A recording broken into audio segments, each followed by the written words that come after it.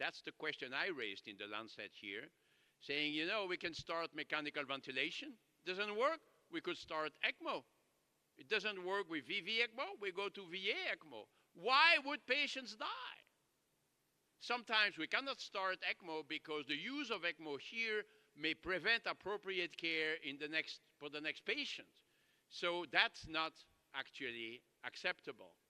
So all of these are very difficult choices, and who dies of COVID-19 is actually a difficult question, because patients may be at the end of their life when they develop COVID-19. And so I invited people to define what the exact cause of death is. Is it really COVID-19, or is it the underlying disease? And all of this needed psychological support for the families, for the patients. I like this little thing in Texas of doctors who put their picture on their chest so that the patients could really see their face. And in some places there was some music in the ICU, but we also needed some help for the team. Remember this emergency doctor who committed suicide after a terrible night in New York City. So we learned more about this as well. We learned so many things, and at the end, we can really be proud of what we have accomplished. We have made progress, and we have seen that in previous talks, and I think I have to stop here, so thank you very much. Thank you. Thank you, Professor Vincent, for this nice presentation and very illustrative. Unfortunately, we have no time for questions, and we have to move forward.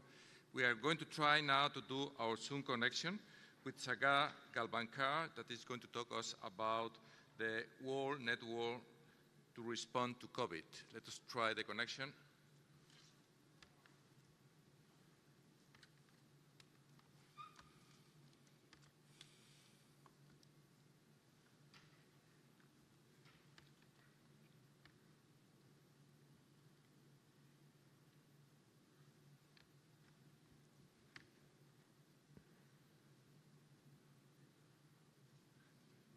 This is we are trying the Zoom connection with Professor Sagar.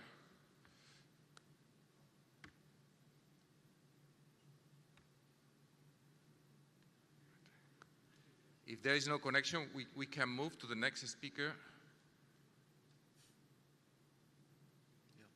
Yeah, so we move to the next speaker. Next speaker is Oleg Sekera from Ukraine. Oleg or Anton. Anton, are you going to do the presentation? Yeah, so then the floor is yours. The speaker is different.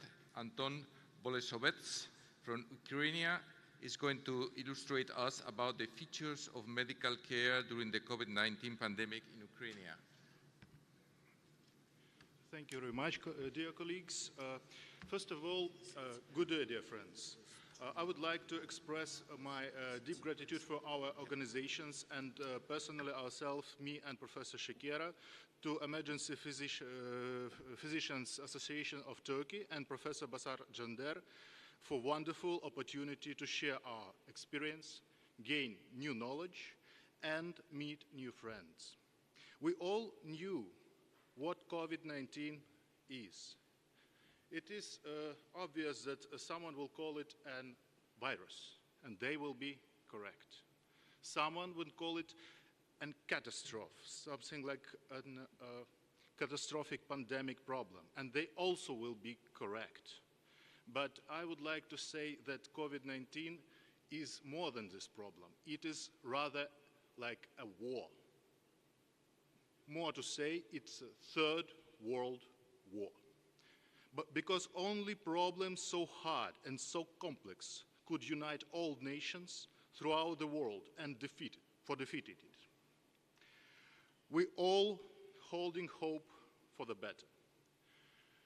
We are trying to believe the promises of WHO. We are all trying to inspire the fickle flame of hope in our hearts. But hope relies, for now, for vaccination and collective immunity. Plus, I would like to add here a third element. It is virus itself. Because when it becomes less lethal, less deadly, less spreading, only then we will be able to defeat it.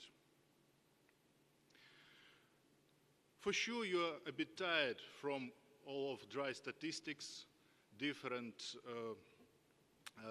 maybe factual information. So, if you don't mind, I would like to tell you a tale.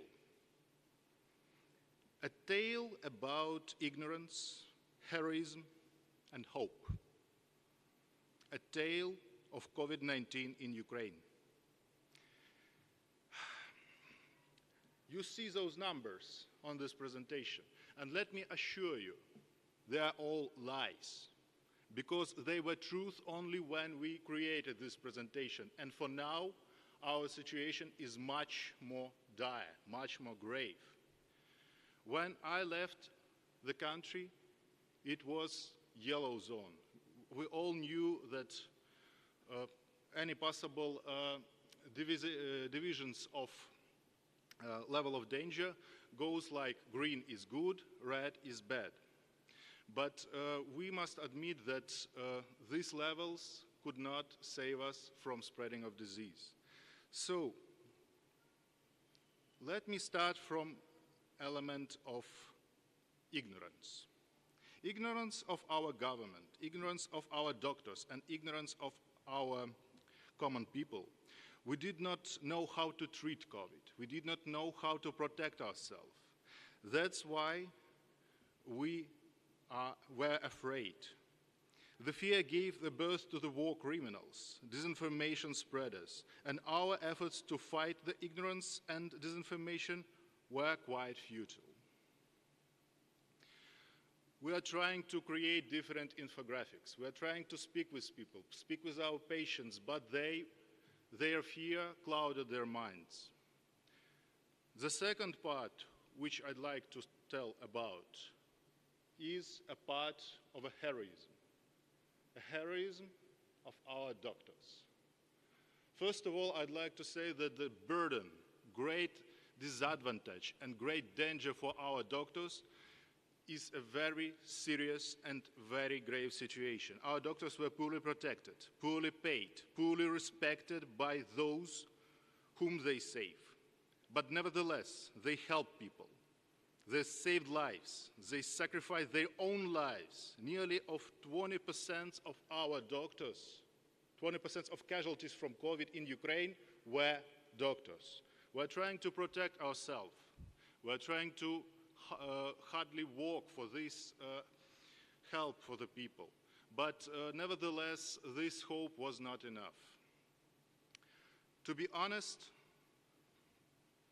I'd like to pass some slides, and I'd like to come to the third element. Yes, this is a war chronics for us. This is the photos of our doctors. Some of them are not alive right now. And you may see that the statistics for the death of the doctors is quite dire. The third element of my tale is hope. For now, we're placing our hope for the vaccines. We have a lot of them right now in Ukraine. We have enough of them. But we do not have faith in them, which makes our efforts quite futile. We have a plan of vaccination. It includes different stages which allow us to help our people, to protect them, and give a possibility of vaccination to all of our population. But the main problem is those war criminals, those distrust, those fear. People do not understand the way vaccines work. People do not understand how they will help them. And it is a main problem. That's why, for now, a great part of our hope relies on cooperation, on mutual help and learning, on sharing knowledge and experience. And I feel a deep gratitude to Professor Basar Jander for inspiring that hope. There is a famous sentence: united we stand, divided we fall. Let us unite our efforts, our knowledge, our power, and if we do so, we will win this war. We will prevail. Thank you.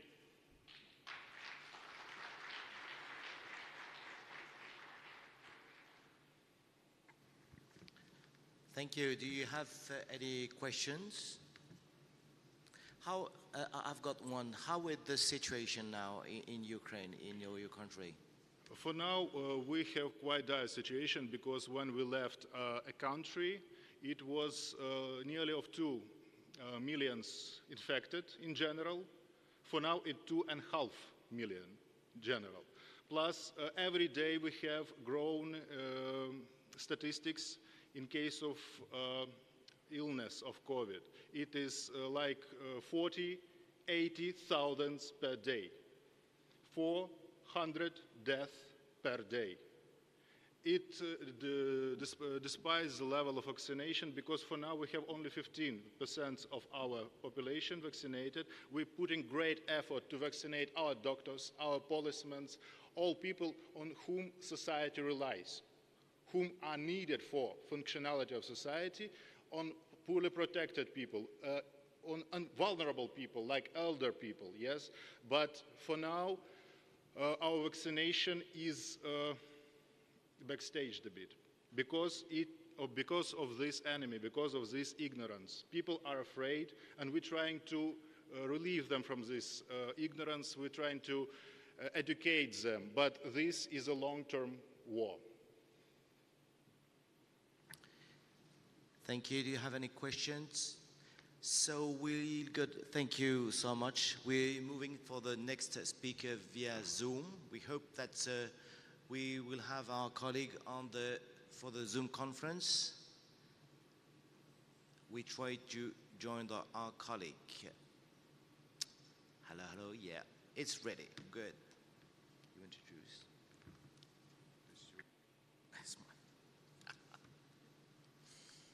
So on the Zoom, it's the World Network to respond to COVID. So Dr. Galwan Nakar, you are on the line. We can not see you for the now. It should be coming in a few minutes, in a few seconds. Can you hear us?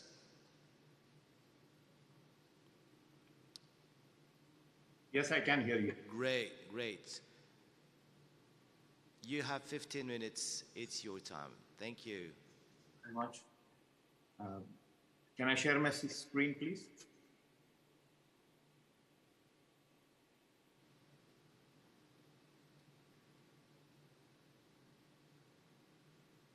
Is my screen visible?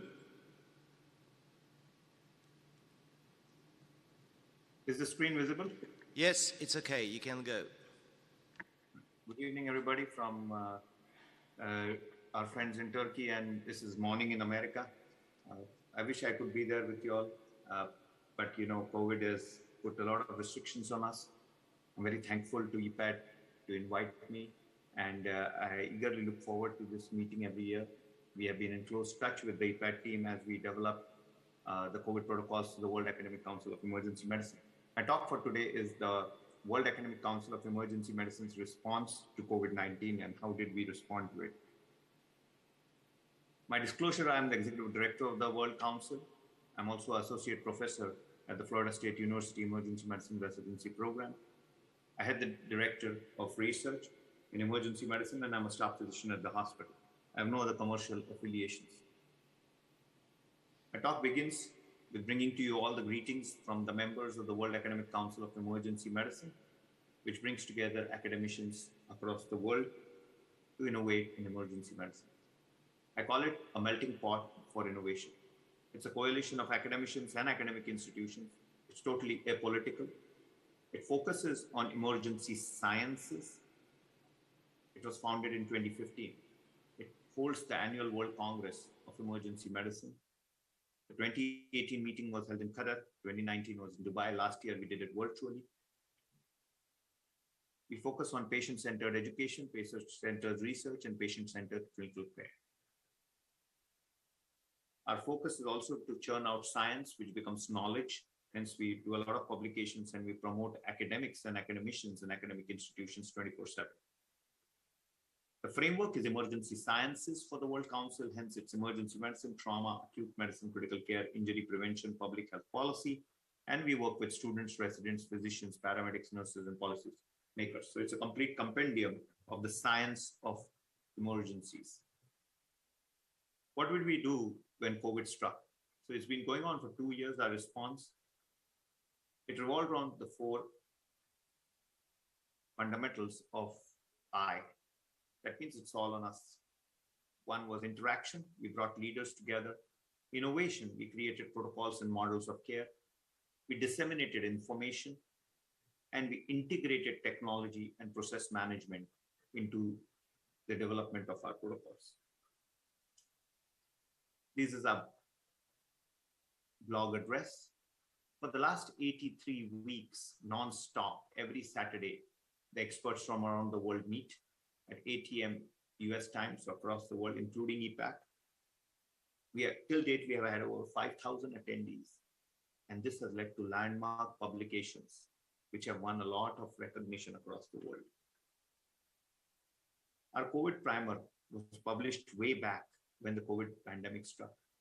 It is a 42-page document with experts around the world for all data concerned with COVID, its science, its response, its pathology. It was the only primer ever published with a complete information in over 200 references in COVID-19. That was our first publication. Then we focused on the patient journey. So when a COVID patient comes to the emergency department, it has to get triaged. It has to be cared in the emergency department, and then it has to be disposed either to ICU, to the floor, or home. So we tackled each problem with a collective wisdom across the world. And we came up with the silent hypoxia algorithm as to how in the triage would you demonstrate silent hypoxia. This algorithm was developed after intense meetings, our Saturday conferences, which deals to the evaluation of silent hypoxia in the triage.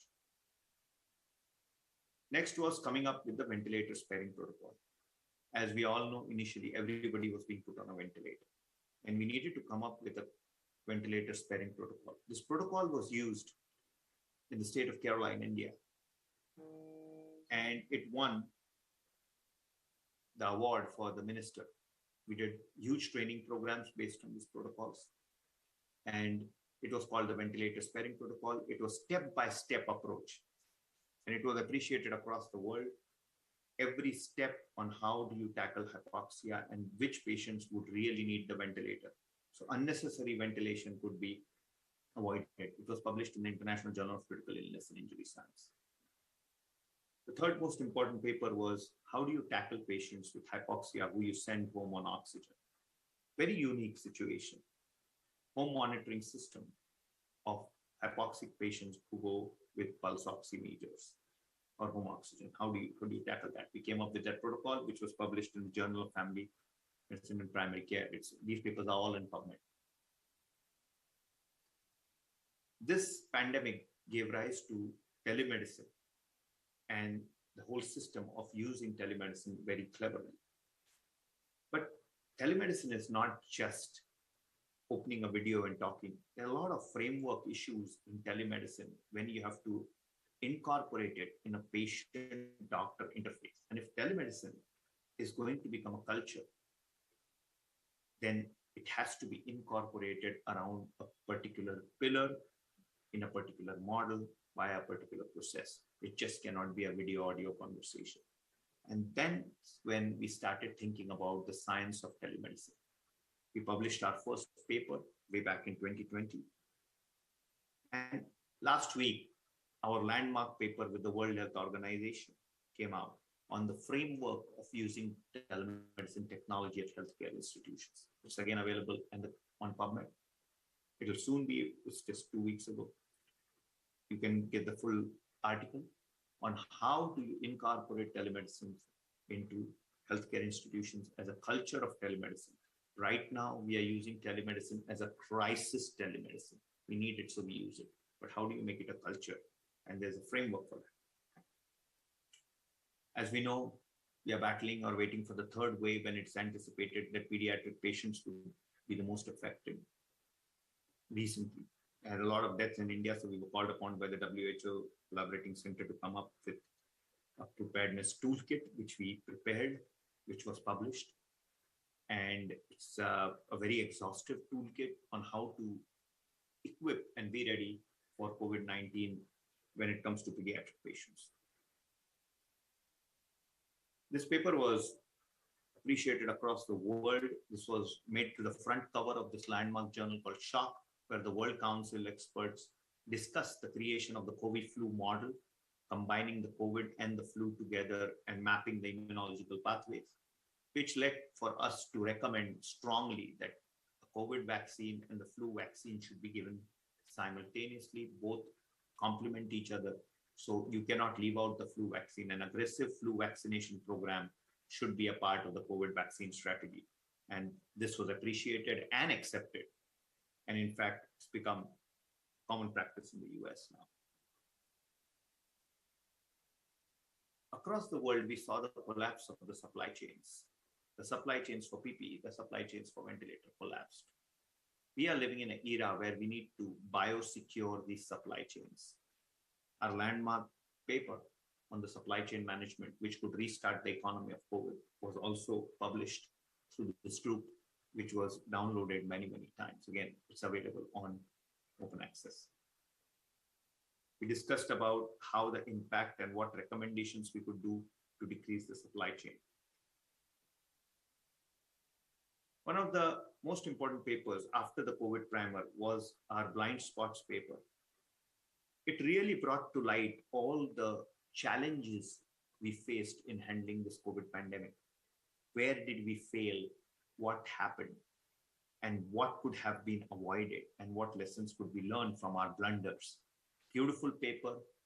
We worked on it for nearly 3 months and it was published. It was the American College of Academic International Medicine, which collaborated with the World Council to come up with this paper. Another recent paper which came out 2 days ago in the Western Journal of Emergency Medicine is our EMERGE Network, our Emergency Medicine Research Network paper led by Mahajan, where we discussed about the responses of emergency departments across the world. So what you have seen in the last few slides is our concentrated effort to bring experts together to not only tackle the basic science aspects of immunology, but also the triage situation, the ventilator sparing algorithm, the discharge situation, the blind spots, that means the failures, and also the complete information about COVID, and using also a focus on technology of telemedicine. So here, as a World Council, we focus on all the major areas, and our collective wisdom of brilliant people is what sets us apart. We led to the creation of this model called improvised patient care journey, where we flag it a patient in the triage, we have a goal-directed care towards the patient, and we have disposition, which is vigilant. That means we follow our patient, and it's policy-driven. Who can be admitted, who can be discharged, who goes on the ventilator. So in the end, what WASM delivered was translation and transformation, whether it was basic science, clinical medicine, public health, leadership, collaboration. We continue to do our education by our Saturday meetings. We continue to do our research at our centers. We improvised patient care with our algorithm. We incorporated the telemedicine technology, and we professed quality practices, keeping in mind that we respected the academic sovereignty of nations. So every nation responded separately. We didn't call anybody out. We included age, gender, specialty students, health workers, physicians, administrators. Everybody welcome to our meetings, and we do these meetings every Saturday. As I speak, a new variant of COVID is taking shape, and we should be worried. Every new variant comes with new challenges.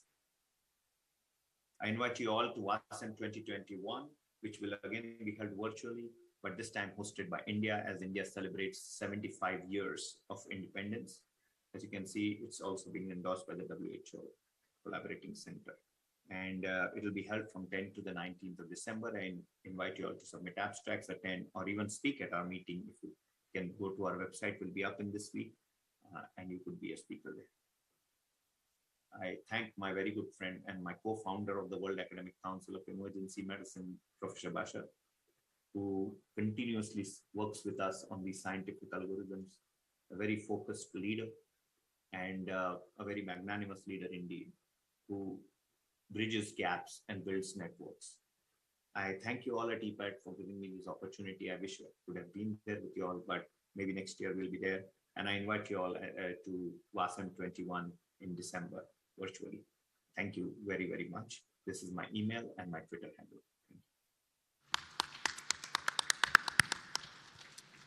Thank you, Dr. Galvankar, for your presentation and for being on time. I think we have at least time for one question, and I know that my colleague Eric has prepared a question for you. Do we have a word question? I just one. Can you hear me? Yes, sir. Yeah, just a question about the role of telemedicine. Did you use telemedicine a lot, and what kind of patients do you think are the better for the use of telemedicine? Fantastic question. Telemedicine, sir, if you look at the concept of telemedicine, telemedicine in COVID has been like a leapfrog. We never used telemedicine. We always liked the patient-physician contact. But in COVID, what happened was crisis telemedicine. That means we had to use telemedicine. Everything was shut down. But now when we transmigrate from the crisis telemedicine, culture telemedicine, there's a huge focus on how do we really make it a culture. That means it has to have the pillars of accountability, maintenance of patient data. How far can we go in telemedicine? Can we do examination? Can we do just a visual? What is allowed? What is not allowed? What judgments can we make just on a telemedicine exam? What is a first encounter exam? What is a follow-up exam? What is an assessment exam? Different strategies, different models, and the pillars of accountability. Is that patient data recordable? Is there going to be a digital data also along with the audio-visual data? How are we going to assess the speed at which we see those patients? How do we assess quality? How do you do quality control when you use telemedicine? So these are the huge frameworks which we have to, and patient confidentiality, because again, it's audio-visual record, are to be used. So we use telemedicine, but now, apart from use, the scientific academic community is more focused on evolving this around a framework which is quantifiable and improvisable. So that's where the academic focus is now. Thank you. Thank you for your answer. Now it's time to move to the next speaker. I have the pleasure to introduce Dr. William Halakoglu, that he's going to report about the situation in the United States. Please, the floor is yours.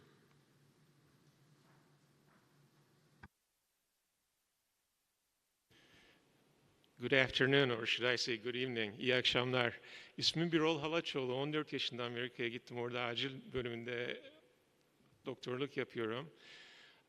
Amerikalıların Birol Halaçoğlu demesi çok zor olduğu için bana Bill demeye başladılar. Bill de William'ın kısası olduğu için o takıldı gitti. Aslında ismim Birol Halaçoğlu, %100 Türk.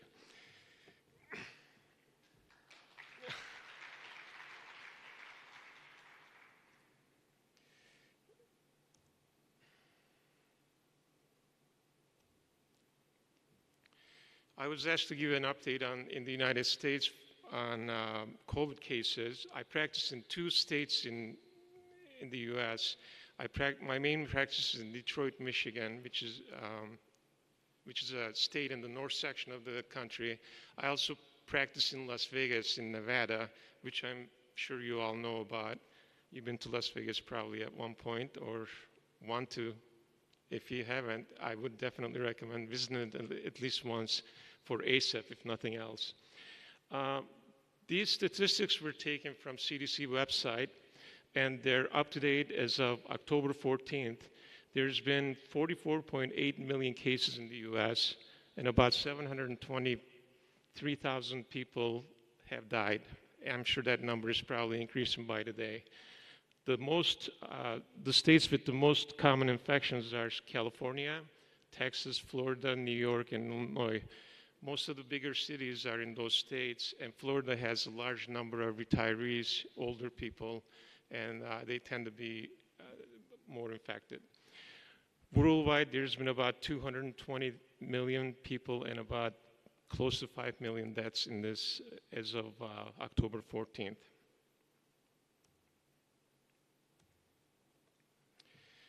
As far as vaccinations go, United States is very active in vaccination, making progress every day.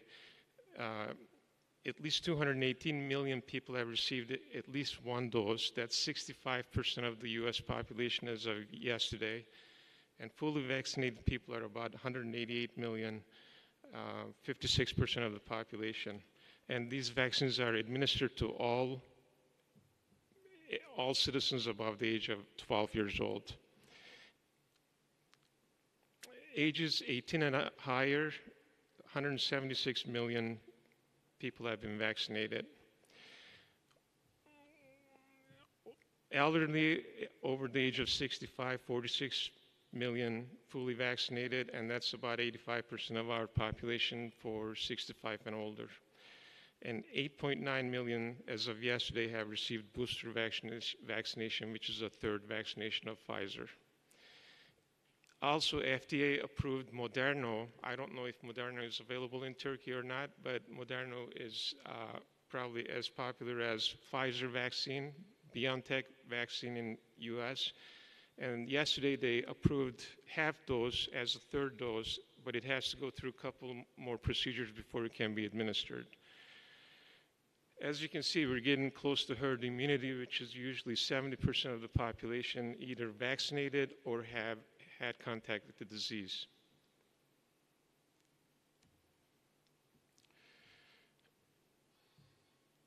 Our experience shows that the vaccine is very effective against variants of COVID. Studies in the United Kingdom and South Africa shows 97% effectiveness against alpha and beta variants for severe illness and death, and 88% for Delta, and that came from India. Inactivated Chinese vaccine, CoronaVac, was only approximately 50%. So even though we're making progress with the vaccine, there's still a lot of questions that we need to answer. How long will the immunity last with these vaccines? And what's the role of the third vaccine? Is it really necessary or not? These are questions to be answered probably in the next few years. There's also questions that come up about pregnancy and lactating women and children, whether vaccination is safe or not. Pregnancy and lactation, COVID increases the risk of maternal and perinatal morbidity and mortality by quite a bit. And COVID study shows that pregnant women in 18 countries had increased risk of preeclampsia, ICU admissions, and maternal mortality. And babies were also affected by preterm labor and perinatal mortality during birth. Pregnant women generate actually a better immunity when they receive the vaccine than the natural cause. And they appear to be safe in pregnancy so far, although data is pretty limited on this. Vaccine adverse reaction studies show that data appears to be consistent with general population, 86.1% live birth, 13.9% pregnancy loss, and 9.4% preterm birth. And that's same as the general population. Formal guidelines for pregnancy. American College of Obstetricians and Gynecologists recommends that pregnant individuals have access to the vaccine. CDC also recommends pregnant patients to receive COVID vaccine. Also for lactating individuals and it should be administered to lactating individuals just as non-lactating females.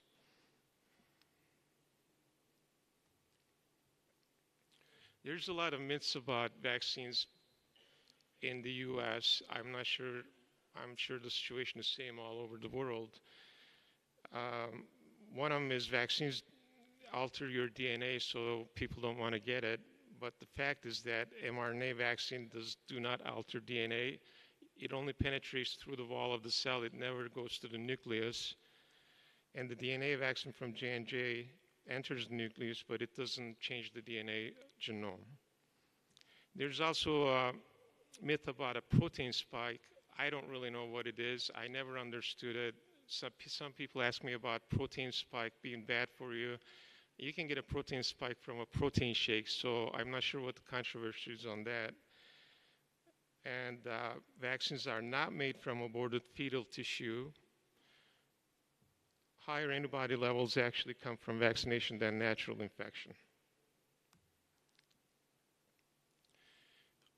One thing is clear, that COVID vaccination is the most effective therapy we have right now, so I would encourage everyone to emphasize to your patients that vaccination is good. I know there's a shortage of vaccine in Turkey, but when it does become available, people reject it. Please emphasize how important it is to get vaccinated.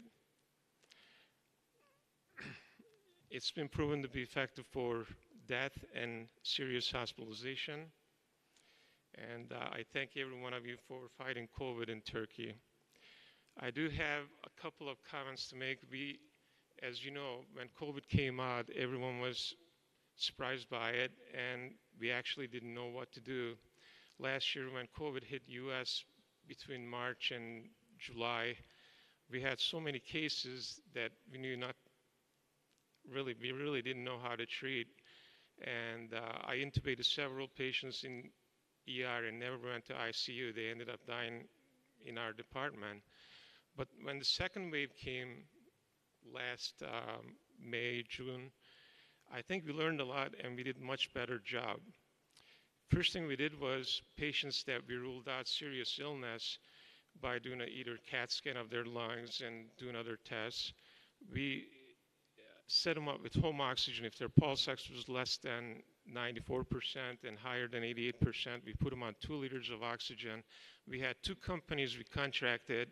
They actually came, they sent representatives to the hospital emergency department. They set them up with oxygen, and we sent them home with a pulse ox, and they received oxygen by this company every day. Of course, the insurance company paid for it. We kept them out of the hospital, and majority of those patients did well on their own. Some of the higher risk patients, we gave monoclonal antibody infusions and did the same thing, and they did well also. High risk patients that have COPD or heart problems. Our goal was to keep them out of the hospital and treat them at home, and that really worked. We still have COVID cases, but as of yesterday, I practiced in a 70,000 volume ER, and our ICU only had 1 COVID patient yesterday, about 9 COVID patients total. So we're making progress treating COVID patients and keeping them out of the hospital. But the problem we have right now is we still have a lot of patients in the ER that are waiting for a bed because we don't have enough nurses. Healthcare workers in the US either quit or they were laid off when the patient volumes went down in the hospital. So the biggest problem right now we're facing is actually lack of employees, nurses, phlebotomists, radiology technicians. Some of them are refusing to come back. Others have found other jobs.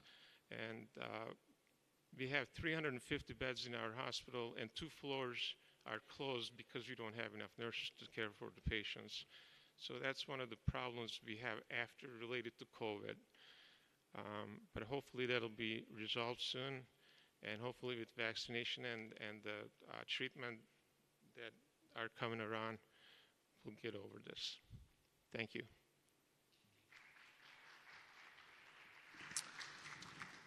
Thank you. Do we have the time for a quick question? Because we are Türkçe'de closing. sorabilirsiniz.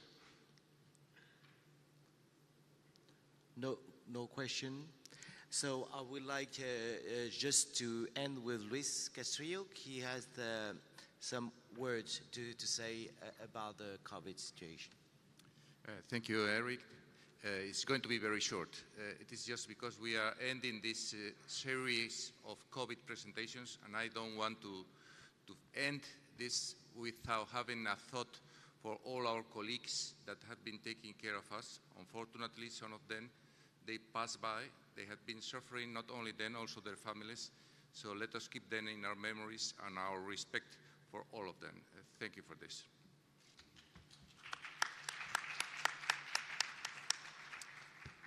The session is over. Thank you, all of you, the speakers especially, and those who have been attending to these very interesting presentations. Thank you again.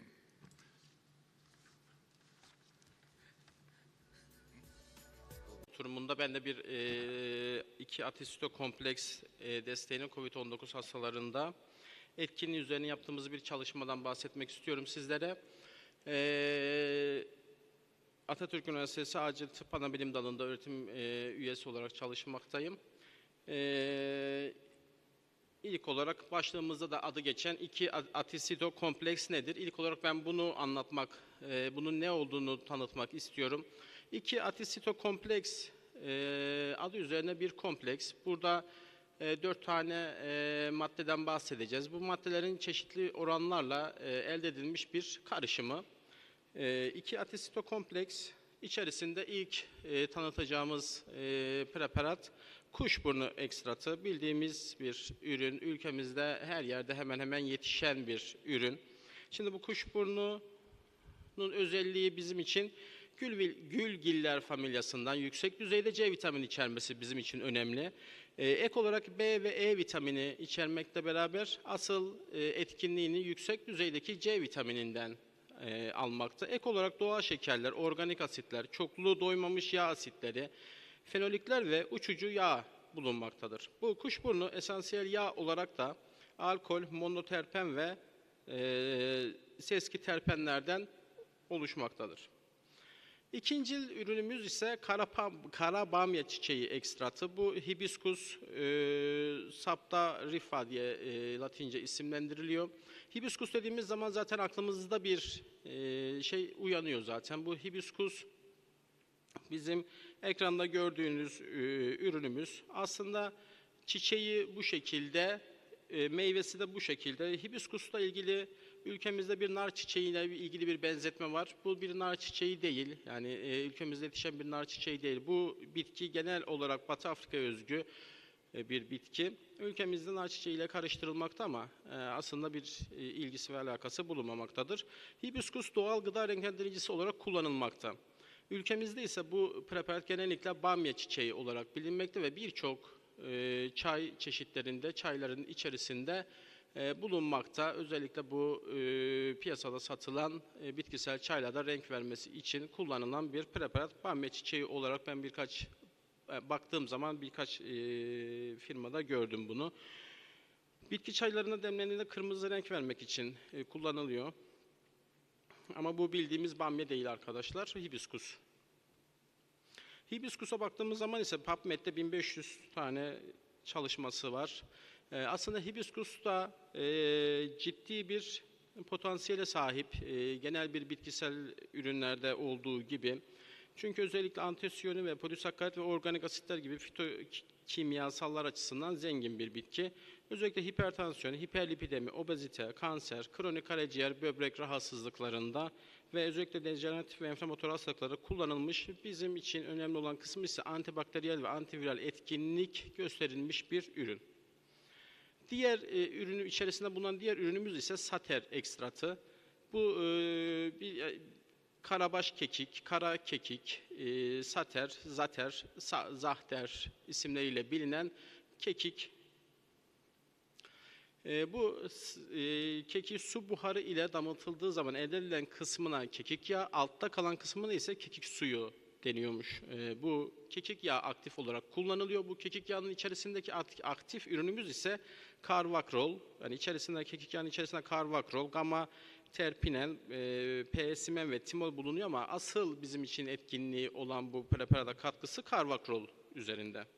Karvakrolla ilgili de gördüğünüz üzere 2200 tane çalışma var. Son dönemlerde birçok etkinliği kanıtlanmış ve özellikle yine son yıllardaki çalışmasının artmasını göstermek istiyorum. Bu ülkemizde yani yurt dışında birçok çalışma olmasına rağmen burada kaymış bu Tarım ve Gıda Bakanlığı'nın şu ekranın sol tarafında gördüğünüz Tarım ve Gıda Bakanlığı'nın bir yayını var bununla ilgili. Ülkemizde de çok miktarda yetiştiği için özellikle bu zahter Güneydoğu'da daha çok kullanıldığı için de birçok preparatta yani günlük yaşamda kullanıldığı için Gıda ve Tarım Bakanlığı bunu onaylamış kullanımını. Burada antibakteriyel etkisinden bahsediyor soldaki bir şekilde kaymış, onu gösteremedim size. Bitki özütlerinin DNA koruyuculuğu aktivitelerinde ve Stenophomonas maltophila'nın üzerindeki antimikrobiyal etkisi var. Ülkemizde çok fazla miktarda bununla ilgili çalışma yapılmış. Çok fazla bizim bildiğimiz, bizim kullandığımız, bize biraz da daha baktığımız zaman özgü bir bitki diyebiliriz. Çok zamanda herkesin evinde kullandığı bir ürün. Kudaba ekstratı Helicerium ailesinden, ismimiz biraz söylemesi zor olduğu için ölmez çiçeği olarak isimlendireceğiz bundan sonra. Ölmez çiçeği. Ölmez çiçeği de ülkemizde yetişebilen ve bahçelerimizde daha çok yani yazda, doğada görebildiğimiz bir bitki. Buna baktığımız zaman ölmez çiçeğinin içinde birçok madde var ama asıl etki bizim bu preparatta geçen kuarsetin. Özellikle Covid-19'dan sonra çok sayıda tanısı oldu, çok sayıda bilinmeye başladı. Bu Helicerium dediğimiz zaman 316 makale çıkarken kuarsetin dediğimiz zaman 21.900. Şu an muhtemelen bu 22.000 olmuştur. Yine buradaki tarihlere dikkat çekmek istiyorum. 2022'de ne kadar çoğaldığını, ne kadar arttığını. Kuarsetin madde olarak Covid-19 ile bizim hayatımıza girdi. Birçok yerde kullanımı var. Daha önceden de defalarca kez başka alanlarda çalışılmış. Kuarsetinin mucize molekül olarak değerlendiriliyor. Çok ciddi bir immün Bununla ilgili diyabet, tansiyon, kanser hastaları üzerinde ciddi bir çalışmaları var. Covid-19 ile beraber antiviral etkinliği kanıtlandı. Ve en son çok ilgimi çeken bir çalışma olarak analjezik etkinliği üzerinde de bir çalışması var kuarsetinin. Biz de geri çalışmamıza dönecek olursak 2-atisito kompleks nedir? 2-atisito kompleks bu size anlattığım moleküllerden oluşan bir kompleksi verilmiş bir isim. Görüldüğü üzere belli oranlarda karıştırılmasıyla elde ediliyor bu. Mililitresindeki 3.42 gram gibi. Buradaki işte kara bamya çiçeği 3.14 gram gibi mililitresinde saflaştırılarak elde ediliyor. 2-atisito kompleks patentli bir ürün. Takviye edici gıda olarak onayı vardır Gıda ve Tarım Bakanlığı'ndan. 10 mg içerisinde 3000 mikrogram 2-atisito kompleks bulunmakta. Kullanım şekli ise 3x2 ölçek şeklindedir. 2-atisito kompleks ile ilk bizim tanışmamız COVID-19 hastalarında böyle bir molekülün olduğunu ve bunun COVID-19 hastalarında kullanılabilir mi diye bir yola çıktık ve makale olarak yayınlanan bir klinik olarak ispatlanmış etkinliğini sunmak istiyoruz. Yola çıkarken dediğimiz gibi 2-atisito kompleks şurubun COVID-19 hastalıklarında takip edilen klinik, laboratuvar ve PCR negatif süresi üzerinde etkinliğini test etmeyi amaçladık. Tek merkezli, prospektif, randomize kontrollü bir çalışma. Bu COVID-19 PCR pozitif tanısı alan sağlık personelleri çalışmaya dahil edilmiştir. Çalışmamızın da etik onayı Atatürk Üniversitesi'nden alınmıştır. Çalışmamızda Eylül 2020 ve Eylül ve Aralık 2020 tarihler arasında enfeksiyon hastalıkları polikliniğinden alınan PCR testi pozitif çıkan 150 hasta çalışmamıza dahil edilmişti. Bu 150 hasta tamamen sağlık çalışanlarının oluşmakta idi. Çünkü o dönemdeki ulusal rehberimiz ancak buna el veriyordu. Çünkü 7 gün sonrasında bir PCR testi normal halktan alınmıyordu. O yüzden 7 gün sonra sağlık çalışanları eğer PCR testi negatif ise işlerine dönebiliyordu. O yüzden çalışmamızı dizayn ederken sağlık çalışanlarını aldık. 75 hastaya o zamanki Sağlık Bakanlığı'nın uyguladığı rehber doğrultusuna tedavi planlarken diğer 75 hastaya ise 2-atisito kompleks tedavisi eklendi. Uygun bir şekilde bilgisayar programıyla kime ne verileceği randomize edildikten sonra. Hastaların laboratuvar parametreleri, klinik seyri, PCR'ın negatifleştiği ilk günler karşılaştırıldı. Çalışmamızda daha önceden bilinen bir komorbiditesi olan oda havasının arter kan gazında PO2 bölü FiO2 oranı 300'ün altında olan hastalar ve 2-atisito kompleks içeriğinde herhangi bir alerjisi bulunan hastalar dahil edilmedi. Sonuçlara bakacak olursak her iki grubunda aldığımız hastalardaki yaş ortalamamız benzer. 2-atisito kompleksli 30 iken kontrol grubunda 29. Hastalar %53'ü 2-atisito kompleks grubunda %53'ü erkek iken kontrol grubumuzda %57. Bu da çalışmamızda yaş ve gruplar arasında bir istatistiksel bir fark olmadığını göstermekte. Bizim asıl çalışmamızla ilgili vermek istediğimiz tablomuz burası. Şimdi bu tablomuzla ilgili Özellikle birkaç tane noktamız var. Özellikle lenfosit sayısı. Lenfosit sayısında anlamlı bir şekilde 5. günde kontrol kanları alındığı zaman anlamlı bir şekilde yükseldiğini, başvuru anında 815 iken bunun 1238'e yükseldiğini, kontrol grubunda ise benzer 785'e 938 olarak benzer kaldığını görmekteyiz. Lenfosit sayısının anlamlı bir artışı var ve asıl bizim açımızdan önemli olan tespitlerimiz SRP, D-dimer ve ferritin. Neden bunlar önemli? Bu dönemde bizim Covid dönemine daha çok hayatımıza giren sitokin fırtınasına doğru bir gidiş anlamı taşıyor. SRP'leri 38'lerden 5. gün 10'lara düşerken kontrol grubunda 14 olarak tespit edildi. Bu da istatistiksel olarak anlamlı idi. D-dimerlerimiz 995'ten 217'ye düşerken bu grupta 376'da. Ferritinimiz 794'ten 280'e düşerken kontrol grubunda 796'dan 314'e düşmüştü. 2-atil kompleksimiz 5. gün kan tablosunda anlamlı derecede bizim için önemli olan parametrelerde düşme sağlamıştır. Klinik olarak da 2-atil kompleksi değerlendirme için çalışmamızda devam ettik. Ateş şikayetleri 2-atil kompleksi 64 hastada varken kontrol grubunda 69 hastanın ateş şikayeti vardı. Ateşin devam ettiği gün sayıları bu yanda yazanlar. 3.2 gün ortalama ateş 2-atil kompleks grubuna devam ederken kontrol grubunda 7.4 gün gibi üst bir sayıda, kat bir sayıda etkinlik 2-atil kompleks tarafından gösterilmiş. Baş ağrısı olarak bakarsak yine benzer hasta gruplarında çalışılmış. 2.4 gün ve 3.2 gün gibi yine istatistiksel olarak anlamlı. Halsizlik 2-atil kompleks grubundan daha kısa sürede geçmiş. Tat koku kaybı, ek kas, eklem ağrıları da aynı şekilde 2-atil kompleksimiz daha etkin bulunmuş. O alan grup. PCR pozitiflik süresi burada 7.1 sayısı var. Çünkü Ulusal Sağlık Bakanlığı tarafından belirlenen COVID rehberinde sağlık çalışanların 7. günde test yapılabiliyordu. Bu 7. gündeki teste göre biz baz aldık ve PCR'larımız o yüzden ilk 7 gün yani çıkıyor. Kontrol grubunda ise 9 gün. Yani PCR pozitiflik sayısında da anlamlı bir düşüş sağlamıştır. Klinik çalışma sonrası biz bu çalışmayı kendi ilimizde ve bölgemizde ciddi anlamda herkese uyguladık. Ben kendim de evde böyle kendimi kötü hissettiğim zamanlarda kullandım. Zeynep hocamız Covid olduğu dönemde kullandı. Biz bu hastalarla ilgili valimiz, hani Erzurum valisine, Erzurum Belediye Başkanı'na, İl Sağlık Müdürü'ne ve birçok işte genel müdür seviyesinde ilin önde gelen kişilere Covid olduğu zaman ciddi anlamda kullandık ve ciddi anlamda bununla ilgili geri dönüş sağladık. Kendileri de bize her seferinde bununla ilgili çok teşekkür ettiler. Özellikle bu tam ilk pozitif çıktığı andan itibaren ciddi bir kullanım indikasyonu doğdu.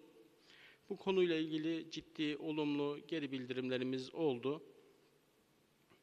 Çalışmayı yapan arkadaşlarıma da bana destek olan teşekkür ederim. Evet.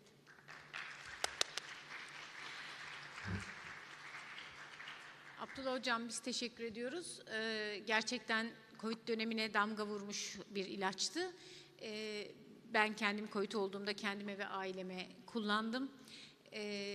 Birçok hastamızda da Abdullah'ın söylediği gibi içlerinde işte yakinen tanıdığımız insanlar vardı veya bir takım nedenlerle bu ilacı başladığımız insanlar vardı. Çok olumlu geri bildirimlerini aldık. Gerçekten bundan da önemli bir yayın çıktı. Buradaki tecrübemiz çok önemli. İnşallah ilaç sadece Covid'de değil, immünitenin güçlendirilmesini istediğimiz birçok durumda bize destek olacak diye düşünüyoruz. Ama Covid'in güncelliğinde ciddi mahiyette bir deneme imkanımız oldu, ciddi bir tecrübemiz oldu. Bu anlamda hem Almediko ilaca teşekkür ediyoruz.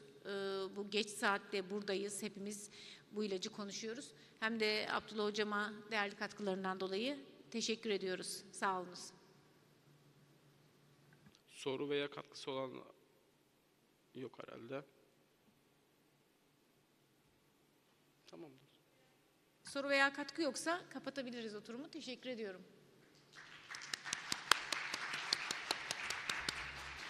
If I'll ever gain to the third day of the Scientific Session Congress, EPAT. On behalf of the EPAT Scientific Committee, I welcome you all. And it's my pleasure to introduce you Dr. Zeki Atlesi. He's an emergency physician from East Sussex Healthcare, NHS Trust. He'll be speaking about point-of-care ultrasound in shock. Over to you. Good morning, everyone. Thank you, Sernat, for a nice introduction. It's a little bit early on a Saturday morning. I hope you are enjoying yourself as much as I do, as we do. I am delighted to be here, in my own home country and in Antalya, in a beautiful place. And I would like to thank, obviously, to our president, Professor Bashar Jander, and his team, to invite me here and to organizing such a beautiful event again after all this COVID issues and challenges. I have to start because we have got very little time. I've just been asked to talk about ultrasound, using ultrasound in basically undifferentiated shock.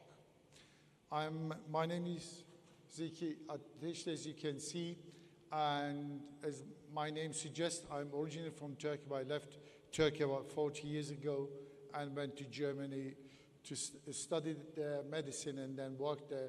And after that, I went to England to learn English, and then I stayed there because of basically creating a family. Thus, the place is Eastbourne District General Hospital. That's the place where I work. It is a smallish hospital, but we see around 300 patients a day. And but we have got 3 hospitals under the umbrella of the East Sussex Healthcare Trust.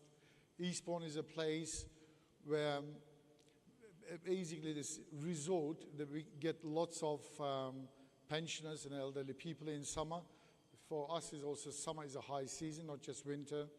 And the Beachy Head in Eastbourne is very famous for like a suicide spot. And that's the place where I live, is Brighton. It's on the south and on the coast, just very close by London. And it's called London by the Sea.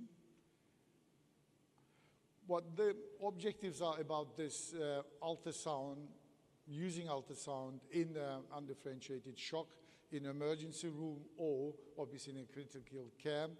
And what we will do is just mainly talk about the protocols, and I will just give you highlights of the most used protocol or modules. And I would like to declare that I don't have any conflict of interest. I show you just the causes of shock. And this slide is a very busy slide, just showing basically there are different types of shocks. It's not always easy to find out what kind of shock is basically the case with your patient or with our patient. And sometimes this basically type of shocks can be together, coexisting, and that makes life much, much easier. As we know that what we used to do it in the past, someone hypertensive, we put an IV access in, 2 liters of IV fluids, and off you go. And we know now, obviously from the experience in the last few decades, that it can be pretty lethal and harmful for our patients. This slide is, again, as in a very busy slide, but they're the shock protocols. There are lots of them there. Since 2000, there are lots of shock protocols that come out. And mostly used is now so-called rush protocol. And I'm just going to talk about rush and variation of it. And rush is basically standing for rapid ultrasound in shock and hypotension. That was created also by Scott Weingart, who's an American emergency physician. And the principle was mainly about 3 steps, talking about the pump meaning the heart in the heart of everything. Yeah? And the tongue is meaning the chest cavity, abdomen, and pelvis, also including IVC as a basically a tool to have a look if the tank is full or empty. And also the pipes meaning the vessel, and the main vessel is obviously the aorta, maybe the cause of the shock of the patient, and looking for DVT. And I just want to show you just in a variation of it. It's exactly the same thing. Maybe it may be confusing, like pipes and pump, tank, and pipes. There is a mnemonic, is so-called high map. That's what exactly does the same thing. Heart, IVC, M for Morrison's pouch, meaning basically fast and looking into abdominal cavity, and pulmonary. Pulmonary meaning is the lung. On this is just mnemonic. There's a pulmonary with the lung, but is on the bottom. It actually should be on the top in the connection with heart, but in combination with just as a mnemonic, just basically to remember maybe high map. Basically, what do? We look at the heart at the center of everything if we assess a patient, because at the end is the heart, is the organ, is delivering oxygen and improving oxygenation and perfusion of the tissue. And therefore, it is one of the most important step of our using the shock ultrasound or the integrating ultrasound into patients with shock. Here we are looking for obviously mainly in the left the contractility of the left ventricle, just to see what the left ventricle does, the size of it. And then we are comparing the size of right ventricle with the left ventricle. And obviously we are looking for pericardial effusions, meaning maybe it could be a cardiac tamponade. And that's mainly the points we are interested in. What do you think about this heart? Is it doing okay? When you look at on the right-hand side is the left ventricle. Is it doing all right or not? It's basically in a poor function of left ventricle. What we are looking for is really, is it good or bad? Just especially when you start as a novice, just to focus on the basics, and then you just like, is it good or bad? That will give, basically, you can then integrate this information into your clinical judgment and find out what the problem is with the patient. What I do is always, when I do heart and lung together, basically I'm not going like, I'm going high map down and then lung at the end. No, just the heart and lung, and that goes along very nicely because it's so interconnected. Basically the heart, then while you are doing subcostal window, look at the IVC and come back to the chest while you are looking what the problem is with the lung. What we see is that was basically so-called B lines, very wet lung. There was a patient in acute heart failure with pulmonary edema. Here is a patient, there was a patient with cancer and big pericardial effusion, and as it says, the PE, it doesn't mean pulmonary embolism, but it's just basically pericardial effusion, and that's in the clinical context, but this patient was absolutely shocked. There are other signs and other views, but because you have got this picture and then you've got a clinical picture in front of you, and you make the judgment and do the good things about ultrasound. You can use it for your basically procedure, especially if you want a pericardial centesis, and ultrasound is a beautiful gadget to help you with that too. And what we are looking at the heart is, another thing is the size of the right heart, looking for right heart strain. That was a patient that was 56 years old, and so that should play. I'll just show that one here then. the second view that's, of the heart. As you can see, the left ventricle is in D shape, meaning that basically the right ventricle is dilated, is pushing the left ventricle, and that it just takes the shape of D, meaning that the pressure on the right heart is huge in acute settings. Obviously, then we put all these things together and thinking this patient has got massive PE. That patient we had we thrombolized because of the settings without the CT. After the heart, we just while we are doing the heart, we're just looking at the IVC, looking if is it full or empty. Anything between, again, we just take it cautiously, and if it is empty, obviously, then you can see the causes. It can be basically hypovolemic or distributive, and if it is big, and then that could be cardiogenic or obstructive, like a PE and tamponade. There are two pictures of IVC. On the one side is the empty, very small and collapsing fully, and the other one is large IVC. Again, then you put that in clinical context and with all your other imaging and investigations and use it to your advantage to make the right decision.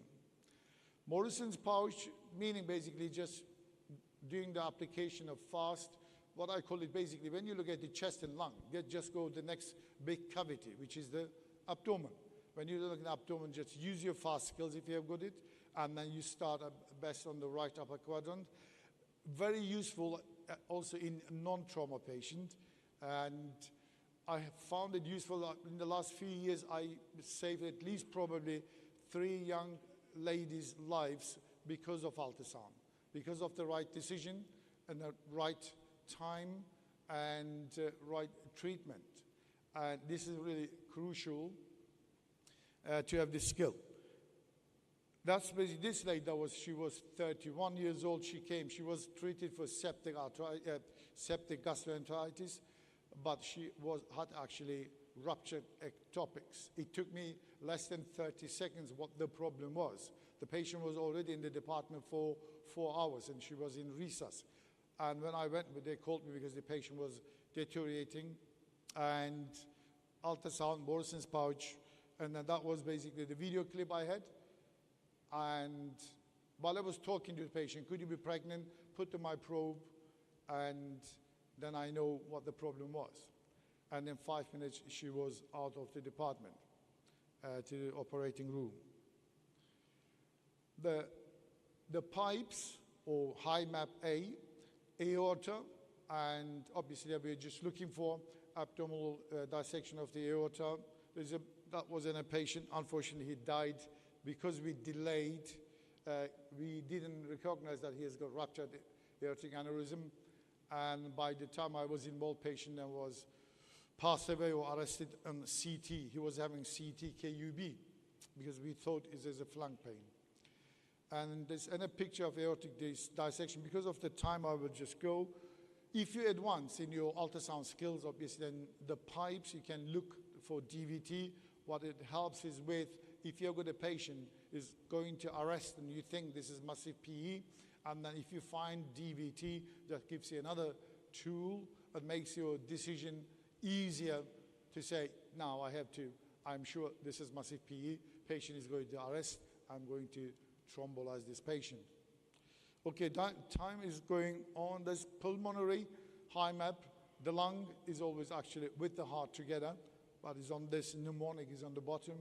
And this important thing is lung ultrasound is actually easy to learn for certain conditions and extremely useful.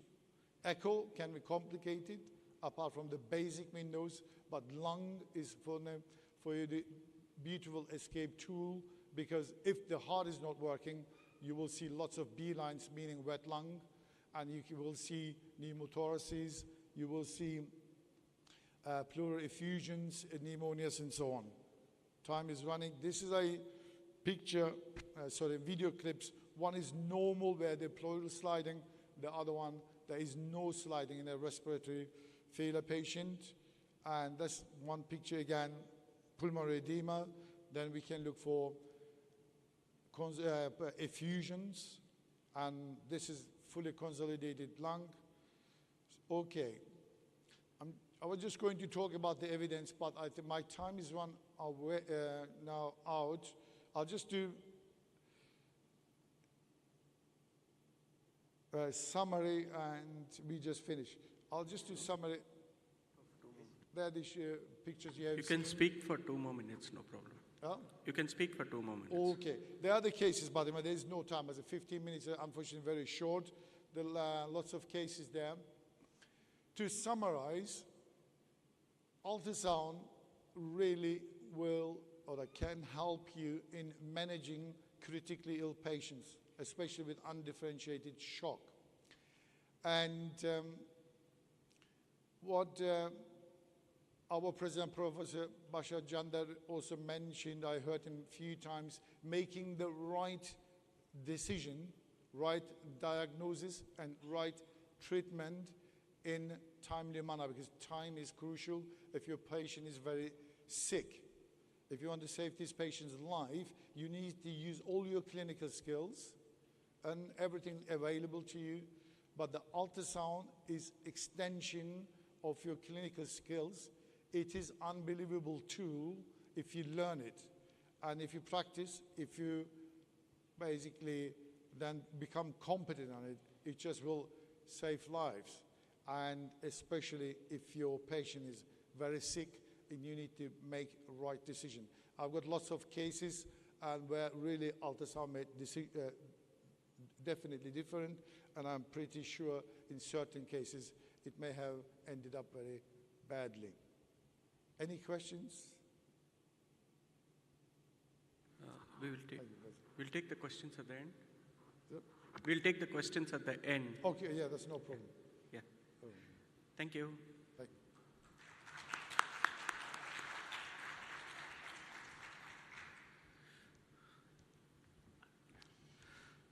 The next speaker, it's always a pleasure to introduce Errol. He's a mentor for many people, like Professor Bashar Chander is there. He will be speaking about the role of point-of-care ultrasound in resuscitation.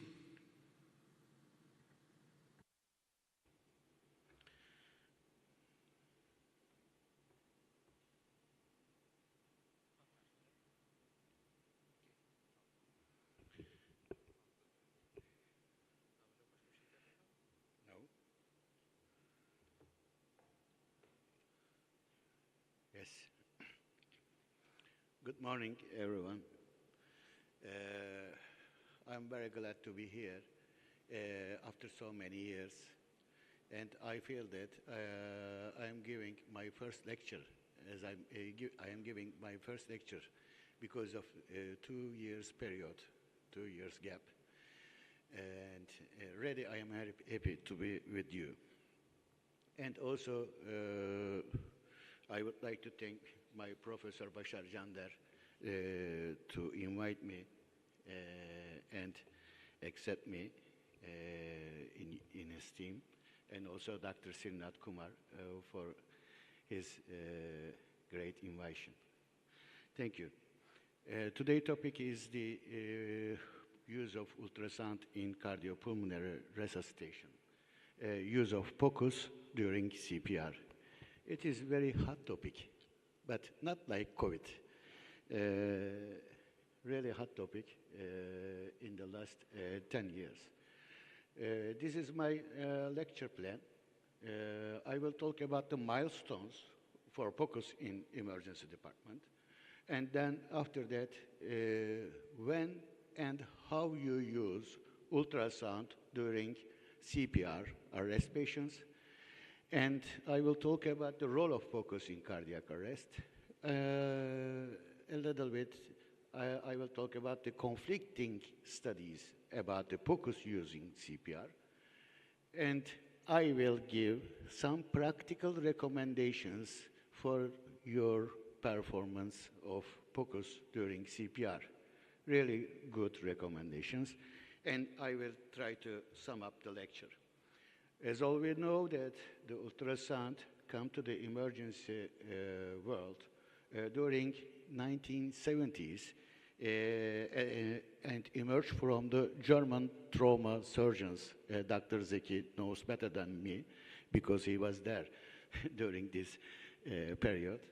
And they did ultrasound first in trauma patients. And after that, the trauma literature, ultrasound literature grows up, and there will be, there are a lot of guidelines, protocols now in emergency world, like ACES protocols, like Dr. Zeki told, RUSH protocol, FOS protocol, FOCUS protocol. We have a lot of protocols. And after this bulk of literature, American Society of Echocardiography and also the American Academy of Emergency Medicine physicians sit around a table and release a statement about the use of ultrasound during CPR. And what did this statement say us? That first, you can use echocardiography or ultrasound as a non-echocardiographer or non-cardiac physician, I mean. But you should be well educated, well trained, and well experienced, and you should use ultrasound as an adjunct to the physical examination of the patient. So only you can use echocardiography as an adjunct to the physical examination. And after that time, in 2015, American Heart Association guidelines put the use of ultrasound during CPR in ACLS algorithms as Class 2B recommendations. And also the European guidelines embedded use of ultrasound in their guidelines. When we look at the literature, we are at the first rank. We are at the first rank who use ultrasound in their practices. 95% of emergency medicine specialists use ultrasound during CPR compared to the other specializations. And where we can do ultrasound during CPR and with which probe, according to literature again, the best view is the subcostal view, and best probe is the curvilinear probe. And at what time you should do ultrasound during CPR? You should do ultrasound during CPR during the pulse check periods or during the back valve mask ventilation of your patient. So what we have learned until now, use of subcostal view, use of subcostal view, and use of curved linear probe, and use of ultrasound during CPR during the pulse check of the patient, and also you can use it during back valve mask ventilation. Now, let's look at the cardiac arrest overall.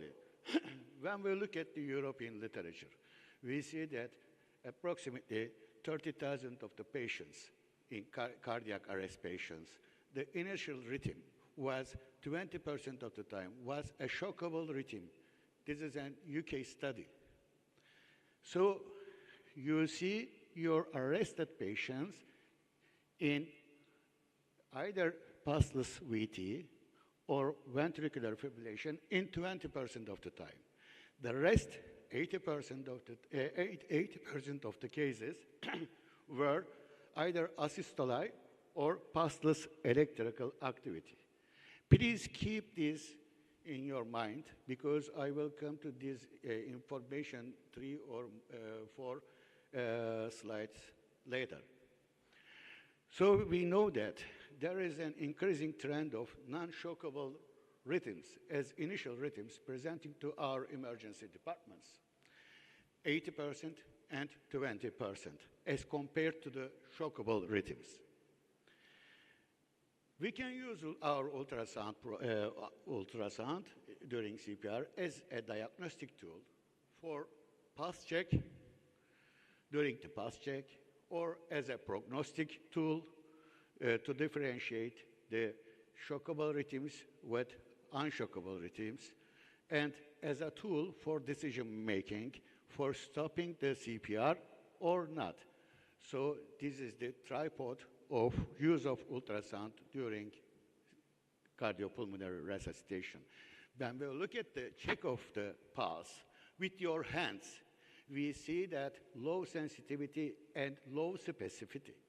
And we also see that high inter-provider variability.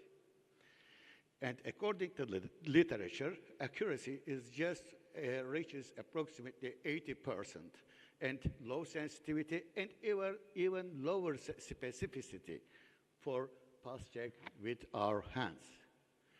And this is because it depends on your patient's body habitus, and also it depends on your experience.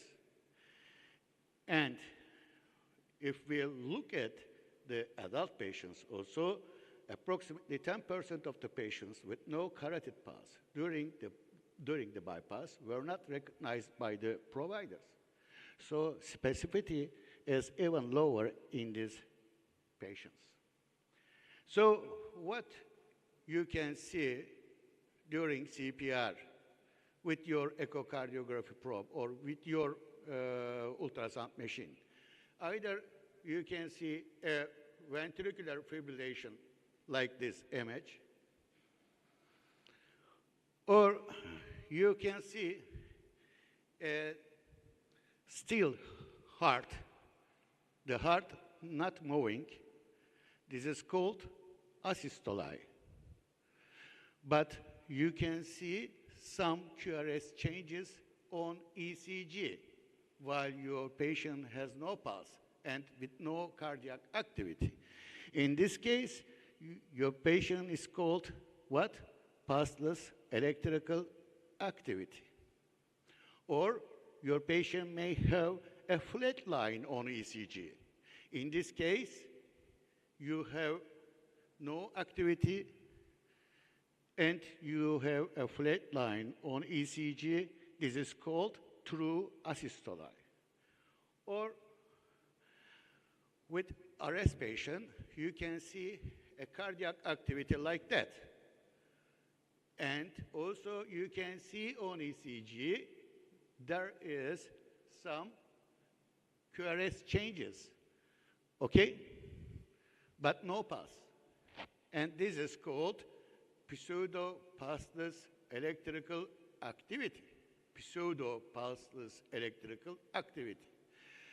If you see a flat line on ECG in this patient with cardiac activity, in this time, this is called pseudo-asystole. This is very important. So you can see shockable rhythm, you can see a true asystole with no cardiac activity, with no ECG change, flat line, true asystole, or with no cardiac activity, but ECG changes on tracing. This is true pulseless electrical activity. Or you have a cardiac activity in ultrasound, but no pulse, and also some QRS changes in tracing. This is called pseudo-pulseless electrical activity, or flat line. This is called true asystole. So this is, as I said, called pseudo-asystole and pseudo-pulseless electrical activity. Now we know that if your patient has cardiac activity in ultrasound image and if no pulse, your patient has more chance to survive to discharge from hospital, more chance to survive, comparing to the patients with no cardiac activity in ultrasound images. What I mean that, according to the literature again, we see that in patients with pulseless electrical activity, we see nearly 40 or 50 times of the patients has some kind of cardiac activity. What is this called? This is called pseudo-pulseless electrical activity.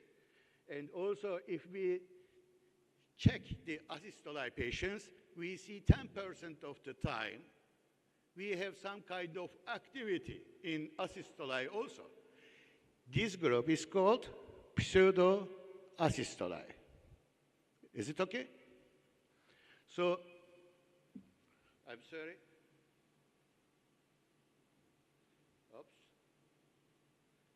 Yes, 10% of the time we have cardiac activity in patients with asystole. And if you see any cardiac activity in your patients, in your cardiac arrest patients, your patient has 6 times more chance to survive from hospital. So this is very important. What is important? To check that your patient has cardiac activity or not in arrest patient, okay? If he or she has cardiac activity, 6 times more chance to survive to discharge from hospital. This is the diagram for this study, and you will see the outcome results. And retrospectively, they have analyzed that. Only in patients with cardiac activity. Only in patients with cardiac activity during cardiac arrest. If you use the drugs other than the ACLS recommendations, just like continuous inotropic infusion or intralipid management or calcium channel blockers, something like that. This is called continuous adrenergic groups. If you use drugs other than the ACLS recommendations in these patients with organized cardiac activity, your patients has more and more chance to survive to discharge from hospital. So what we do, we check our patients that whether this patient has cardiac activity or not, and also we check that this patient's cardiac activity is organized or not. If you have an organized cardiac activity in an arrest patient, and if you use continuous inotropic agents, drugs, you have a better chance to survive. So this is very important. And if you look at the literature again, approximately you can find 5% of the time, 5% of the cases, you can find pericardial effusion, and if you do pericardiocentesis to these patients, you can save 2% of your patients, and you can increase your patient's chance to survive. So it is very important to do ultrasound in cardiac arrest. And ACLS teaches us that we have 5 A's and 5 T's during pulseless electrical activity guidelines. If your patient has pulseless electrical activity, you have to think these differentials, okay? All we know this. And if we integrate our ultrasound to this algorithm, to the pulseless electrical activity algorithm, we see that we can divide our patients into 2, with patients with narrow QRS and patients with wide QRS complexes in pulseless electrical activity. And if your patient has narrow QRS activity, please check cardiac image. If your heart works hyperdynamically, and if your patient has narrow QRS complexes on ECG, that means that you have a pressure problem. Either this pressure problem due to tension pneumothorax, pericardial tamponade, or mechanical hyperventilation, increased pressure problems, or your patient may have hypovolemia, decreased pressure problem. If your patient has small QRS changes on ECG, and if you see a hyperdynamic heart, if your patient's ECG shows white QRS, that means that your patients have electrolyte problems, drug problems like toxin ingestion or myocardial infarction. And in this patient, you will see the heart is hypokinetic, doesn't move hyperdynamically. So what you do, first check the ECG and look at the QRS whiteness. If you see small, put your echo probe to your patient and check the heart. If your heart is good functioning and hyperdynamic, you will differentiate the pressure problems in your patients. But if your heart is big and hypokinetic, this time you should suspect the electrolyte changes and also toxins and severe myocardial infarction. Small ECG, hyperdynamic heart leads you to think the pressure problems, either pericardial tamponade or tension pneumothorax, or if your patient depends on mechanical ventilation, your mechanical ventilation adjustment must be done in this patient, or you can see a big right ventricle, as seen in massive pulmonary emboli. If your patient has a white QRS during cardiac arrest, in this time you will see hypofunctioning heart and big heart, and you will think severe acidosis, electrolyte problems, and also the pump failure problems in this patient's group. Yes. After these differentials during ultrasound use in CPR, now we can also determine about the prognosis of the patient. And we have seen that in the literature, if your patient has no cardiac activity, the prognosis is very bad and very, very little chance to survive from hospital discharge. But does this ultrasound use in CPR associated with delays in chest compression? This is the drawback of ultrasound. If you use it during pulse check, you can increase the time for pulse check duration, and this will lead to decrease the chest compression fraction during the cardiac arrest management.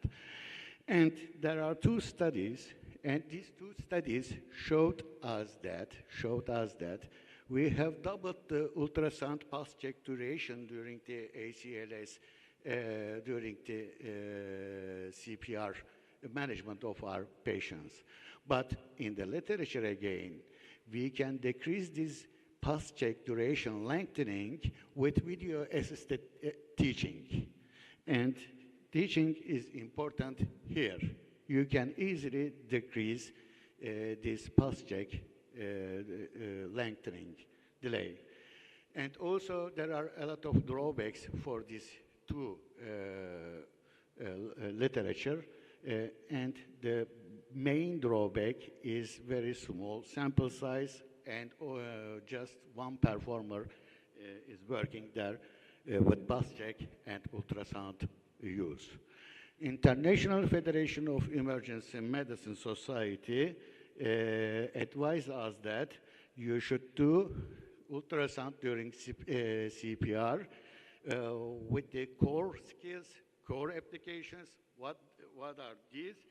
Fluid, you should check fluid, form, function, and filling of the heart. And if you have time, you can go to the lung and IVC. And if you have more time, you can add to these applications abdominopelvic aorta, DVT, and airway also. This is a little bit confusing, but this is this is better, which I use in my department. This literature, this manuscript recommends that first, during CPR, at the very first minute, check for cardiac tamponade, and after 2 minutes cycle, you should check right heart strain of your patient, and after 3 minutes cycle, you should check again the cardiac activity of your patients. This is the cardiac arrest sonographic assessment pathway. And based on the prevalences of the pathologies in arrested patients, most commonly we see the cardiac tamponade. You can intervene this. And the second most commonly seen pathology is the pulmonary emboli, and then you can check the cardiac activity. As a summary, you should use your ultrasound during pulse check, subcostal view. And after that step, please determine the presence and absence of cardiac activity. And if your patient's cardiac activity is organized, you can start continuous inotropic support to your patients. You can increase your patient's survival to discharge. 5 H's and T's combined with the ECG and also with the collateral history from the patient's relative is very important because we are doctors, not ultrasound technicians. And don't forget to search around the pericardium first step. And at the second cycle, look at the right ventricle. And at the third cycle, check for the heart motion again. And you can also decide whether stop or continue your cardiopulmonary resuscitation with your ultrasound. Thank you very much. Thank you, Dr. Errol. We'll take the questions at the end. The next speaker is Dr. Hassan Al-Thani. He'll be speaking about invasive airway management.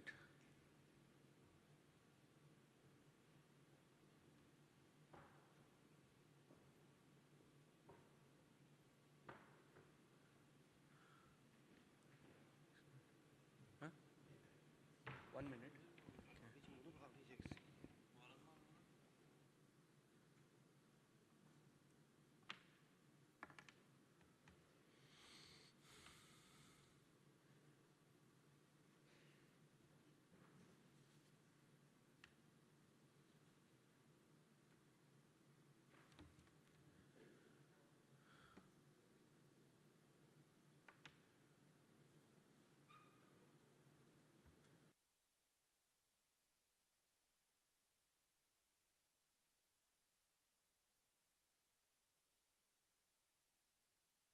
To thank the organizing committee for their kind invitation, and also the IBAT, the Emergency Physician Association of Turkey, for preparing this outstanding program for the 17th National Emergency Medical Congress. Special thanks to Professor Kandar for his kind personal invitation, and also for Mr. Amir Titak for his also communication and uploading the presentation. My name is Hassan Al-Thani, and I'm from Doha, Qatar. I'm going to present on the invasive airway management. I have nothing to disclose for this presentation. The objective of my presentation is to have an overview of invasive airway management in a trauma setting. And I will go over 5 elements: introduction, indication for endotracheal intubation, options, local experience, and I will conclude with finally. Ensuring patent airway is the first priorities for any trauma patient, as ATLS instruction and education tell us, ABC. This is essential because effort to restore cardiovascular integrity will be unsuccessful unless the oxygen content of the blood is adequate. And airway management in trauma is challenging. And I'll give you an example of such patient who present to our trauma room with penetrating injury to the anterior chest wall, but the exit site was going to the lateral aspect of the right neck. And the challenge, because these patients usually present in an urgent setting, their stomach is full and there is a risk of aspiration. The injury can be located to the neck as a region, and this will distort the anatomy for intubation. Head injury can be a worse outcome if intubation is difficult. Cardiovascular and respiratory compromise is a common in trauma patient. Pre-existing comorbidity and a challenge anatomy due to hematoma, or also the site and location of the injury. And inadequate assistant, especially in a pre-hospital setting, but also in a hospital setting when you work with a team that don't communicate in a proper way.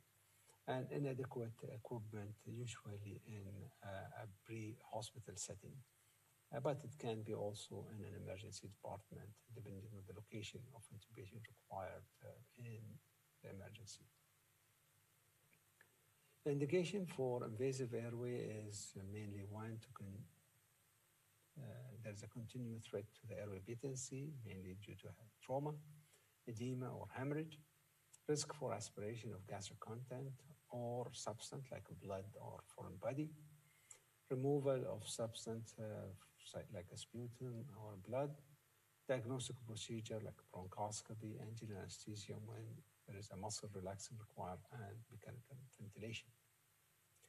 And the airway management can be divided into non-invasive, which will be dealt by another presenter, and invasive, which is mainly endotracheal intubation, and the option can be nasotracheal, orotracheal, or operative.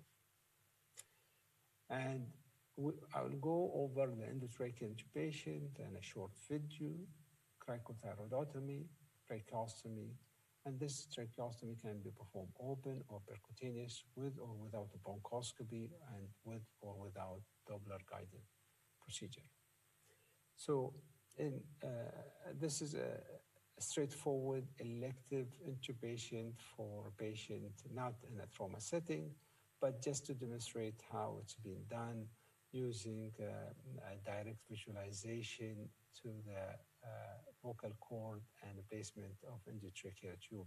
When it's done rightly, it's usually done very smoothly without any difficulty, and the patient airway is secure. The second one, which is surgical airway using cricothyroidotomy, the procedure is usually done because the cricoid membrane is the most superficial. It's separated by only skin, fascia, and thin layer of fat in most of the people. It's done through a horizontal incision with palpation of the thyroid cartilage and cricoid cartilage.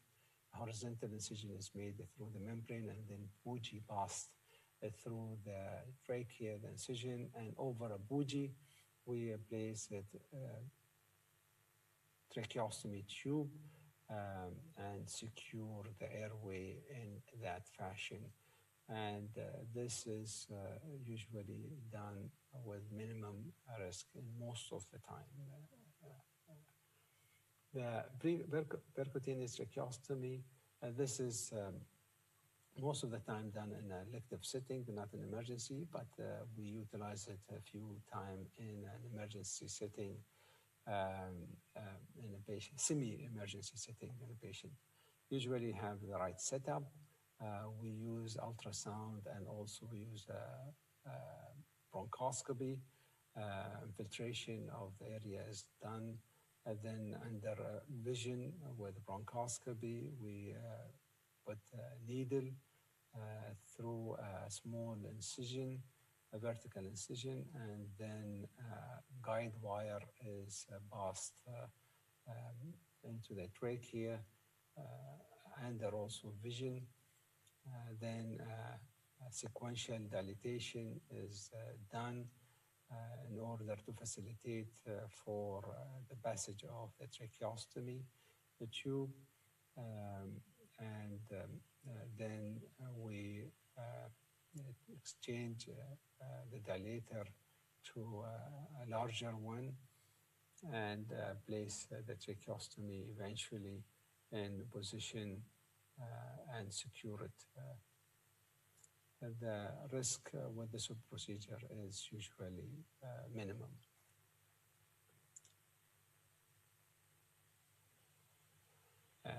So our local experience is we utilize the training and simulation very frequently in advanced airway management through Hamad Training Center or Itqan Clinical Simulation and Innovation Center. We also have a setup in the trauma station in order to facilitate for a teamwork and to also facilitate for better outcome for the patient. We also looked into rapid sequence intubation in trauma setting, which is a very important component for managing this patient. And out of 120 participants, we found that there is a quite difference between anesthesia and emergency physician in the rapid sequence intubation medication use and a protocol. And therefore, we established a protocol using a standard type and dose of agent to deliver an effective airway management for a trauma patient. And this is a very key component for a successful outcome for your patient. Also, pre-hospital versus emergency room intubation can have an impact. In a pre-hospital setting, in our setting, is done by paramedics, whereas in the hospital setting is done by physician, either a trauma or emergency physician. And we looked at 482 patients. 239 patients had intubation at the scene, whereas 243 patients had intubation in the emergency room. Out of these patients, if you look down, the mortality for the patient who had intubation at the scene was 53%, whereas 18.5% when it happened in the trauma station. That does not indicate that there is actually better outcome when they are intubated in the trauma room, but you have to look at detail. And we look at the univariate analysis and multivariate analysis. We found that location of intubation has a significant statistically when it is at univariate analysis, but when multivariate analysis, it was not significant. And the reason for this, because patients intubated at the scene were associated with higher injury severity score as well as worse Glasgow Coma Scale. And these two elements had a significant impact on the patient outcome at the scene rather than the personnel intubating the patient. Also, intubation of patient at the sea is really difficult in comparison to land. And we looked at 39 patients who had watercraft related trauma, and these patients usually have difficulty not only to facilitate their transportation, but also in securing the airway. And this is an example of neck laceration in a patient who were driving a jet ski, hit a rope, and had significant injury to the trachea, not only the trachea, but also the blood vessel and head injury, and they have a significant impact. The region of the body injured also has an impact on how difficult the airway. And trauma to the neck injury in our population, we had 51 patients who had direct injury to the neck. Out of these, 16% suffer respiratory distress, and 6% had tracheal injury, and 4% had larynx and hypopharynx injury. And if you look at this, we had zone 2 injury in 39 patients, who accounted for 78%, and in 5 patients had tracheal injury requiring direct intubation to the trachea. Violence and related injury in our community, we looked into also the violence and especially interpersonal injury versus self-inflicted injury. And there is a high percentage of injury, especially to the head, neck, and face. And there is a difference between injury when it's come to interpersonal versus self when it's come to the neck. Very high percentage of self-inflicted associated with the neck injury, and this is usually a penetrating injury to the neck using a knife. And these patients, 28% of them require ICU admission, and 24% had intubation, endotracheal intubation. Percutaneous dilatation, we looked into this for one reason in terms of the outcome of the patient and risk of complication, and we found that out of 124 patients underwent percutaneous dilatation, there was minimum complication and no mortality at all. So it is a safe procedure. The use of adjunct like extracorporeal life support resuscitation, especially in a patient who has a refractory hypoxia and hypercapnia in a trauma setting, is a very important things to address. And I'll give you, and I will finish with this. We had the use of extracorporeal membrane oxygenation in 3 patients who had tracheobronchial injuries. The first one is a 29-year-old patient who had motor vehicle accident with severe head injury and intubated at the scene, presented with bilateral subcutaneous emphysema and bilateral chest tube inserted, but despite that, the patient did not improve. A CT scan showed bilateral surgical emphysema, consolidation, and also there is changes in the distal part of the trachea. With reconstruction, it clearly showed that there is a dissociation between the proximal and distal part of the trachea, and there was just a sleeve of endotracheal tube passing to the distal part. The patient was placed on ECMO, and then dilatation of this stenosis and stenting was made, and the patient survived the first procedure for this. The second one is a 27-year-old patient who presented to the trauma room after a fall. He had low Glasgow Coma Scale, hypoxic, diffuse subcutaneous emphysema, and was intubated. He had 2 chest tubes, which improved a little bit his saturation, but then another 2 tubes, and the patient had continuous leak from the right side of the chest. The patient was hypoxic, so he was put in ECMO through veno-venous ECMO, and the patient was taken to the operating room. Anterolateral thoracotomy was done and repair of bronchial injury, and the patient was weaned off ECMO and extubated after that. The last one is a patient who was 63 years old, had a fall from height and presented with hypotension and hypoxia. He required a 3 chest tube placement on the right side and 1 on the left side.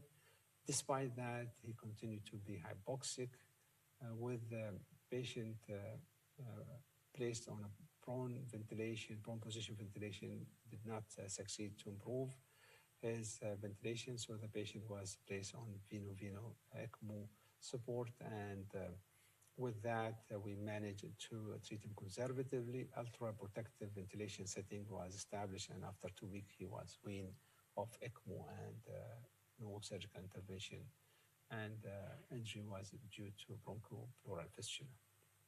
So to conclude, training and simulation is very important to improve outcome for patients who had traumatic airway. And airway management in a trauma setting is a teamwork. And lastly, predefined strategy and guideline is a key to solve difficult airways. Again, I would like to thank you for your kind invitation, and I look forward to be with you guys next year in person.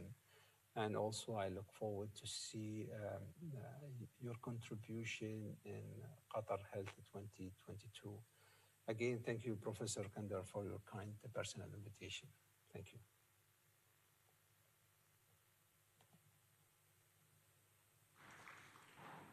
Thank you, Dr. Hassan. It was a nice lecture regarding the invasive airway management, which is a part and parcel of the whole resuscitation for all over the world, and trauma patients being the most important for the mortality rather than everything else, and it was best highlighted.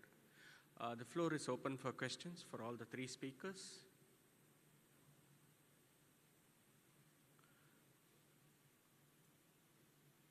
Dr. Hassan is available online.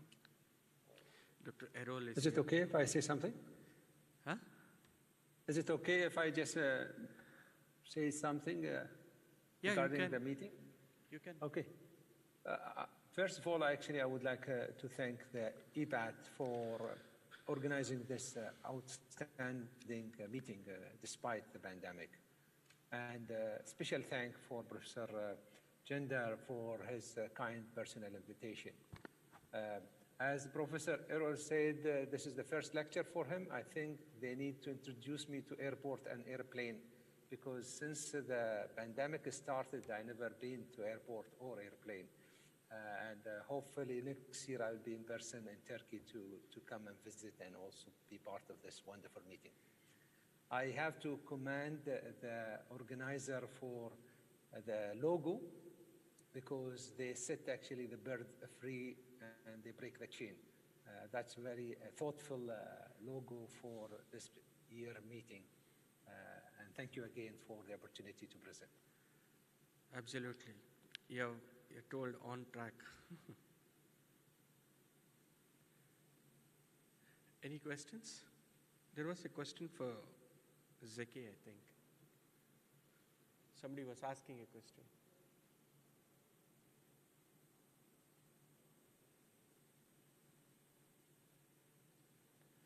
Anything?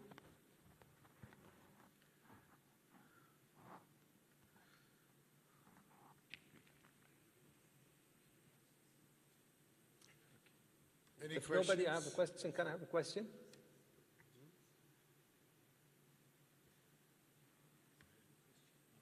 Errol, Professor Errol, may I ask you a question?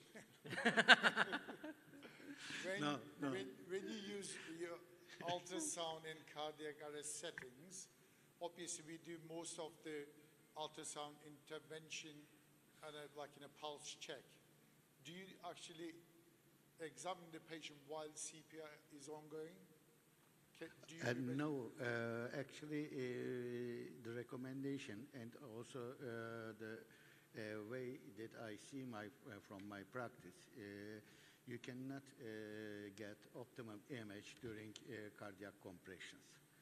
So always the recommendation is, and also in practice, to see during the pulse check period, or change the compression performer during changing of the compression performer or during the pulse check. If you don't have any endotracheal intubation, you can do also during the back valve mask ventilation period in order to get the optimum image. That's fine. Just, I agree what you said.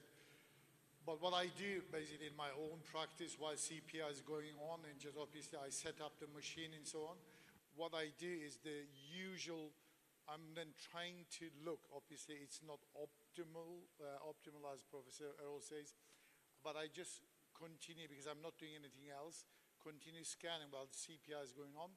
And there's a good window is when you go for either like a Morrison's pouch window, or you can go into pelvis or aorta, and is not open, but as your experience goes, and when your experience is then you can get a lot of information even during the CPR. But the most crucial bit is obviously when is the pulse check, during the pulse check.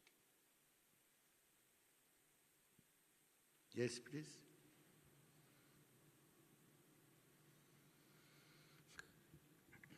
Behnan Gülünay, Sivas State Hospital. Thank you for your presentation. I have a question for two speakers, for Professor Zeki and for Professor Erol. I want to learn their minds. Should we use ultrasound in pre-hospital setting in our country?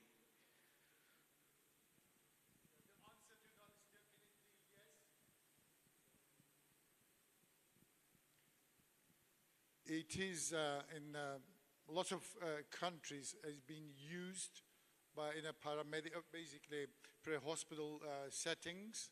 And we are in the UK, we are training paramedics who are interested. They're called like critical care paramedics.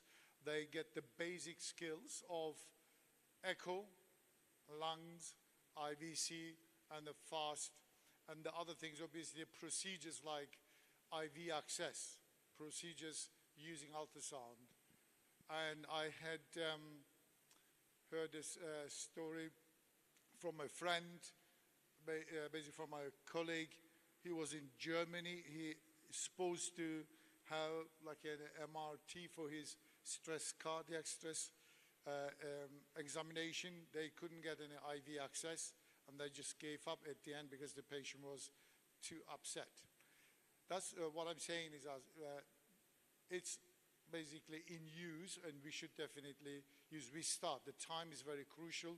If you have got a paramedic team who can then identify there's like in a cardiac tamponade or other issues, they can rectify it when they can.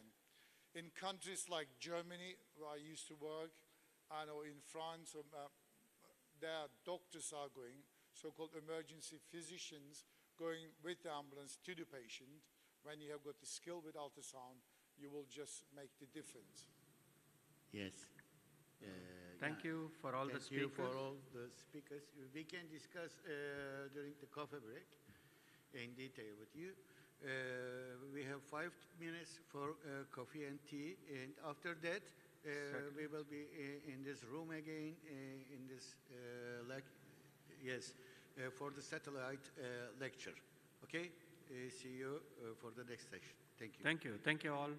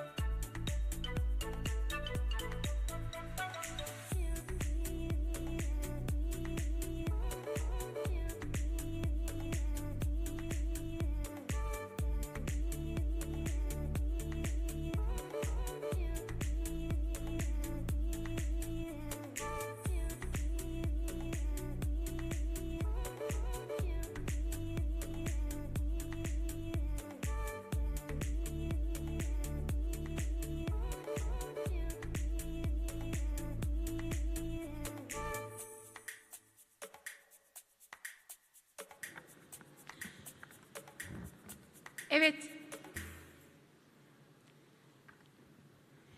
Kongremizin 3. gününe girerken hala daha böyle neşeli, enerjik, dinamik bir kitlemiz olduğunu görmek hepimizi çok mutlu ediyor.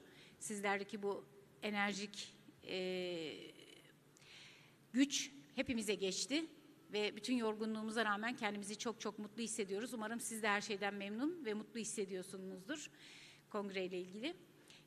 Şimdi Abbott firmasıyla birlikte gerçekleştirdiğimiz bir uydu sempozyumunda bir aradayız. Kendilerine teşekkürü bir borç biliyoruz. 2 senedir acil için çok önemli bir konuyu uydu sempozyumu olarak kongremize taşıyorlar. Hem Elif Hanım'a hem de tüm ekibe çok teşekkür ediyorum bu anlamda. Neden bizim için çok önemli baş dönmesi? Çünkü biliyorsunuz ki acil servise gelen baş dönmesi hastaları birçok acilcinin kabusudur. Hepimize zor anlar yaşatır. Periferik vertigodur ama o kadar dramatik bir tabloyla gelir ki onu acilden dinginleşmiş olarak göndermek hepimiz için çok zordur. Ayrıca o tablonun içerisinde santral bir neden olabileceğini, her şeye rağmen santral bir şeyi ekart edemeyeceğimizi biliyor olmak, bir kenarda, aklımızın bir kenarında olması bizi her zaman çok zorlar. Klinik pratiğimizde hakikaten zor konulardan bir tanesi. Ayrıca benim en çok üstünde durduğum şeylerden biri baş dönmesi, sadece baş dönmesi değildir acil servise geldiği zaman. İşte aynı zamanda eşim benimle yeteri kadar ilgilenmiyor demektir. Aynı zamanda işler iyi gitmiyor demektir. Bu böyle bir yönü olduğunu da bilmek bizim için baş dönmesini acil servislerde çok daha dramatik hale getiriyor zaman zaman. Tanı olarak küçük fakat oldukça dramatik ve zor bir hastalık grubu. 2 senedir bunu çok ciddi mahiyette acil servislerdeki yaklaşımımızı diğer branşlardan hocalarımızla birlikte gözden geçiriyoruz.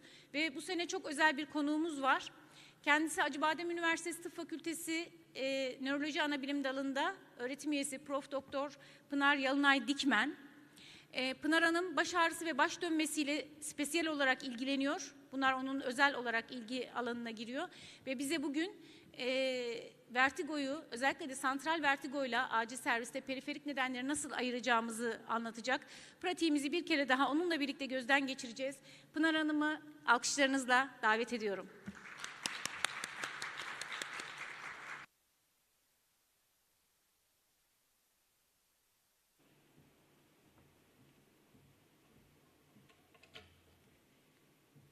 Sayın hocalarım, değerli meslektaşlarım, herkese günaydın diyerek başlamak istiyorum. Uzun bir aradan sonra ilk defa bir fiziksel kongrede birlikteyiz. Ben kendi adıma çok heyecanlıyım gerçekten. Zeynep hocama da güzel başlangıç sunumu için çok teşekkür ediyorum. Vertigo bizim için gerçekten çok önemli. Acil servisin çok sık bir başvuru nedeni. Bu anlamda bir nörolog gözüyle bu hastalığı size anlatma fırsatı verdiği için hem kongreye, organizasyon komitesine hem de Abbott firmasına çok teşekkür ediyoruz. Şimdi benim içeriğim santral ve periferik vertigo ayrımı üstüne olacak. Şimdi Amerika Birleşik Devletleri'nde yapılan bir çalışmada, siz bunu kendi pratiğinizden de elbette biliyorsunuz, yılda 4 milyon kadar hasta vertigo ve dizziness şikayetiyle başvuruyor. Ve orada bunun sisteme getirdiği yük bir çalışmada 9 milyar dolar olarak hesaplanmış. Bir hasta başım dönüyor diye bize geldiğinde temel olarak bizim ayırt etmemiz gereken 2 ana durum var. Hastanın tarif ettiği gerçekten vestibüler sistemdeki simetrik olmayan nöronal aktivite sonucu çevrenin dönmesi şeklinde bir illüzyon mu? Yoksa acaba bize hasta başımda bir ağırlık var, yer ayaklarımın altından kayıyor, başımı sersem gibi hissediyorum diye bir dizziness mı anlatıyor? Çünkü bizim peşinde koştuğumuz aslında gerçek bir vertigo. Dizziness birçok metabolik hastalığın, hatta ilaçların yan etkisi olabiliyor.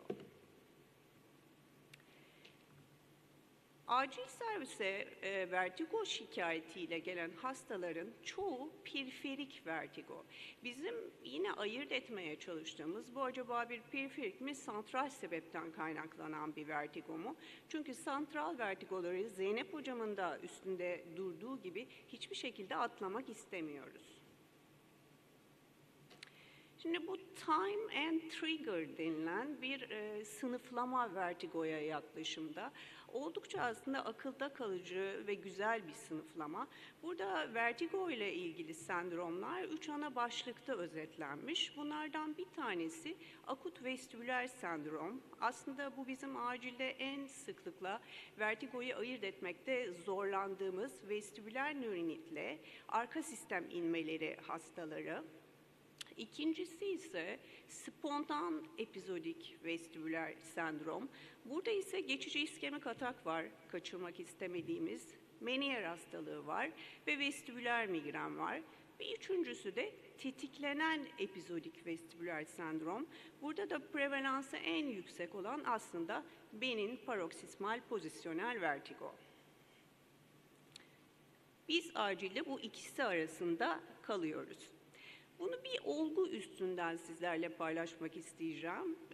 Bu 50 yaşında bir erkek hasta. Hepimize böyle hastalar geliyor.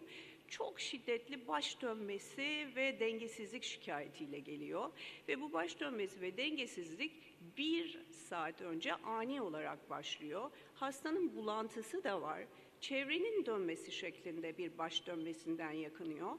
Eş zamanlı olarak kafasının karıştığından, yani bir dezoryantasyondan bahsediyor.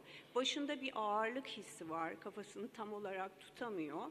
Ve hastayı ayağa kaldırdığınızda hastanın bir denge ataksisi de var, yani gövde ataksisi de var. Hasta bir tarafa doğru devriliyor. Hastanın işitmesiyle ilgili bir şikayet var mı diye sorduğunuzda olmadığını ifade ediyor. Hastanın bir hipertansiyon ve hiperlipidemi öyküsü var. Yani senin kolesterolün yüksek demişler, senin yüksek tansiyonun var demişler. Ama hasta bunlarla ilgili herhangi bir ilaç kullanmıyor. Soy geçmişinde bir özellik yok, alışkanlıklarında bir özellik yok. Kan basıncına baktığınızda 150'ye 85 milimetre civarı buluyorsunuz. EKG'si sinüs ritmi. Hasta gerçekten genel durumu bozuk gözüküyor. Gözlerini kapatmış, yatakta devrilmiş, gözlerini açmak istemiyor. Şiddetli bulantısı var. Yani gürültülü akut bir tablo bu. Nörolojik muayenesine bakıyorsunuz. Kraniyal alanda, primar pozisyonda sağa doğru vuran, sola doğru vuran rotatuar bir nistagmus var, hızlı fazı sola vuran. Hastanın az önce bahsettiğim gibi gövde ataksisi var. Ayağa kaldırılınca devriliyor. Tandem walk yapmaya çalıştığınızda, yani denge alanını daha da küçültmeye çalıştığınızda zaten hasta böyle bir şey yapamıyor. Şimdi bu hastalar hepimize geliyor, gürültülü, akut bir tablo ve biz burada ya acaba bu vestibüler nörinit mi yoksa arka sisteme ait bir inmeden mi bahsediyoruz böyle bir hastada? Bunu bilmek istiyoruz ve bununla ilgili de bir kılavuz şu an hali hazırda yok. Bu tablonun adı az önce bahsettiğim gibi akut vestibüler sendrom. Çok şiddetli bulantı, kusma, denge bozukluğu, vertigo, çevrenin dönmesi şeklinde bir vertigo ile başlıyor. Hastanın denge bozukluğu oluyor, belli bir yana devriliyor, muayenesinde nistagmusu oluyor. Baş hareketleriyle kötüleşiyor bu tablo. Çok akut olarak başlıyor ve günler ve haftalar boyunca da sürebiliyor. Şimdi acil servise başvuran akut vestibüler sendrom tablolarının çok büyük bir kısmı aslında periferik nedenlerden kaynaklanıyor. Ama yine bu acil servise gelen hastalarda inme oranı da %25'e kadar varabiliyor. Böyle akut vestibüler sendromdan bahsedersek. Oysa hasta daha az gürültülü bir tabloyla geldiğinde, ya benim başım dönüyor, yani dengesiz de hissediyorum ama yürüyerek geldim diyorsa burada inme oranı %4'e düşüyor. Lee ve arkadaşlarının bir çalışması var literatürden. 240 tane vestibüler nörinit olduğunu düşündükleri hastada bu hastaların %10'unda arka sisteme dair bir inme saptanmış. Peki biz arka sistemde periferik vertigo ile santral vertigoyu neden ayırt etmek istiyoruz? Yapılan bilimsel çalışmalar kuvvetle gösteriyor ki eğer siz serebeller inmeyi atlarsanız bu hastalarda mortalite oranı 8 kat artıyor.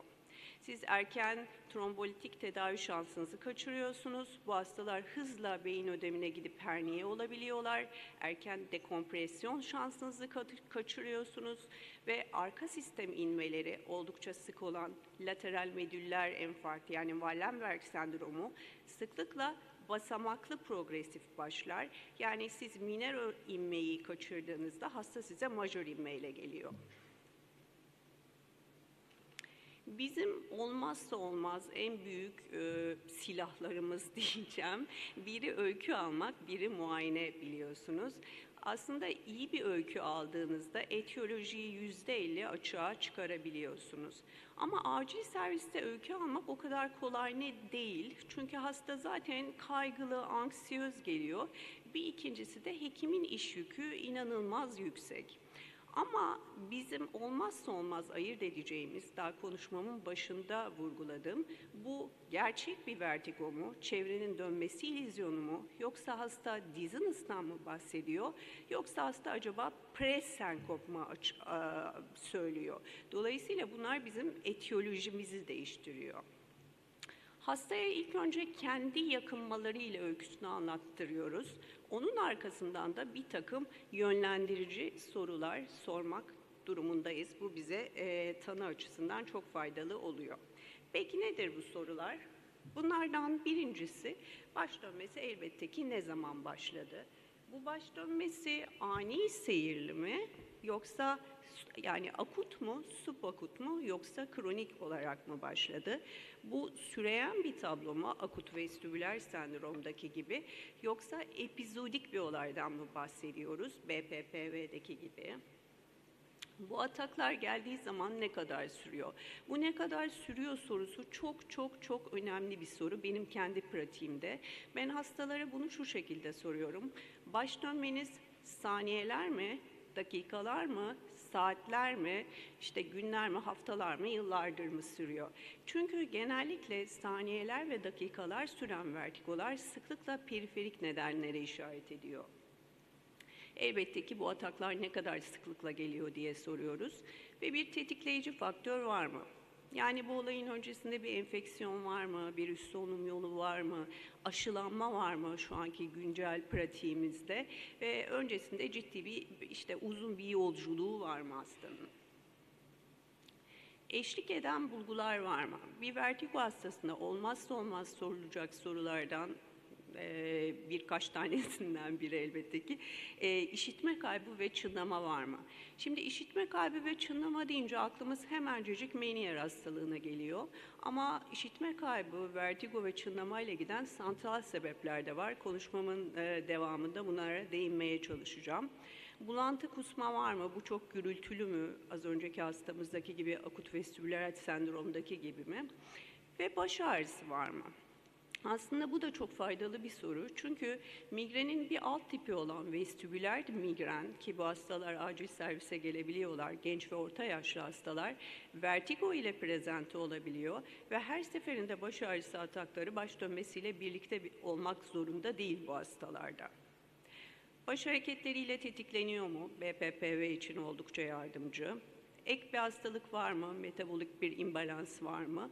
Ve yine olmazsa olmaz bir soru ilaçlar. Hastanın kullandığı bir ilaç var mı? Eğer hasta, yaşlı bir hasta bir alfa bloker kullanıyorsa prostat hipertrofisi için acaba anlattığı ortostatik hipotansiyon mu? Ya da yakın zamanda bir antihipertansif ilaç, diüretik başlanmışsa acaba hipotansiyon hakkında mı konuşuyoruz? Dizziness'la ilgili bir şikayet mi söylüyor hasta? Ve bir diğer aklınızda kalmasını istediğim SNRI'ların ani kesimi de acil servise dizziness ve vertigo ile gelebiliyor bu hastalar. Özellikle venlafaxinin 2-3 gün alınmaması çok şiddetli baş dönmesi ataklarına sebep olabiliyor. Ve elbette olmazsa olmaz baş dönmesi dışında beyin sapına ait bir bulgumuz var mı? Konuşma yutma bozukluğu, diplopisi var mı? Motor güçsüzlüğü var mı? Ya da duysal bir problemden bahsediyor mu hasta? Şimdi acil serviste yatak başında size kullanabileceğiniz bir takım araçlardan bahsetmek istiyorum. Bunların içinde bilimsel çalışmalarda en çok altı çizileni ABCD2 skoru ve özellikle ikincisi yatak başı 3 basamaklı göz hareketleri muayenesi. Bunu İngilizce HINTS olarak kısaltıyorlar. Bu ikisi üstünde birazdan slaytlarımda duracağım ama hastanın bu 3-4-5'teki bahsettiğim klinik muayene özellikleri de elbette ki tanı için bize çok yardımcı olabilir. Eğer hastanın bir head tilt'i varsa, kafası bir yöne eğikse, gözleri horizontal düzlemde aynı planda değilse, yani bir misalignment'ı varsa bu bizi mutlaka beyin sapına yönlendirir. Eğer pozisyonel testler yapacak zamanınız ve bilginiz varsa BPPV en prevalent periferik vestibüler hastalık. Bunu tanıma şansınız olur acilde. Ve bir sonuncusu da denge muayenesi. Akut vestibüler sendromda bahsettiğim gibi hastalar bir denge bozukluğu ile gelirler. Bu hem periferik nöronitte, vestibüler nöronitte olur hem de arka sistem inmede olur. Ama aradaki fark şudur. Arka sistem inmede, özellikle serebeller inmelerde hasta yatakta otururken bile gövde dengesini sağlayamaz. Yani çok çok ağır bir gövde ataksisi vardır. Bu bizi santral nedenlere yönlendirir. Şimdi az önce bahsettiğim klinik olarak santral vertigoyu tanımamızda yardımcı olacak araçlardan bir tanesi ABCD2 skoru. Bu skora göre hastalar 0 ile 7 arasında bir puan alabiliyorlar. Cutoff'u 4 ve 4'ün üstü. Eğer 4 ve 4'ün üstünde ise hastanın inme geliştirme riski yüksektir deniliyor. Peki bu neyin kısaltması? Birincisi yaş, ikincisi kan basıncı, üçüncüsü diyabet. Bunlar bildiğiniz üzere vasküler risk faktörleri zaten. Özellikle yaşlı bir hastada varsa bizi santral nedenlere doğru yönlendiriyor. Üçüncüsü klinik bulgular, yani hastanın bir nörolojik semptomu varsa, motor bir güçsüzlüğü ya da konuşma bozukluğu varsa zaten bu santral nedenlere gitmek için işimizi kolaylaştırıyor. Ama ben özellikle şu semptomların süresinin altını çizmek isterim sizlere. Burada gördüğünüz gibi 10 dakikaya kadar olan semptomlar 0 olarak puanlandırılmış. Yani bu aslında daha az bir risk taşıyor ve bizi daha çok periferik nedenlere yönlendiriyor. Ama eğer semptomlar işte 10 dakikadan daha uzun süre ise, saatler, 1 saat, 2 saat ise hastanın aldığı puan da artıyor. Ve bu özellikle yaşlı, vasküler risk faktörleri olan bir hastada bizi santral inmeye ya da vertebrobaziller yetmezliğe doğru yönlendiriyor. Şimdi bu araştırmacılar, özellikle bu Neiman Toker ve arkadaşları John Hopkins'te çalışıyorlar. Eğer bu konu ilginizi çekiyorsa PubMed'de taramanızı öneririm. Özellikle bu konuyla ilişkili bilimsel çalışmalar yapmışlar. Yani acil serviste santral ve periferik vertigoyu nasıl ayırt edebilirize odaklanmışlar. Şimdi bu çalışmada şuna bakmışlar, akut vestibüler sendromla, yani akut bir vertigo ve dizziness'la gelen hastaları almışlar ve ABCD2 skoruyla 3 basamaklı göz hareketleri nörooftalmolojik muayenesini kıyaslamışlar. Acaba hangisi inmeyi daha iyi tanıyor demişler ve bunun için de 190 tane hasta almışlar. Bu hastaların da en az 1 veya 1'in üstünde vasküler risk faktörü var. Yani riskli hastalar. Ne yapmışlar? Bu iki muayeneyi ve ABCD2 skorunu kıyaslamışlar. Daha sonrasında hastalara MR çekmişler, takip etmişler ve gerçekten inme gelişiyor mu, gelişmiyor mu bunu anlamışlar. Daha sonra da ikisini kıyaslamışlar. Peki hasta grupları nasıl? Ortalama yaşları 60,5 yaş ama burada gördüğünüz gibi yaş aralığı oldukça geniş akut vestibüler sendromda. 18 yaşından 92 yaşına kadar hasta var.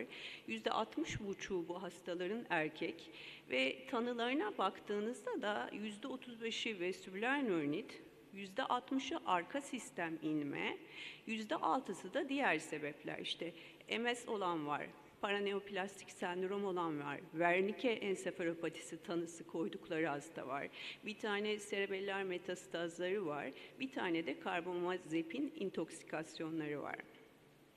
Bu hastaların bu çalışmaya alınmadan önceki vertigo ve dizziness süreleri en az 2 saatle 7 gün arasında.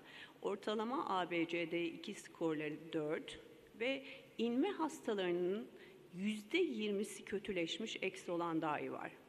Yani inmeyi atlamamak lazım. Hele ki günümüz malpraktis ve davalar zemininde bizim inmeyi iyi tanıyor olmamız, atlamamamız gerekiyor.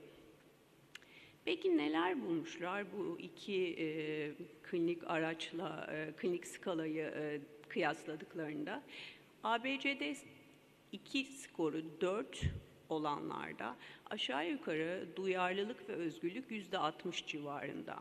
Ama 3 basamaklı göz hareketleri muayenesi yaptığınızda duyarlılık ve özgürlüğünüz %90'la %80'lere çıkıyor. Yani göz hareketleri muayenesi daha üstün gözüküyor. Ve bir diğer altını çizmek istediğim bulgu da bu çalışmada ilk 24 saat içinde çekilen MR %14.3 oranında negatif. Hani biz şunu yapıyoruz ya, yani bizim de acilimiz çok yoğun bir acil. Hekimlerimiz bazen bize ulaşmaya zorlandıklarında telefonla danışıyorlar. Onun arkasından hastanın B testini ve difüzyon MR'ını çekiyorlar. Difüzyon MR çekince o iyi rahatladık, bu santral inme değil diyorlar. Ama öyle değil. Şimdi daha başka çalışmalar da göstereceğim size. İlk 24 saatte MR yanlış negatiflik oranı %20'lere varabiliyor. Ve bu çalışmanın sonucunda da şuna varmışlar. Acil serviste akut vestibüler sendrom hastalarında bu 3 basamaklı göz hareketleri muayenesi, İngilizcesi HINS, ABCD2 skorundan daha üstün ki aynı araştırıcıların bir de MR'ı kıyasladıkları bir çalışmada var. Emin olun MR'dan da daha üstün çıkmış. Ve MR'da ilk 24 saatte negatif olabiliyor. Eğer santral vertigo şüpheniz varsa mutlaka MR'ı ilerleyen dönemlerde tekrar etmenizi öneriyorlar. Şimdi az önce size tanıttığım ve reklamını yaptığım 3 basamaklı göz hareketleri muayenesinde neler var? Dediğim gibi İngilizcesi HINS, şöyle kısaltılıyor. Head Impulse Test, Nystagmus ve Cover Test. Şimdi ben bununla ilgili size başarabilirsem bir video izletmeye çalışacağım.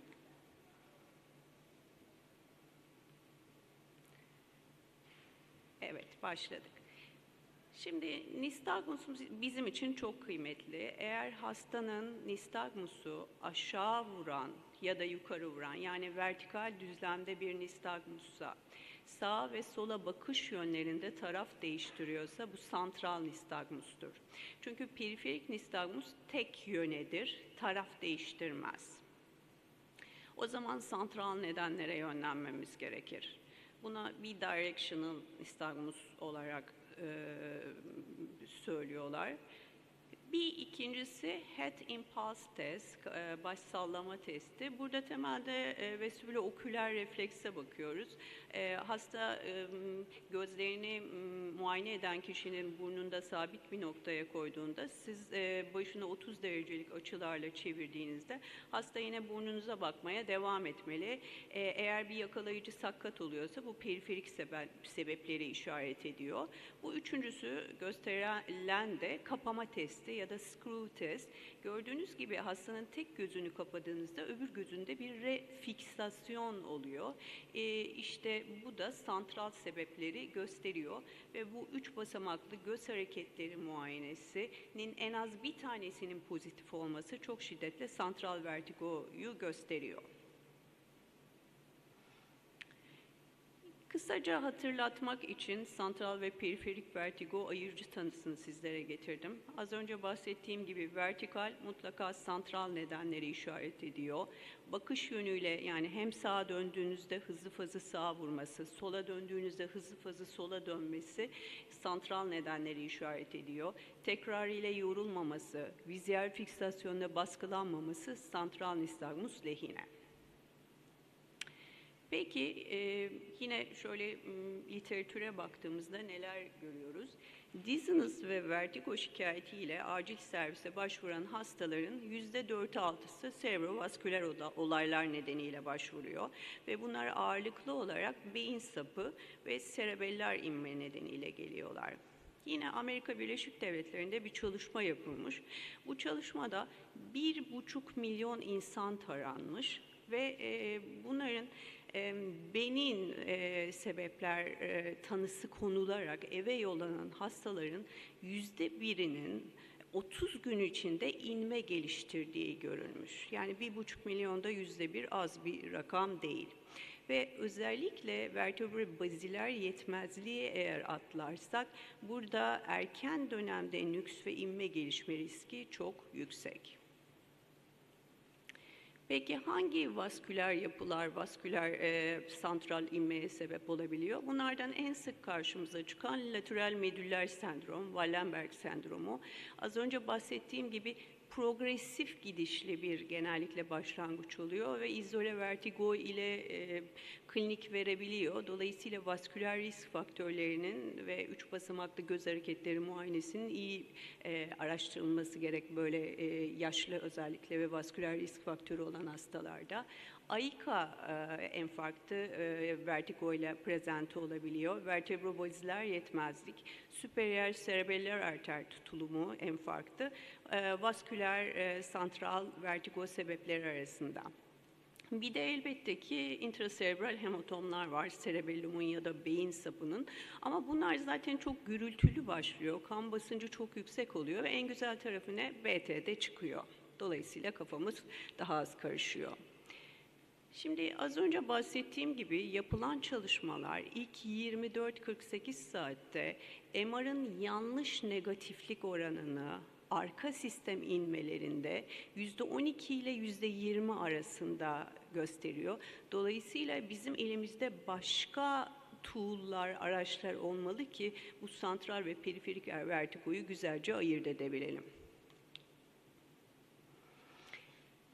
Yine periferik vertigoyu taklit eden bir sebep var. Bunun da hani aklınızda kalmasını isterim.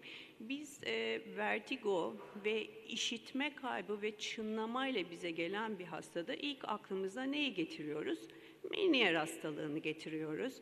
Ama AIKA enfarktı, anterior inferior cerebellar enfarkt, özellikle parsiyel olarak başladığında yapılan çalışmalarda %8 ila %30 oranında izole vertigo, çınlama ve işitme kaybıyla prezente olabiliyor. Burada yine tekrar vasküler risk faktörlerinin iyi değerlendirilmesi gerek. Çünkü Meniere hastaları genellikle daha orta yaşlı hastalar. Yine az önce bahsettiğim Newman Toker ve arkadaşları John Hopkins'ten bunun üzerine HINTS de yetmez, bir de HINTS Plus yapalım demişler. Yani yaşlı vasküler risk faktörü olan hastalarda AIKA'yı atlamamak için bir de işitmeyi tek yanlı akut gelişen işitme kaybını soralım demişler. Yine bunu çalıştıkları çalışmalarında erken dönem MR negatif hastalarda bu HINTS Plus'ın duyarlılığını ve özgürlüğünü yüksek bulmuşlar. Peki görüntülemeyi ne zaman yapalım? HINTS veya HINTS Plus bir ya da daha fazla anormal bulgu varsa, bunların ikisinden birinde bir patoloji varsa, elbette ki hastanın nörolojik muayenesinde bir problem varsa, akut vestibüler sendromu olan hastada HINTS normal olsa bile tek yanlı akut gelişen demin söylediğim gibi bir işitme kaybı varsa ve genç hastalarda özellikle boyun ağrısı olan genç hastalarda izole vertigo ile geldiğinde vertebral arter diseksiyonunu mutlaka ve mutlaka aklımızda tutmamız gerekiyor. Bu hastalara da görüntüleme yapmak lazım. Şimdi acil serviste arka sistem inmelerini tanımak kolay değil. Neden kolay değil? Literatür bunu 3 ana başlıkta özetliyor. Bunlardan bir tanesi hasta böyle daha silik semptomlarla geliyor ve aşikar nörolojik bulguları olmuyor. O yüzden tanımakta zorluk çekiyoruz. Bir diğeri, bu hastalar en sıklıkla lateral medüller sendrom ya da serebeller enfarktı oluyorlar ve burada da bir motor tutulumu olmuyor. Yani hemiparaziyi tanımak kolay. Dolayısıyla bu motor tutulumun olmaması da insanın aklını daha çok periferik sebeplere kaydırabiliyor. Bir üçüncüsü de ve en çok güvendiğimiz BT çektik, difüzyon MR çektik, negatif. Oh güzel, bu santral sebeplerden kaynaklanmıyor. Az önce konuştuğumuz üzere MR ilk 24-48 saatte yanlış negatif olabiliyor. Dolayısıyla MR'a fazla güvenmemek lazım. Şimdi konuşmama hazırlanırken tekrar bir PubMed'i gözden geçirdim. Sizin hoşunuza gidebilecek bir çalışma buldum. Bu bizim yine güzel nöroloji dergilerinden birinde çıkmış. Siz bu triyaj sistemini çok seviyorsunuz ya acil serviste. Şöyle bir çalışma yapmışlar. İşte nasıl bir triyaj yapalım ki santral vertigoyu tanıyalım demişler. Şöyle bir sonuç bulmuş araştırmacılar. Eğer sürekli bir vertigo varsa ve ataksi varsa, bu non-pozisyonel değilse, bu ileride yapılacak prospektif çalışmalarda acil serviste santral vertigonun tanınması için bir algoritma geliştirmek, triyaj algoritması geliştirmek için kullanılabilir gibi bir sonuca varmışlar.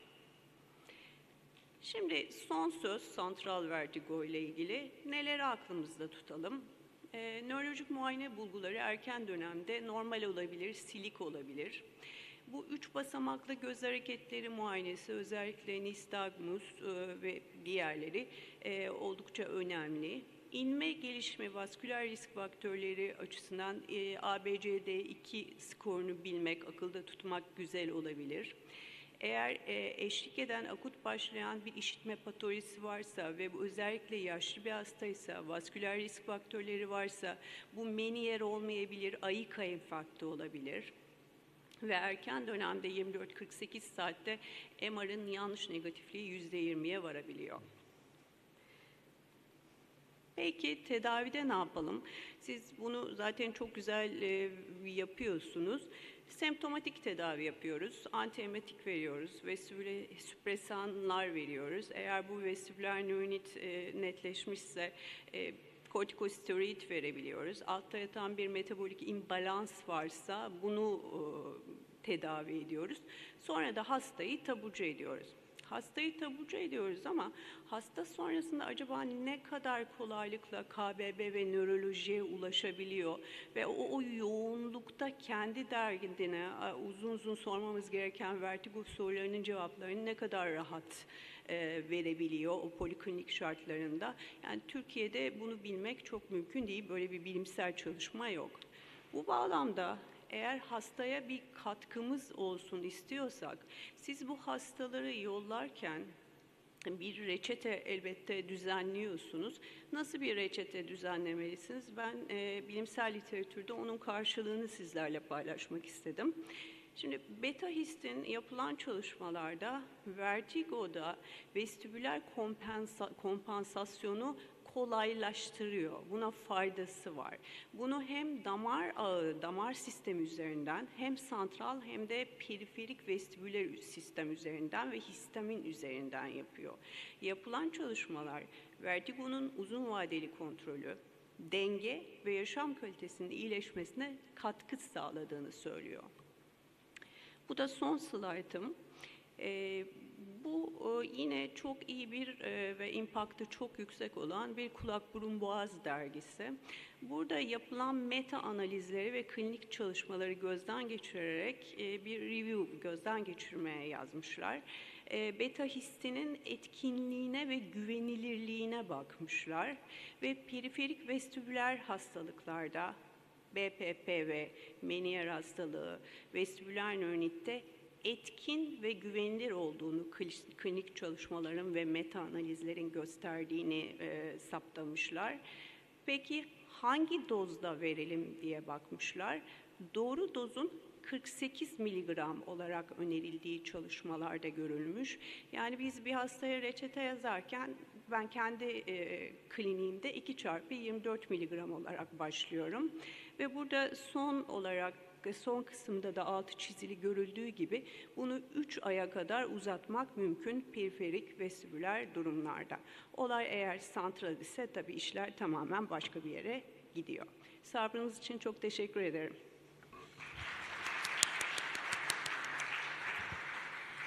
Biz Pınar Hocama bu güzel sunum için çok teşekkür ediyoruz. Başlarken de belirttiğim gibi vertigo bizim için hakikaten kafa karıştıran zor acil servis başvurularından bir tanesi. Bunun en önemli sebeplerinden birinde ayrıcı tanı listemizin öyle kolay olmaması olduğunu söylemiştik.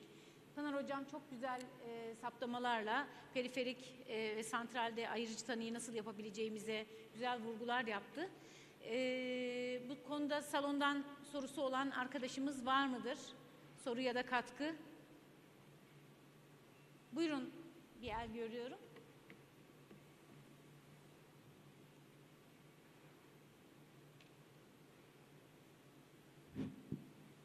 Öncelikle ağzınıza sağlık. Teşekkür ediyoruz sunumunuz için. Ben bir acil tıp camiası çalışanı olarak aşağı yukarı 15 yıldır çalışanım. Bana sorarsanız en sevmediğin 2 semptom hangisi derseniz 1 bulantı derim, 2 de baş dönmesi derim. Gerçekten hiç sevmediğim 2 semptom. Hepimiz için öyle. Çünkü hepimiz için de benzer bir semptom ve bunların çok ciddi bir karşılığı, hani elle tutulan bir karşılığı yok elimizde. Şimdi bunlara istinaden hasta bir acil servise başvurduktan sonra bu semptomlarda minimal bir gerileme olduğu zaman hani biraz daha taburculuk yönüne tercih kullanmaya çalışıyoruz. Ama gördüğünüz gibi MR ve BT'de özellikle MR'da %20'ye neredeyse 5 hastadan birinde bir SVO riski 24 saat 48 saat sonra çıkıyor. Yani şuradan şunu mu anlayalım? Ön tanılarınız hala ayrıcı tanılarınız çok netleşmemişse hastayı en az 1 gün ya da 2 gün ya da 3 gün ikinci MR için tutalım mı? Yoksa yani servis yatışı için destek mi alalım nöroloji ekibinden? Burada bir açık kapı kaldı gibi. Teşekkür ediyorum. Teşekkür ederim. Çok kritik bir soru sordunuz gerçekten. Aslında bu konuştuklarımızı özetlediğimizde bir hastanın vasküler risk faktörleri varsa Doktor Bey, yani az önce konuştuğumuz o ABCD2 skoru aslında işte hipertansiyonu, diyabeti varsa, yaşlı bir hastaysa burada santral olayların şüphesini daha yüksek olarak düşünmek lazım. Bir ikincisi de bu bahsettiğim mesela hasta gerçekten akut vestibüler sendrom ile gelmişse, yani çok gürültülü, bulantılı, kusmalı, gözünü açamıyor, öyle hastalarımız var. Vestibüler nöronitmi, arka sistem inmemi. Burada nistagmus en kolayından, tabii ki head impulse test yapın demiyorum size. Ama nistagmus'a bakmak, diyelim ki vertikal nistagmus baktınız, yani gördünüz. Sağa baktığında hastanın sağ vuran nistagmusu var. Ama endpoint'i aşan bir nistagmus, yorulmuyor bu nistagmus. İşte sola baktığınızda sola vuran bir nistagmus var. Gözlerine bakıyorsunuz, gözleri horizontal olarak eş düzlemde durmuyor. Hasta yatakta bile gövde ataksisi nedeniyle devrilme eğiliminde. Böyle bir hastada bence nörolojiyi push etmeye devam etmek lazım diye düşünüyorum. Yani santral şüpheniz yüksek olduğunda bu hastayı yollamamak lazım. Takip edip bilimsel literatürde de önerildiği üzere mutlaka ve mutlaka mükerrer MR'ler çekmek gerekiyor. Evet, Pınar Hocama katılıyorum. Acil servislerde Doktor Bey'e de çok yakından katılıyorum. Gerçekten en büyük sorunlarımızdan bir tanesi. Başlanmadan önce Pınar Hocam'la tatlı bir muhabbetimiz oldu. Orada da değindik. Gerçekten bu hastaları ne yapacağımızı bilememek. Çoğunlukla zaten semptomlarının gerilemediğini ifade ederler. Gerileyenlerin de ilaçlara bağlı semptomları ortaya çıkmıştır. Dramamine bağlı, metpamite bağlı başka semptomları ortaya çıkmıştır. Sanki biraz bu konuda işte bizim gözlemimiz olayı rahatlatacak gibi duruyor. Bir başka konuda Amerika'da yapılan bir çalışma göstermiş ki biz bu hastaların acilciler olarak burada biz öyle bir öz eleştiri yaparak devam etmek istiyorum. 3'te 1'ine acile yanlış tanı koyuyoruz. Bunlar polikliniğe gittiği zaman tanıları değişiyor. Bunun sebebi belki bizlerin semptomatik tedaviyi nörolojik muayenenin önüne alması, yine görüntülemeyi nörolojik muayenenin önüne alması, bazı sıralamaları değiştirmemiz değil mi Pınar Hocam? Katılır mısınız bize bilmiyorum. Buradaki hocam çok güzel değindi. İyi bir anemnez ve fizik muayeneyle başlamak, bunları detaylı olarak yapmak elimizdeki en önemli silahlardan bir tanesi diye düşünüyorum. Ama yine hala daha handikaplarımız yok mu? Mesela Pınar Hocama sormak isterim. Görüntülemesi normal bir hastaya nöroloji konsültasyonu istediğiniz zaman salon ne diyecek? Nasıl bir tepkiyle karşılaşıyorsunuz? Pınar Hocam ne hisseder? Ve özellikle de vurgu yaptı hocam, bu hastalar evet nöroloji görüntülemesi normal olmasına rağmen santral sebep riskini hala taşıyorlar.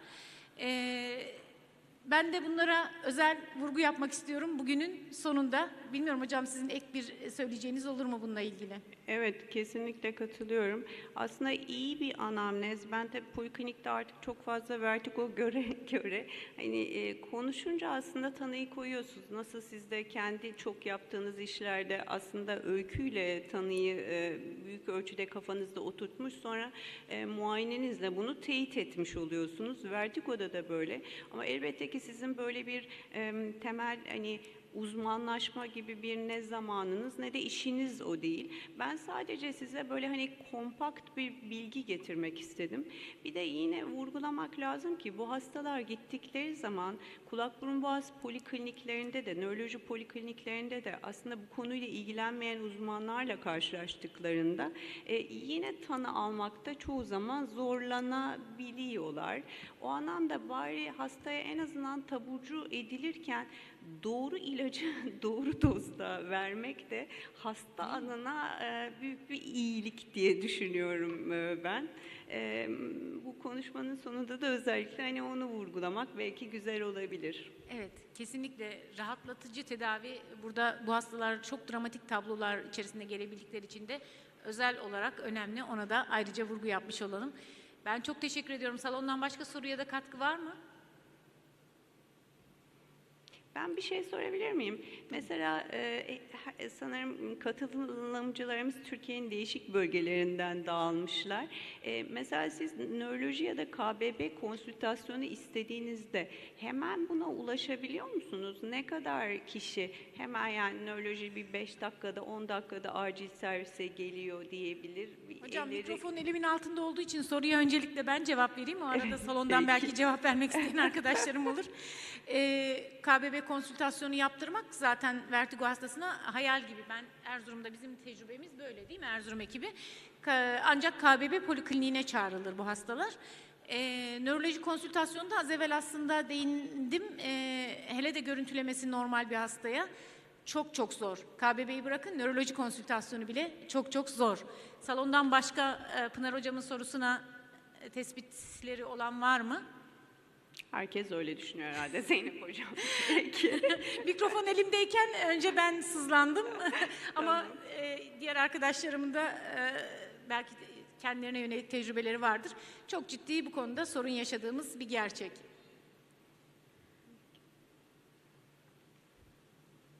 Evet.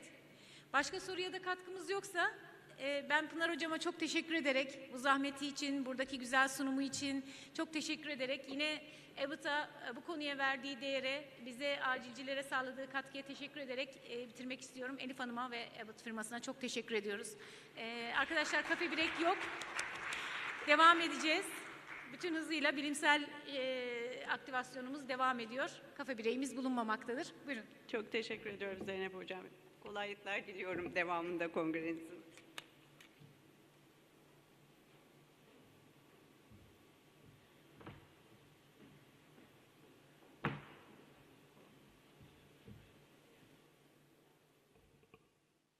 And I have the honor to be the chair together with my colleague Figen Kosken, and my name is Barbara Hogan, past president from the European Society for Emergency Medicine. Yes, I also say thank you very much for joining our panel on artificial intelligence and its implication for emergency medicine. I think the last decade shows the revolutionary potential of AI in healthcare. I am glad to be here today with three of my emergency medicine colleagues. And first of all, Dr. Sevilay Vural is an emergency physician at Yozgat Bozak University, and she is a candidate for AI-powered research in emergency medicine in Turkey. I would like to invite her for her lecture.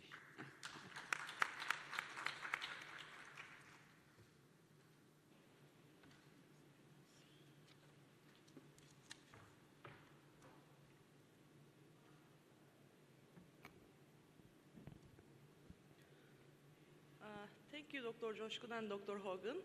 It was a really generous introduction. I am really thrilled to participate in this session, and hello everyone. I want to thank you for all to joining us. We are here to talk about a fascinating topic today, artificial intelligence and emergency medicine. During the session, I will use the short form of artificial intelligence as AI. I guess that most of us do not have any experience with AI-powered technologies yet. And today, I aim to briefly present the newly emerging literature with you. Our objectives are to define AI and its subfields. I will shortly review what has been done in AI and the potential direction of the field of emergency medicine with the general concerns. With the improvements in computer sciences during the last 50 years, we can digitalize information in form of 1 and 0.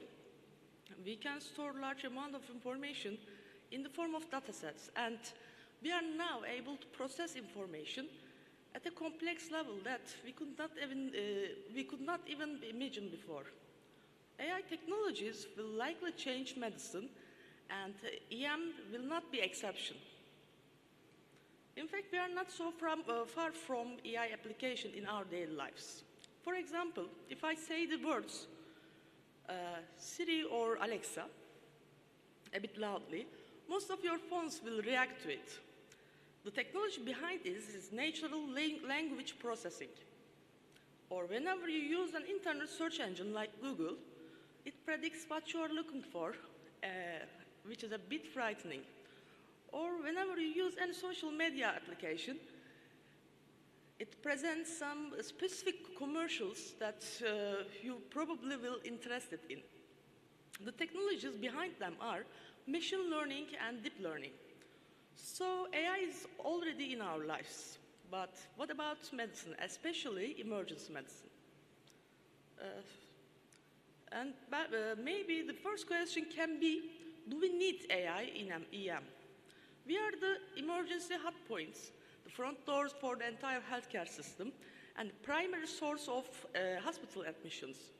So considering the population we serve is aging and rapidly growing, and the other side, high medical error rates, ED crowding, chaotic and stressful environment, we are really under constant pressure. All these concerns are not going to go away by simply increasing the number of the physicians. So we do need faster, safer, and easier emergency patient care in our emergency departments. So we can say it seems that AI can help. I know that AI algorithms and methods are a very challenging concept to comprehend for physicians. We are not computer scientists, we are not mathematicians or software developers.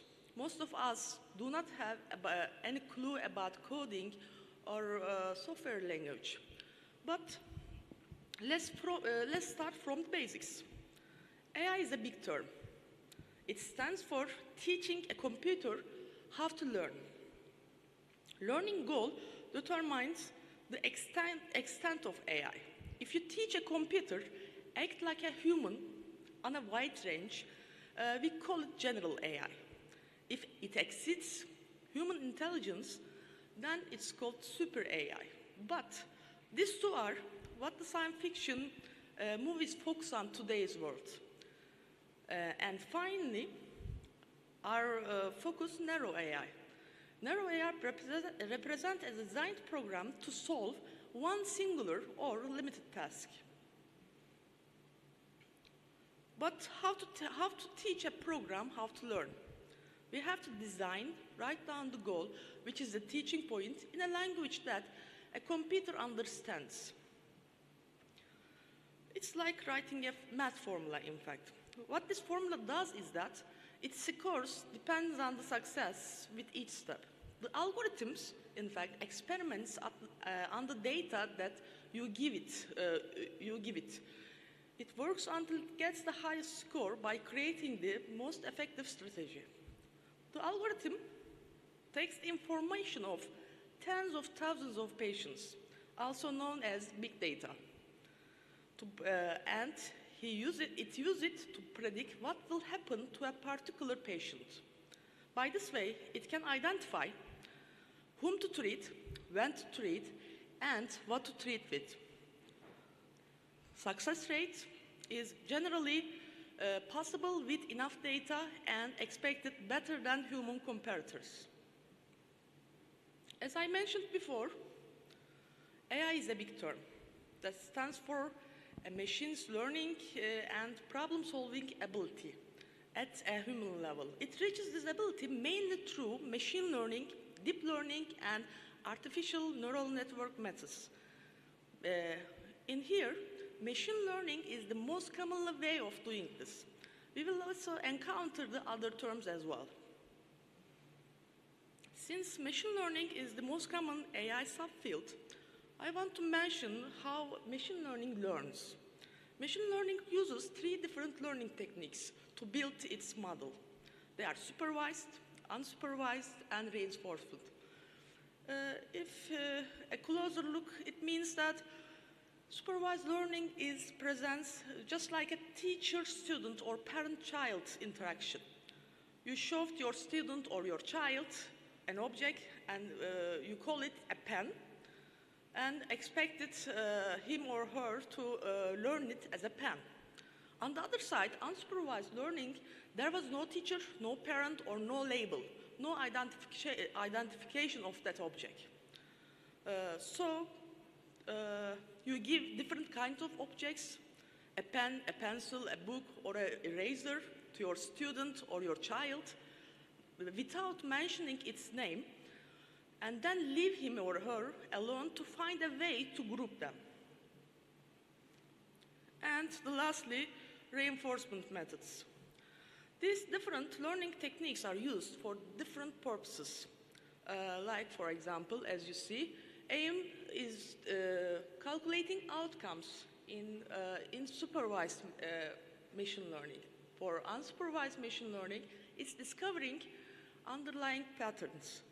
And reinforcement machine learning learns a series of actions. If you perform a literature search on PubMed with the words artificial intelligence or machine learning or deep learning and medicine, you will find over 25,000 studies in medicine. If we change the word emergency medicine from medicine, the number is approximately 700. Even with a simple literature search attempt, we can conclude that most of the papers were published in the last 10 years, and for EM, it's in the last 5 years. The number of the papers are increasing exponentially, as you see. And lastly, EM AI studies only 2.6% of all AI studies in the medicine. The possibility of encountering AI-based research is increasing day by day. And you can ask why to evaluate AI-based studies. It's because to evaluate, discuss, and reach a consensus about an AI-driven technology implementation into EM. So EM physicians shall understand the basics, how the algorithms are created, critically assess the source of the data used to develop the statistical models, and understand the model function. By this way, we have a voice and we have opinion about EM technologies. And so we can say we shall learn the basics. However, do we know how to evaluate them? It's a bit new area for all of us. There's an example for reviewers, authors, and readers from the radiology editorial board. But EM does not have a clear roadmap yet. And I think we have to create it as soon as possible. Other than this one, it will not be enough to make a guideline for authors, readers, and reviewers. Also, integrating this topic into the training phase of medicine and even emergency medicine can be essential. In fact, there is some discussion in the current literature about this. It's just learning maybe radiography or ultrasound physics during EM training. We already learned some familiar technologies and general concepts behind them in medical school, and later during our EM training. I think in the future we will add an AI technology section to the curriculum as well.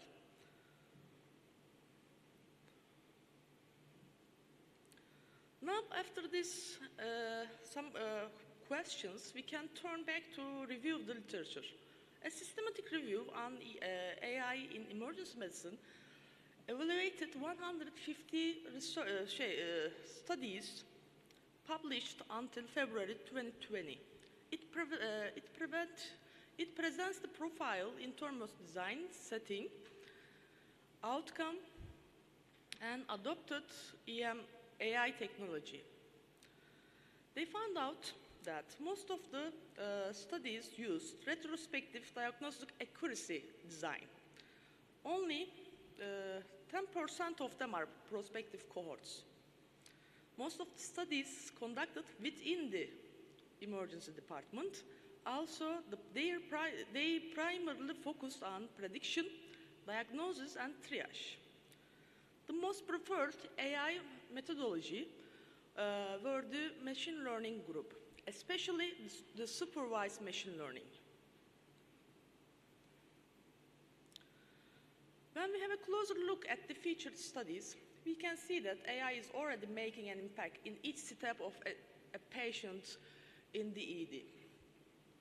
And we will talk about each step a bit wider now. For example, study 1 is achieved shorter pre-hospital emergency medical services time, response time, with an AI model on GPS parameters. Study 2 showed that it's possible to classify resuscitative cardiac rhythms during EMS transport. Study 3 tested an AI model could recognize out-of-hospital cardiac arrest from audio files to the emergency medical dispatcher center and found better results than human dispatchers, interestingly. Study 4, a weather effects research, demonstrated that AI could predict trauma validity and acuity with forecast parameters. Study 5, an algorithm can show that an algorithm can accurately predict the need for the critical care of patients using information during EMS. And lastly, study 6 showed AI can use to make prompt decisions for patients. For example, whether or not to transport a patient to the hospital by an ambulance. After pre-hospital stage, we can go on triage with, a bit faster. They are better, in fact, AI technologies are better at general triaging upon emergency department admissions. And they are faster, especially in specific scenarios like sepsis. They can predict sepsis, for example, even 12 hours earlier than the traditional early warning systems. ED investigations, the researchers showed that they could be used for EKG analysis, as you see, chest X-ray evaluation, fracture assessment, the detection of COVID-19 involvement in lungs, free fluid detection on ultrasound, and hemorrhage assessment in brain CTs. They can be also beneficial in converting, clustering, and making predictions on audio records into medical parameters as well. And lastly, this positioning stage. They even show great performance for safer discharge from EDs. Therefore, it can prevent prolonged hospitalization, high costs, and maintain ideal emergency department turnover. So you may wonder the clinical implication of these studies. Are these studies put into practice or are they at theoretical level? We can classify them into 3 groups. Commercially available ones, current now, near future possibilities and speculative systems for distant future. Let's start with the commercially available systems. And I will only mention the approved one here. In the term of medicine, 222 devices were approved in the USA and 240 devices in Europe. The number of the approved AI and machine learning-based devices has increased substantially since the 2015, and with many approved for use especially in radiology. In one study published in Nature, showed the approved AI-powered medical technologies. They showed the departmental distribution of these medical technologies, and you can see this massive figure right now. We can follow, as you see, no, you cannot see. Okay, the emergency medicine is at the bottom, the second at the bottom line, as you see. And you can see it's now related with the assessment of pneumothorax and fracture detection. But if you have a closer look at the list, there is another options, another applications that can be used also in EM as well. For example, hemorrhage detection in CTs. Or another option is EKG detection, EKG rhythm analysis. For the near future ones, future possibilities, they are expected to be similar technologies to those that are currently available.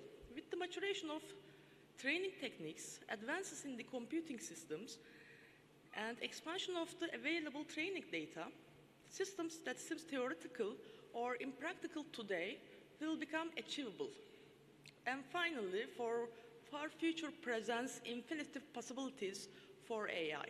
If you are for example, Star Trek fan, you are familiar with the Emergency Medical Hologramic Program.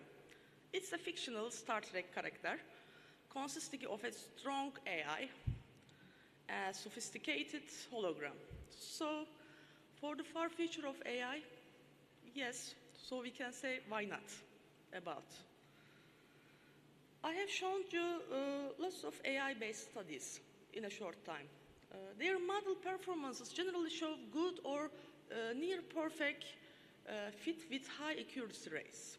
But can we say that they are perfect? From a critical perspective, their major drawbacks are retrospective nature, not having comparisons with human performance, and validation deficiencies for the models prevent such a conclusion yet. So we cannot say they are perfect for now. And another issue is, are we ready? Are humans ready for AI-based medicine? The physicians are reluctant to trust something they don't fully understand. From a patient's view, one recent study indicates that patients are reluctant to healthcare provided by medical AI, even they outperforms human doctors. And lastly, general concerns about the AI. There are the black box phenomenon, scientific evidence, data input dealing with noise data, privacy, data security, approval status, integration into practice, and lastly, the assignment of liability. There are some important concerns regarding AI applications, not only EM, but also in general medicine. Some of them are really, really interesting, I think. For example, black box phenomenon. Black box phenomenon stands for an artificial intelligence system whose input and operations are not visible to the users or another interested party. It means that we cannot understand how the AI makes a decision. Another interesting point is approval status. Algorithm learn and evolves by time with every new input. So, for example, if a regulatory organization like FDA approves an algorithm A, but algorithm A receives more info, as it receives more info, it's not an algorithm A anymore. So one could argue that a new algorithm B has formed and needs a reapproval about that. And lastly, the assignment of liability. Who will be responsible if an algorithm misses an abnormal finding, such as a fracture or a suspicious lesion? We blame who? Emergency physician, radiologist, algorithm developer, or the healthcare institution? Or should we change medical malpractice law codes? And will we include the AI errors in the informed consent forms of the patients? AI, as in a nutshell, and with my last slide, I think that we are in the beginning phase of a new era in medicine with AI. We have a lot to learn, a lot of decisions to make, but I believe that AI has a huge potential for us in EM practice. Thank you for attention, listening.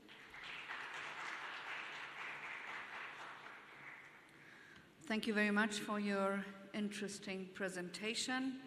And I think we should discuss the presentation just after the lecture. Does anybody has any chance and any questions? I have one question, so I think you have to go again.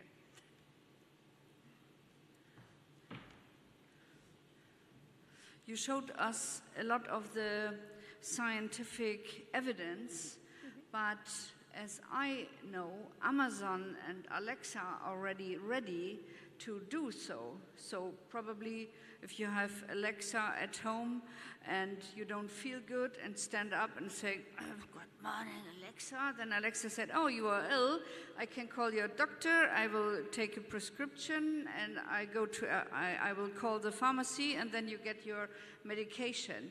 And this is not scientifically correct until now, as far as I know, but we will learn from Dr. Buma in a while. So what do you think about these Amazon and Alexa that they are doing already? They are using, as I said before, natural language processing methods to understand us, to make a connection what we need for. So it's a bit frightening, I think, but we have to convert this technology to use, for example, if in case of medicine, to get better health care. Yeah, I think. Okay, thank you. Any questions? I have a suggestion. If one day in the emergency medicine, prototype doctors, allogenic doctors will take our position, right? Do you think that? Okay, I want to suggest that the first prototype doctor in the emergency medicine, doctor's name is Bashar Jander. What do you think about this? Because he worked too much for us, emergency medicine in Turkey. Is it okay, Bashar?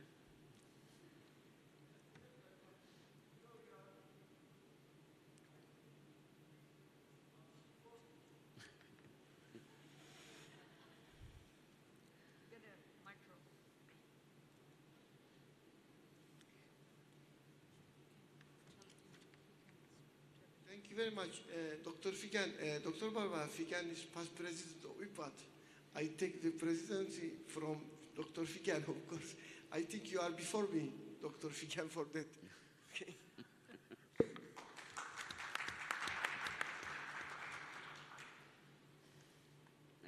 Okay, then thank you very much for your presentation, for your answers. And now we are very pleased to invite Dr. Khalma, Dr. Buma, to his presentation, Artificial Intelligence Integration into Emergency Medicine Clinical Studies. He is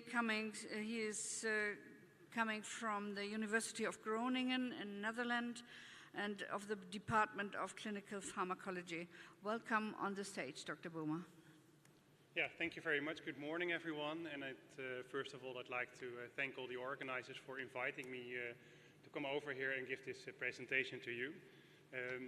I had a wonderful introduction by Sevilay. It's a very good, it's a good overview of AI. And I think what's critical before we all jump to AI and software that's making our work at the ED easier is that we do consider that we should collect proper data, because I think garbage in is garbage out, and also validate those algorithms before we use them into clinical practice. So in Groningen we have developed a research infrastructure that allows us to collect prospectively real-world data to develop these kind of algorithms. And that's what I will show with you in this presentation. So this is where I come from. This is the city of Groningen. On the left-hand side, you see our forum. It's a huge cultural building. And below, you see our hospital, the University Medical Center of Groningen. And Groningen is located in the north of the Netherlands. When we're working at the ED as a physician, the main challenge we have is to recognize patients at risk for deterioration. Diagnosis is a timely effort, and it bases our clinical decisions, of course. We have a lot of information that comes at us that we have to integrate as a physician to decide whether or not to admit a patient, to prescribe a certain therapy. And of course, we do have some simplified risk scores that might help us, but usually they lack sensitivity and specificity, specifically in the early phases of acute illness. So before we go to artificial intelligence, our aim is first to understand our own human intelligence. So how do we as doctors interpret how sick the patient is at the moment? So that's what I will discuss in the first part of my presentation. It's called clinical impression, or also called Gestalt. And one of the examples of Gestalt is what's shown here, the image. If you look at it, some people see a young lady watching over her right shoulder, and other people might see a grumpy old witch. So that's the clinical impression. The way you look at it differs from person to person and what you see in it. And next I will explain how we set up our research infrastructure to collect the data that is needed, proper data, real world, to develop artificial intelligence algorithms. So first, how do we actually recognize patients at risk of deterioration? I think sepsis is a very good case for it. On the one hand, because we're confronted many times with patients with an infection who might have sepsis at the ED. And on the other hand, we do have some risk scores. But if you look at them over time, we had the SEERS scores, we have the QSOFA now at the ED, but they all lack sensitivity and specificity. And the QSOFA score has a sensitivity of around 50% to predict organ failure in hospitalized patients. Of course, they perform better in patients with severe sepsis at the ICU, but our challenge is to predict this situation in patients with early sepsis at the ED.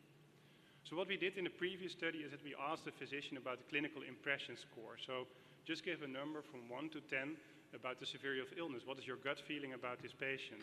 We asked the physician and the nurse. And to illustrate on the right-hand corner, you can see that it had a pretty good sensitivity and specificity, better than the PYRO and the QSOFA score, to predict admission to the ICU. And moreover, it's much easier because it's just your... on the other hand, we moved on, because the next question is, can we identify factors that make our clinical impression? Do we understand our own clinical impression? And that's pretty hard, it seemed. We started with a nominal group technique. So it's a kind of brainstorm session with experts, physicians from acute and emergency medicine. And we asked the question, what do we actually sense during primary assessment that make our clinical impression? We had multiple rounds of discussion to reach consensus.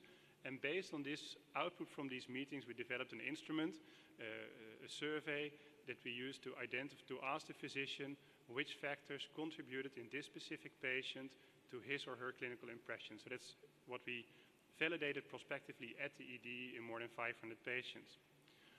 First, also here, we saw that this clinical impression, again, predicts ICU admission, in-hospital mortality, and 28-day mortality.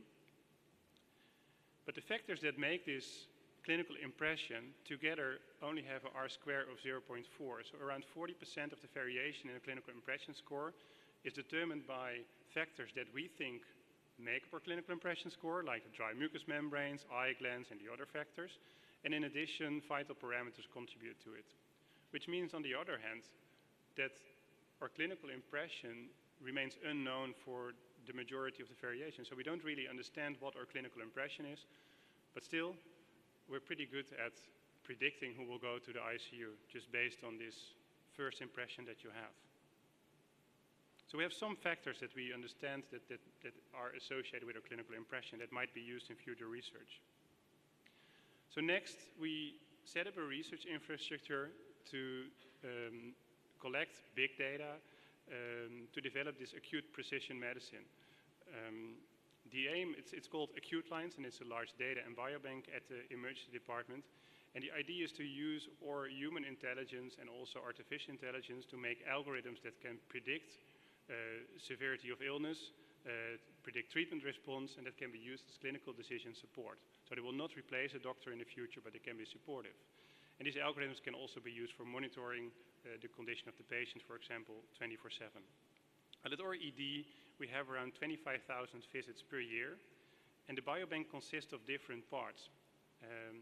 We collect data from all visits using an opt-out system. So we have 25,000 patients. We collect data from the electronic health records and from the bedside monitors. We have researchers collecting de novo data, which means that we ask patients more questions, we interview them, we send them surveys to inform about their current experienced health. And we collect that from around 2,000 patients per year. And in addition, from another 1,000 patients per year, we also collect blood, urine, and feces and hair when they arrive to the ED. So the aim of this data biobank is to facilitate the collection of high-quality big data. And as I said during my first slide already, I mean, you can use retrospective data, but then you highly depend on the quality of the data that has been entered in the electronic health records.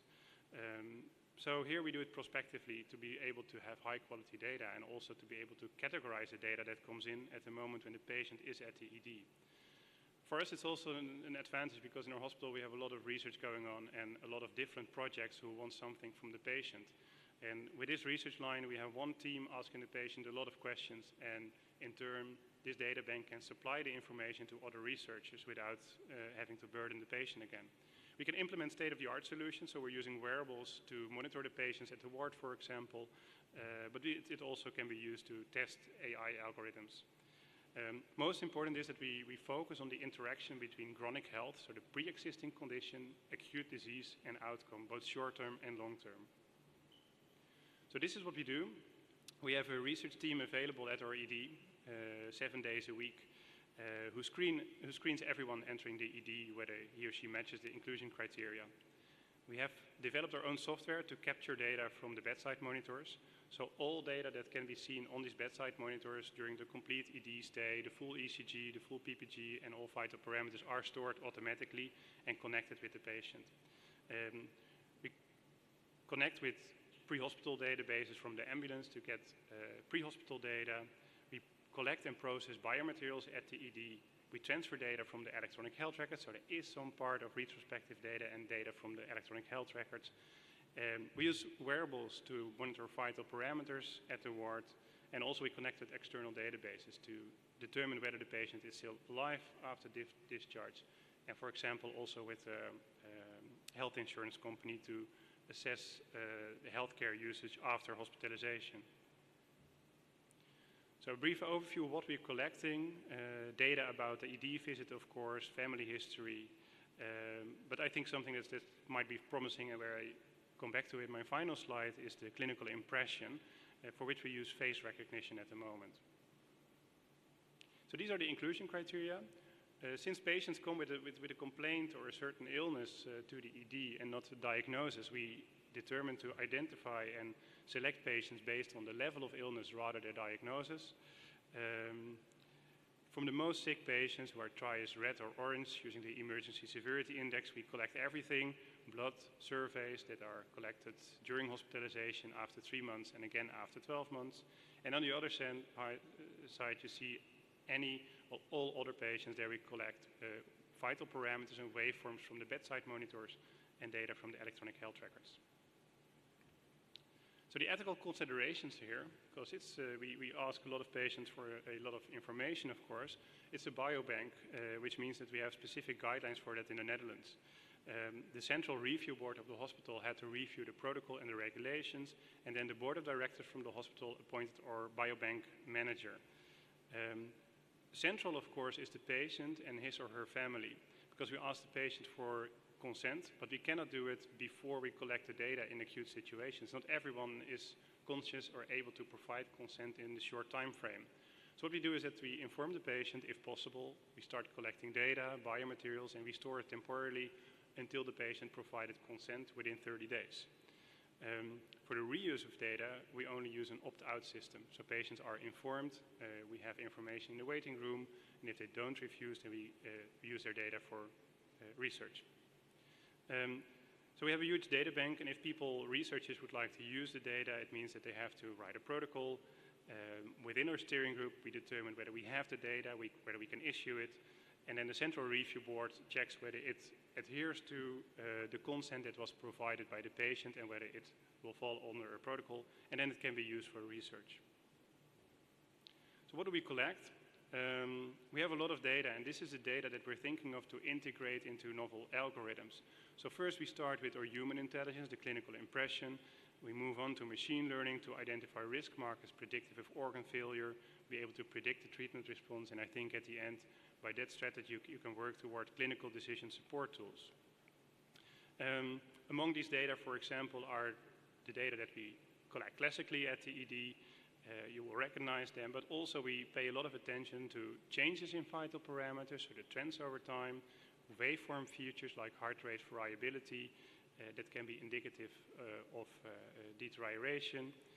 We have molecular data, the omics data, and we will start a project with breath omics, which means that we will measure metabolite patterns in exhaled breath, which seem to be, we hypothesize that they're reflective of organ failure in sepsis.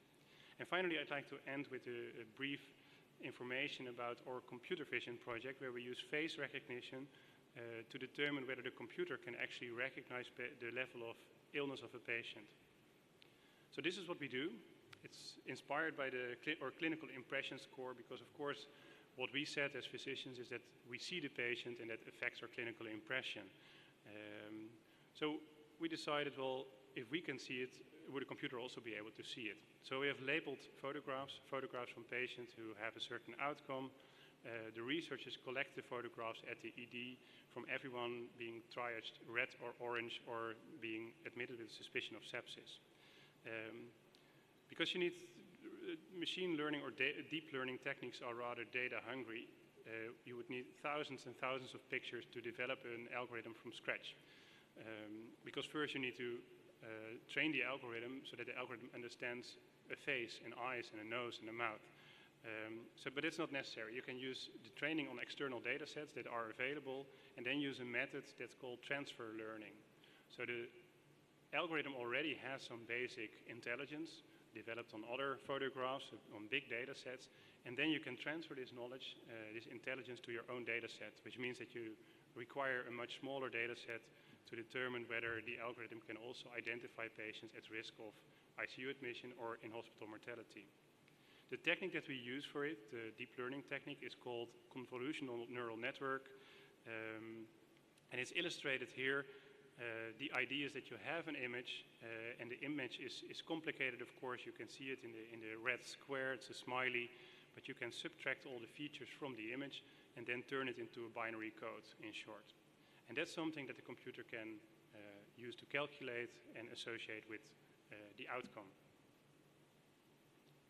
And of course, at the end, if this algorithm works, it might mean that in the future we have cameras installed at the ED monitoring the patients, but maybe also at the ward to really see where the patient is deteriorating. And I don't think that we can only do this based on only face recognition, because as a physician you also have more information than just a photograph of the patient. But I think if we combine it with vital parameters and lab results, that we can make promising algorithms. So with that, I would like to end my presentation. And here's my contact information. If you'd like to contact me afterwards. Thank you for your listening, and happy to answer any questions.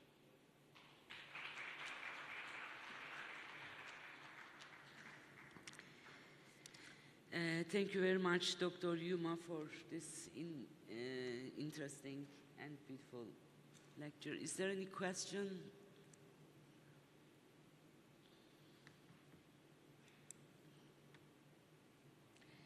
Thank you. Oh, wow. Okay.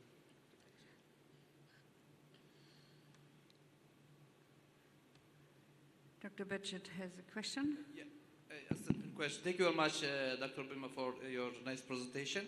It was really interesting.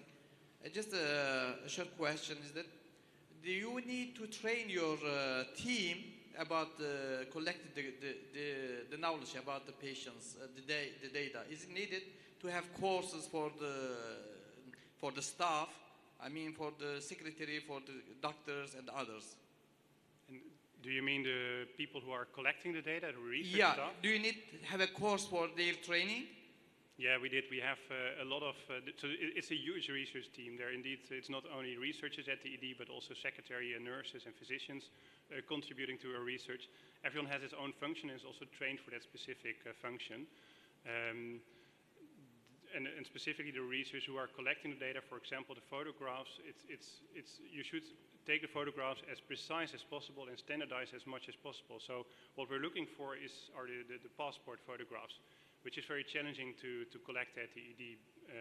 One risk with developing AI algorithms, for example, is that if you take these photographs and the algorithm, you feed the algorithm with these photographs, that the algorithm might recognize variation that is not directly related to the facial recognition of the patient. And with that I mean, for example, a background of the shock room instead of another room at the ED, or oxygen supply, or so what we're trying to do is to standardize as much as possible and only use the face and removing all other information from the image to make sure that the algorithm uses the facial expression to predict the outcome.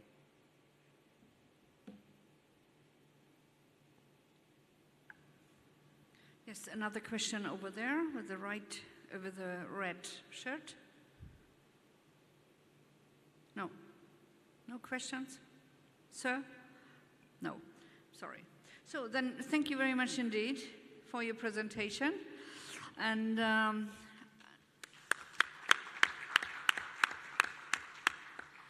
now we have online Dr. Francisco Moya. He is Director of International Medical Services, Consultant and Emergency Medicine in the Vitas Xanit International Hospital in Malaga in Spain. He is board member of the Spanish Society of Emergency Medicine, and I'm really looking forward to his presentation about a smart emergency room project. So welcome, Francisco. Merhaba, everyone. I don't know if you can hear me. Can you hear me? Yes. Yes. First of all, I would like to thank Professor Kander and all our friends from the EPAT, the invitation. I'm so sorry that I cannot be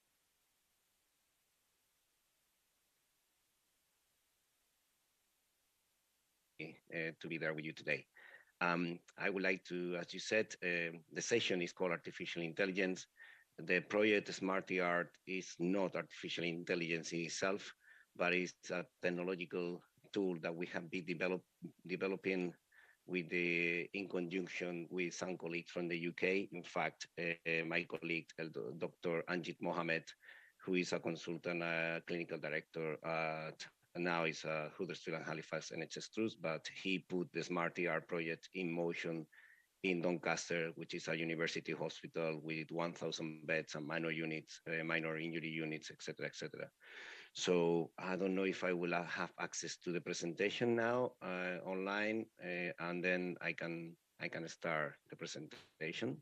I haven't got in my computer the presentation on the screen, so I don't know.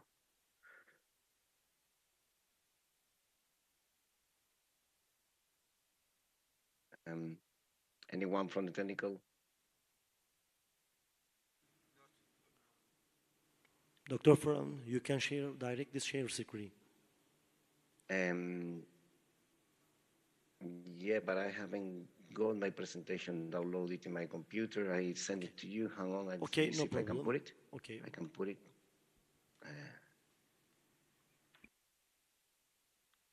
It says the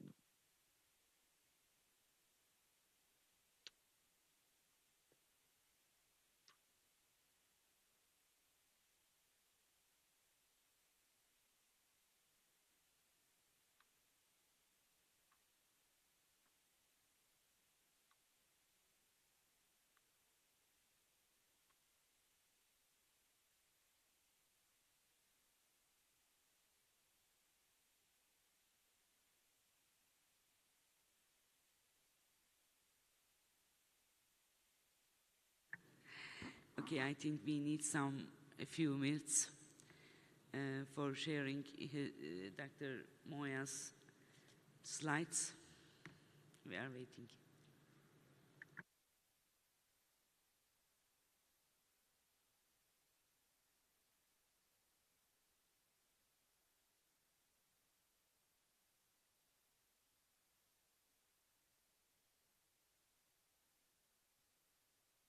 Sorry, guys, I lost the connection. Any chance to download my presentation?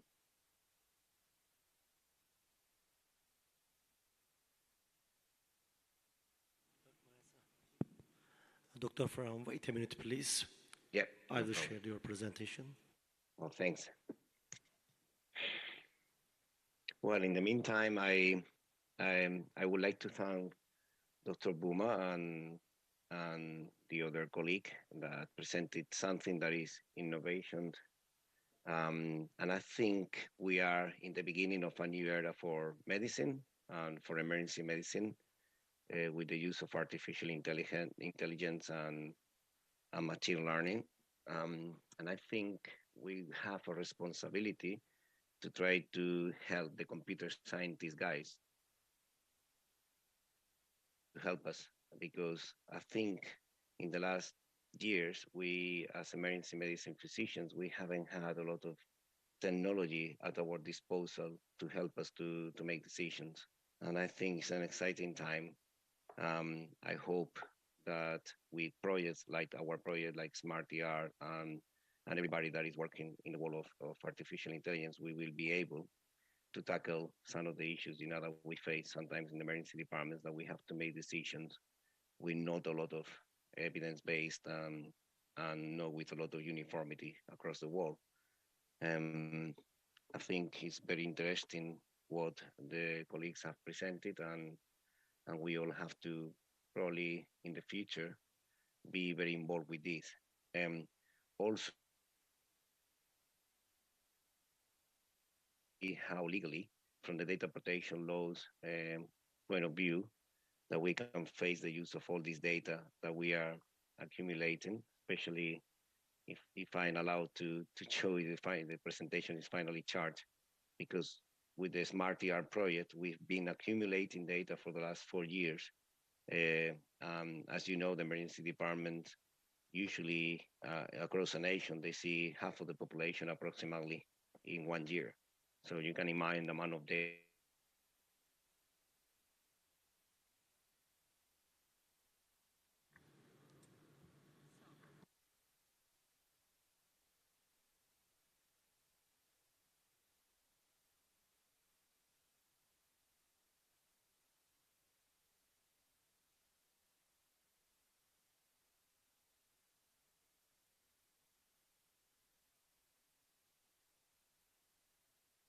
How we are going to use. Obviously, there are the legalities of what can we do with that data, who that data belongs to. That belongs to the hospital, belongs to the patients, and then probably the laws will have to change in terms of how we can use that data for the benefit of the population. So it's a very exciting time, and I think those issues they've been raised in the previous presentations. Those are issues that possibly from the healthcare point of view, we have to tackle in the future, because how much is the privacy for the benefit of the population? That's my question.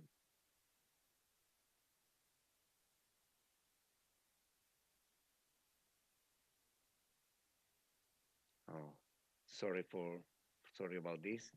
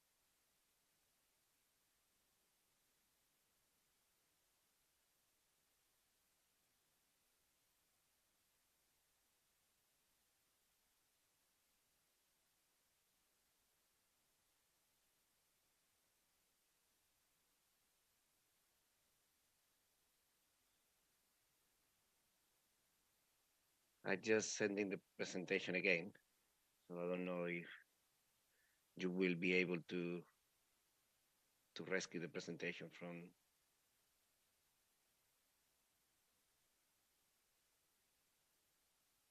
So, ladies and gentlemen, I'm very sorry, but we just learned from the organizers that it's currently not possible to show the presentation of Dr. Moya, but this will be later in another session and will be announced. So for now, the session Artificial Intelligence, we both have to end, and we have to thank you very much for your contribution, for the speakers, and that you are such a good audience. Thank you very much indeed.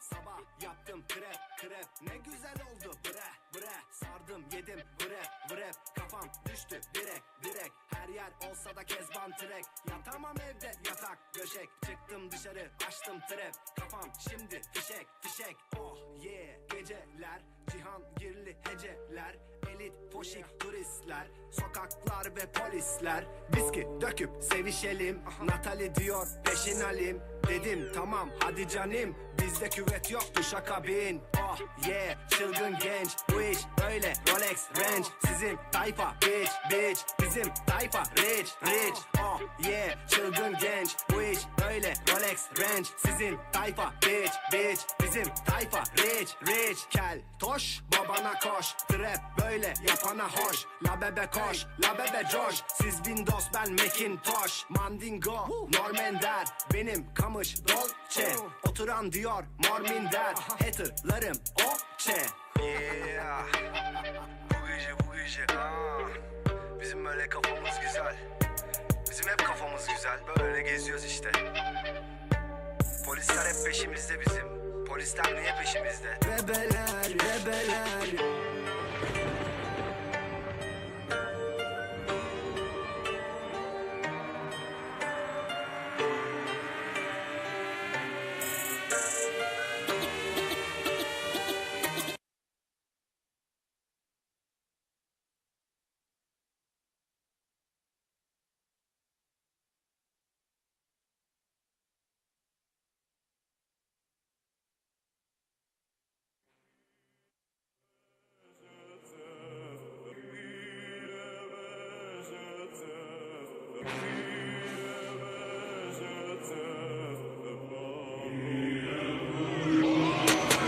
Montumu cebinde yok kuruş.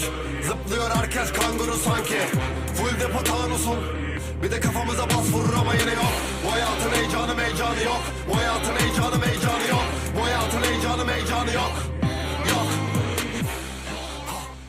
Kazan yok. Kaybedecek birimiz kaçarı yok. Çocuk çok yatarın yok. Oynayan açığı yok. Olmayan façası yok. Kurtaran paçayı yok. Gelecek için bir hedefin yok. Yarının yok. Temel güvenin yok. İllegal legal düzenin yok. Para kesesi yok. Bekleme rüzgarın sesi yok. Her şey boş yeri tasarı yok. Bak büyüdün sokakta masalın yok. Kollarından öte saranın yok. Dirisin ya da ölü harafı yok. Kafamın önünde polisler var. Elinde silahla komiser var. Üstümde başımda kan izi var. Önümde kocaman valizler var. Bana tepeler denizler dar. Bir de sırtımda keneler var. Yarım kalır o şarkılar. Burada panda yok develer var. Montumu cebinde yok kuruş. Zıplıyor herkes kanguru sanki. Full depo tanusun. Bir de kafamıza bas vurur ama yine yok. Evet değerli arkadaşlar, hepiniz hoş geldiniz. Gerçekten çok dolu gece geç saatlere kadar devam eden çok önemli bilimsel faaliyetlerimiz var. Bunun dışında tabii sosyal faaliyetler de buna eşlik ediyor. Yani kongreler bir taraftan bilimsel tecrübelerin paylaşıldığı, bir taraftan da böyle sosyal aktivitelerinde birlikte işte insanlarla tanışıp bir yerde beraber çay içip veya sohbet etme imkanı bulduğumuz yerler ve bütün bunlara rağmen vakti çok iyi değerlendiriyoruz. Her dakika bir şey var ve burada olduğunuz için çok teşekkür ediyorum. Herhalde en kapsamlı uydulardan birini yapıyoruz ki bu konuda Ufuk Bey'i ayrıcalığı hem ilk üçe girdiler hem de böyle kalabalık bir uydu toplantısı yapmayı başardılar. Ricordati firmasına da ayrıca teşekkür ediyorum. Şimdi arkadaşlar bu aslında bizim için çok önemli olan bir konu. Yani acil servise başvuruların belki de en sık nedeni ağrı. Ama şimdi tabii ki ağrı bizim için çok önemli bir konu. Ağrıyı yönetmek çok önemli bir süreç. Hani onu ağrısı olana soracaksın şeklinde bir ifade var. Bazen derler ki ya ağrı, en basit ağrı başkasının ağrısıdır. Ya bu yanlış, çok yanlış. Bu insanca bir şey değil mi? Öyle hisseden yoktur.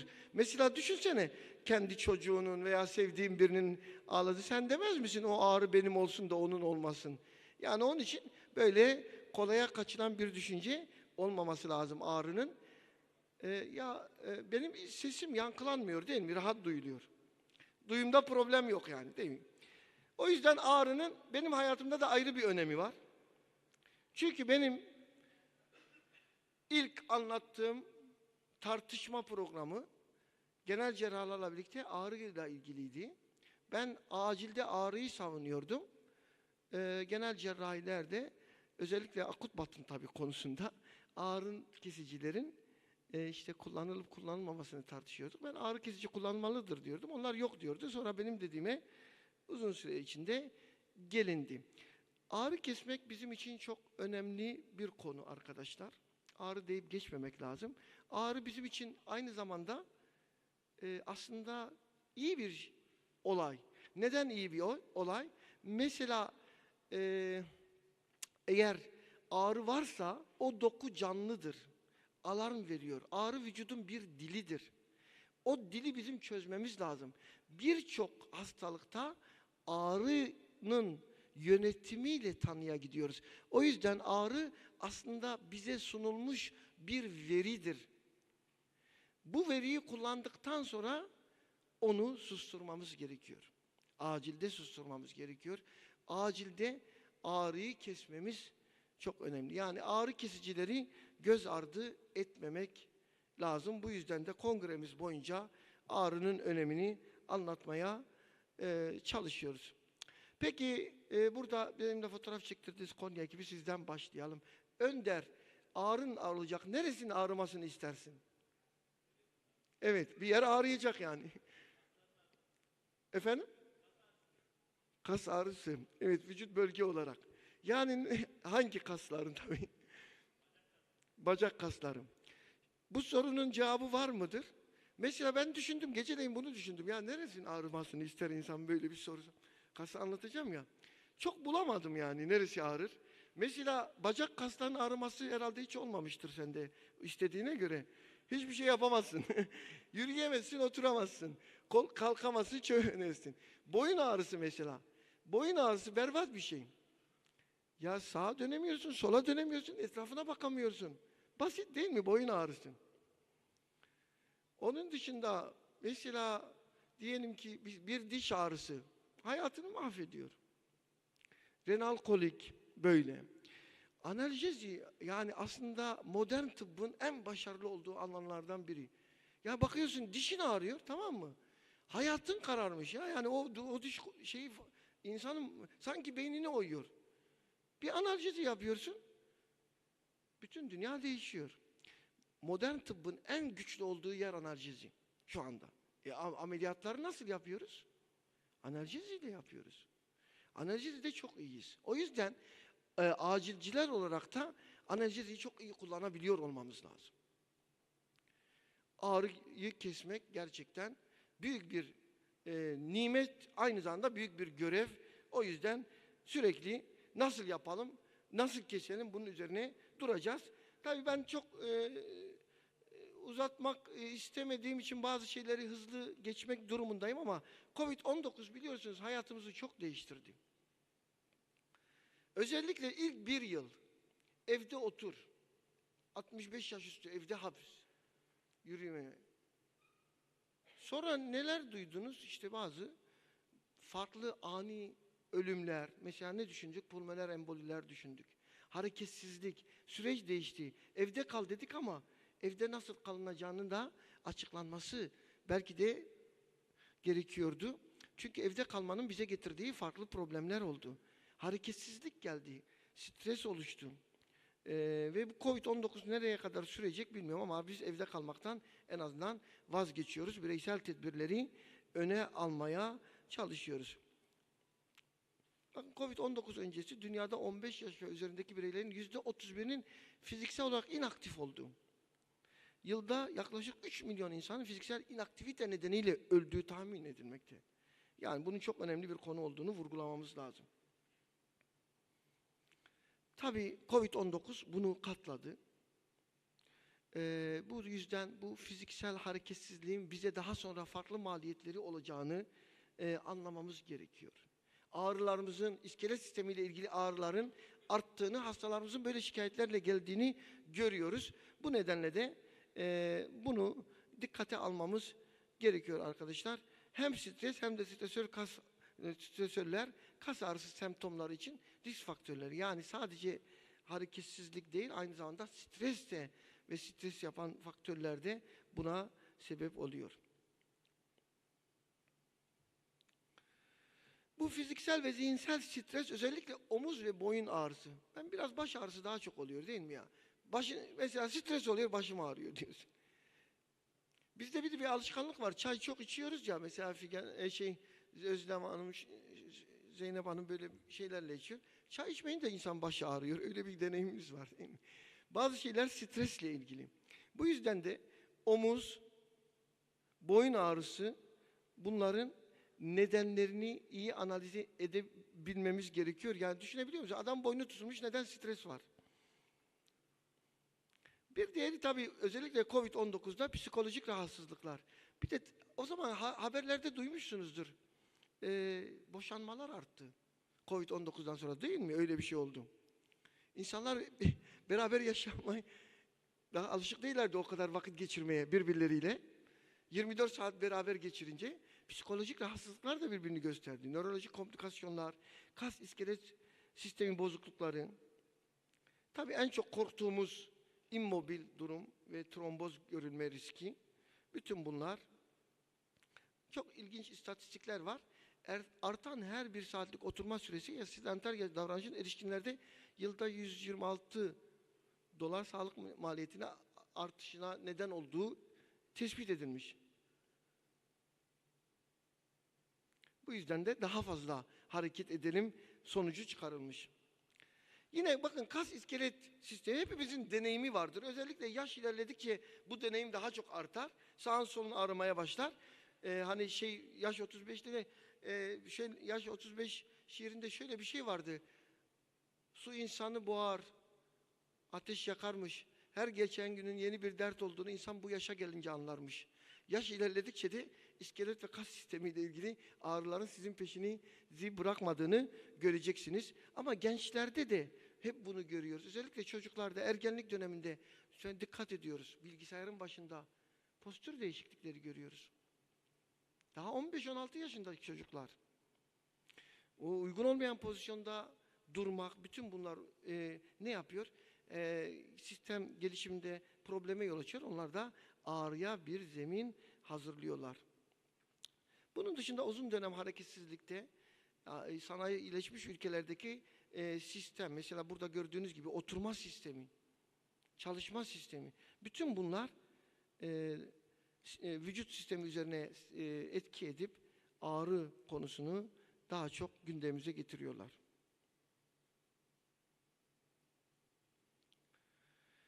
Velhasıl fiziksel aktivite yetersizliği önemli bir sorun bu kas iskelet sağlığı ile ilgili ve buralarda da kronik kas iskelet sistemi ağrısı olan bireylerin olmayanlara göre fiziksel aktivite düzeyinin %20 daha düşük olduğu gösterilmiştir. Fiziksel aktivitenin önemini bu şekilde vurgulayalım. Tabii bir de meslek, özellikle son dönemler, işte bilgisayar başında, masa başında olan çalışmalar, bütün bunlar bize ağrının şeyini arttırıyor. Peki ne yapalım? Tedavi edelim. Bakın ağrıyı tedavi etmek çok önemlidir. Ağrı kesici verdiğiniz zaman aklınıza ilk gelen soru ne? Mesela ağrı kesici yazacağım. Ne düşünürsün ilk önce? Hep bizim tıbbi geleneğimizdir. Önce zarar verme düşünürüz. Ya midesine dokunur mu? Yok başka bir problem olur mu? Alerjisi var mı? Vesaire. O yüzden bir defa ağrı kesicileri kullandığımız zaman önümüze gelen en önemli sorunlardan birinin güven olduğunu, onu tanımış olmak olduğunu bilmemiz lazım. Bir de kas iskelet sistemiyle ilgili ağrılarda analjezinin sağlanmasının şöyle bir faydası var. Ağrı ve kas spazmı birbirini tetikliyor. Yani ağrı olan yerde spazm gelişiyor. Spazm olan yerde ağrı gelişiyor ve bu bir kısır döngü oluşuyor. Burada biz kısır döngüyü ne kadar çok etraftan kırabilirsek o kadar başarılı oluruz. İşte bununla ilgili çalışmalarda yaptığımız tedavilerde bir araya getirmemiz gerekiyor. Tabii bu ağrıları yönetmek için bu birkaç derste de anlattık. Değişik yöntemlerimiz var ama önce korumak, yani fiziksel aktivite, antrenmanlar, bu gibi şeylerle vücudun hani ağrıya direncini arttırmamız çok önemli. Ama ondan sonraki süreçte de eğer bize geldiyse biz üşenmeden ya bunun için gelinir mi ya, senin geceleyin uyuyamadığın oldu mu? Mesela uzanamadığın. Niye? Skapulada ağrı var. Uzanmaya çalışıyorsun. Uzanamıyorsun. Oturarak uyuyacaksın. Oturarak uyuyunca spazm artıyor. Spazm artınca ağrın artıyor. Ağrın artıyor, uyuyamıyorsun. Hep böyle. O yüzden özellikle acilde çalışan doktorlarımızın ağrı kesmenin ne kadar önemli olduğunu mutlaka akıllarında tutması, ona göre davranması gerekiyor. Neleri kullanıyoruz? İşte biliyorsunuz narkotikler, adjuvan analjezikler var. narkotik olmayanlar var ve değişik ilaçlar var tabii kullandığımız. Onların çok üzerine durmayayım çünkü önemli bir çalışmayı burada çok değerli bir hocamız paylaşacak. O yüzden ben buraları uzatmadan işte biliyorsunuz ilaç veriyorsun mutlaka yan etkisini göz önüne alıyoruz. Onu söyledim işte daha önce mide kanamaları bizde mesela bizim hastanemizde giz kanamaları çok olur bir bölgesel olarak. Genelde böyle ilaç anamnezini de burada görüyoruz. O zaman analjeziyle birlikte özellikle spazm durumlarında arkadaşlar kas gevşeticileri de birlikte düşünmekte fayda var. İşte bunlar içinde de ferinamidol oldukça etkili ve ben mesleğe başlamadan ortaokuldayken kullandığım bir ilaç yani. Ortaokulda. Yaşım ortaya çıkmasın diye. Ama 40 yıldır kullandığımız bir ilaç. Tabii böyle olunca bunun etkisinin güvenilir olduğunu hepimiz biliyoruz. Tabii bir de ben hep söylerim firmaya da IV kullanıp oral devam etme şansınız olan bir ilaç olduğu için elinizin altında daha rahat bulunuyor. Ve burada hem ağrının kesebiliyorsunuz hem spazmolitik etkisi var, kas gevşetici etkisi var. Dolayısıyla bütün bunlar hani hepimizin az çok deneyimi vardır. Bu ilaçla ilgili gayet iyi sonuçlar doğurduğunu bilmek lazım. Tabii analjeziyi sağlarken amacımız hastanın susturmak değildir. Yani evet ağrısını keselim ama ağrısını keserken bu ağrının neden olduğunu mutlaka bilerek kesmemiz lazım. O sebebi öğrendikten sonra yapacağımız iş ağrıyı kesmek olacaktır. Yani ferinamidolun nöromüsküler fonksiyonu bozmadan internöronal bir blokaj yaptığını burada tekrar vurgulayalım. Ve bu şekilde yan etkisi profilinde çok düşük olduğunu biliyoruz. 100 hasta ile yapılan çalışmada %93 güvenli bulunmuştur. Yan etki insidansı da plasebo ile beraber. Dolayısıyla GIS etkilerinin de az olduğunu buradan tekrar ifade edeyim. Toksik doza ulaşmak konusunda da bize çok gelmedi ama mesela şu ilacı aldım. 10 çeşit ilaç almış. Suisit amaçlı. Bundan pek almıyorlar herhalde etkisi dolayısıyla mı? Mesela parasetamol entoksikasyonu çok fazladır. Non-steroid antiinflamatuar entoksikasyonu çok fazladır ama hani bu ilaçla bir entoksikasyon çok görmedik. Toksik düzeye de baktığınızda aslında hemen hemen toksik düzeyinin çok yüksek olduğu için sonuç oluşturmadığını görüyoruz. Arkadaşlar bu ağrı konusunu hep vurguladık kongre boyunca ve vurgulamaya devam ediyoruz. Bu konuda çalışmalarımız devam edecek ama özellikle bu uydunun 2. bölümünde çok değerli bir hocamız bizimle birlikte olacak. Profesör Doktor Barkınberg. Onu kürsüye davet ediyorum. Ondan sonra tartışmada tekrar bir arada oluruz. Buyurun.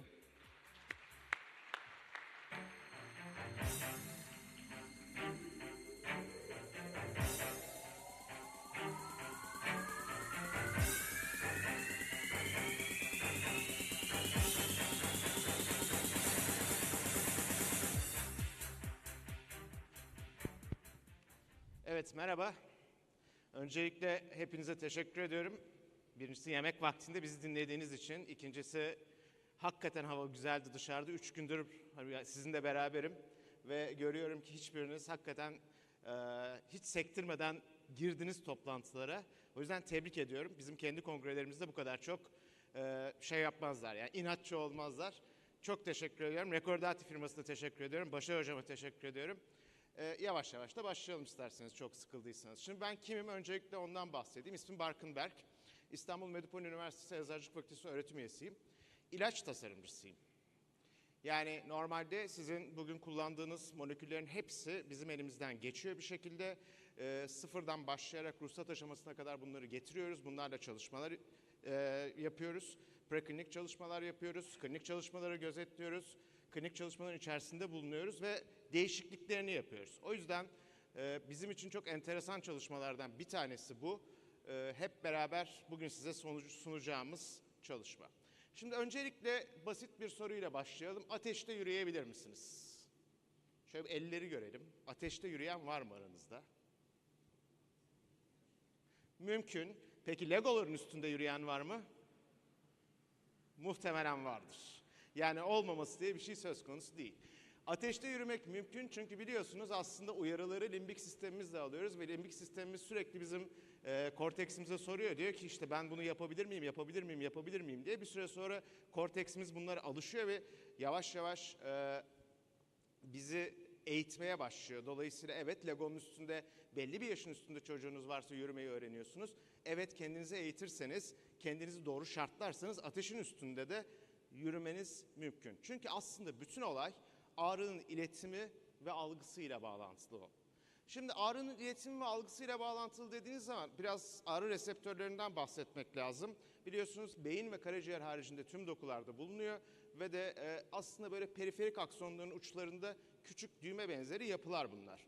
İki tane grubu var bunların. Polimodel olanlar, unimodel olanlar.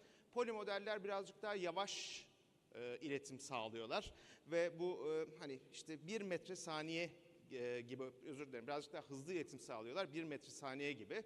Unimodellerse bu birazcık daha farklılar, işte 5-30 metre saniyede bir iletimle karşı karşıya bırakıyorlar. En büyük olayı bu gördükleriniz. Sıcaklık, kimyasallar, basınç ve soğuk. Bütün bunlar aslında acayip böyle duyarlı vaziyetteler. Hafif değişikliklerle beynimize sürekli bunların ne olduğunu, nasıl bittiğini, ne yapması gerektiğini sorup duruyor. Peki ne yapıyor?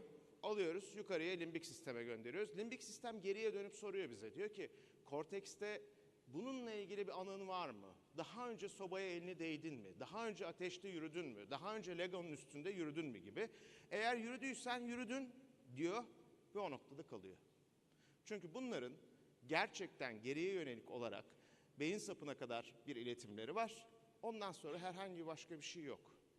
Yani siz başlangıçta burada gördüğünüz herhangi bir ağrıyla karşı karşıya kaldığınız zaman işte bradikinin, prostaglandin E2, serotonin vesaire salgısını yapıyorsunuz. Yukarıya çıkıyor, yukarıya çıktıktan sonra geriye dönüşte herhangi bir şekilde baskılanmıyorlar. Niye baskılanmıyorlar? Çünkü aslında hepimizin bildiği gibi ağrı bir koruma mekanizması. Ağrı bir koruma mekanizması olduğu için de bu baskılanmaya ihtiyaç var mı diye soruyor vücut. Önce olayın geçmesini beklemesi lazım diye düşünüyor. Siz bunları bastırabilir misiniz? Evet, santral olarak bastırma şansına sahipsiniz. Opioid verirsiniz. Bir kısım farklı maddeler kullanma şansına sahipsiniz. Yani beyin sapına geldiği zaman onu orada durdurma şansına sahipsiniz. Sadece baskılarsınız ama. Peki etmen? Etmeni ortadan kaldırmak nasıl olacak? Şimdi bildiğiniz gibi biz vücutta travma varsa mutlaka enflamasyon vardır diyebiliyoruz. O yüzden istiyorsanız bu enflamasyon işine bir bakalım hep beraber.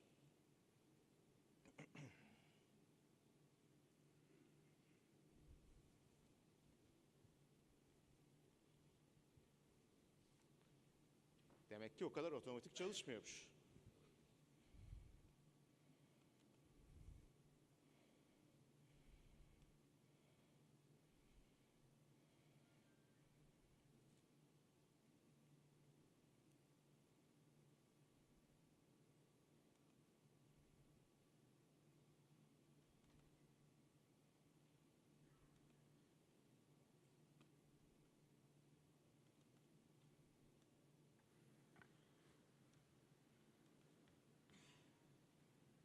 Peki daha fazla kendimi yormayacağım. Kontrol sizde mi? Masadaki arkadaşlar. Bir çalıştırabilir misiniz o zaman şunu?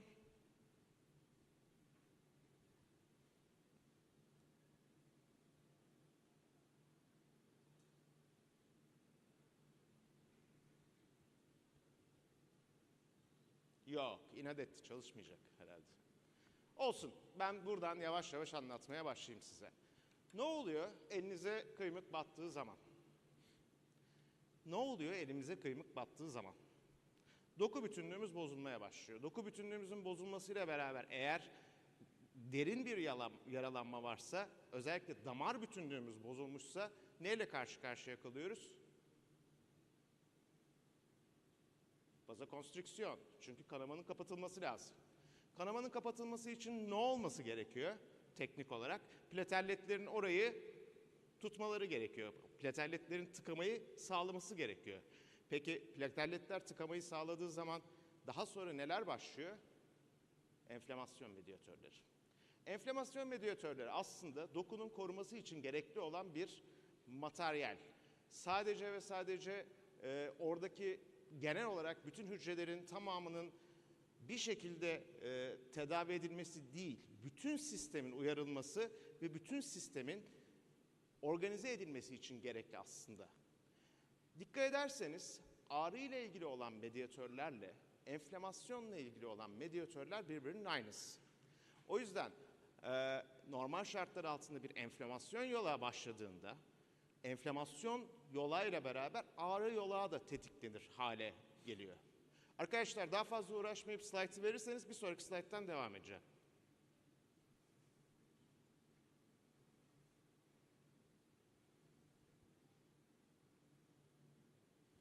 Herhalde baştan aldılar hocam. Birazdan olur.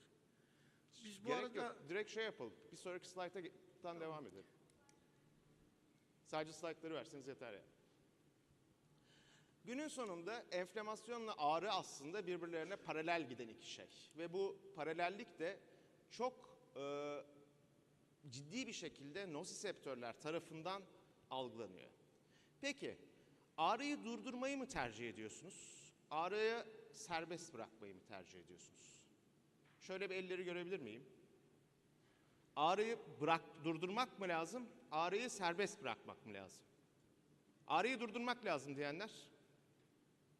Peki, ağrıyı serbest bırakmak lazım diyenler? Şimdi bu branştan branşa göre değişiyor. Ben değişik branşlarda değişik konuşmalar yaptım. Dolayısıyla bazı branşlarda çok net olarak şunu söylüyorlar. Diyorlar ki evet biz ağrıyı durdurmamız lazım. Ağrıyı kontrol altına almamız lazım. Bazı branşlarda diyor ki hayır ben ağrıyı kontrol altına almak zorunda değilim. Önce bir sebebini göreyim. Esas nokta nereden başlıyor bu iş? Ondan sonra bunun tedavisine yönelik bir şeyi düşünürüm. Yalnız tabii burada gözden kaçırılan bir şey var. Günün sonunda enflamasyonda, yaralanmada, ağrı etmenleri arasında temel olarak neden bahsediyoruz? Bir doku hasarından bahsediyoruz. Yani doku hasarıyla bağlantılı olarak aslında bir enflamasyon cevabı doğuyor. Endotel hasarı var, bağlantılı doku ödemi var. Doku ödeminden sonra tekrar bir dokunun bütünlüğünün bozulması durumu var. Günün sonunda ne var? Hipoksi ve tekrar aslında başa dönüyoruz, doku hasarına dönüyoruz. Evet, ilk etapta aslında ağrıyı görmek, enflamasyonun ana kaynağını görmek çok önemli. Fakat iş kronikleşmeye başladığı zaman bu bir kısır döngüye dönüyor.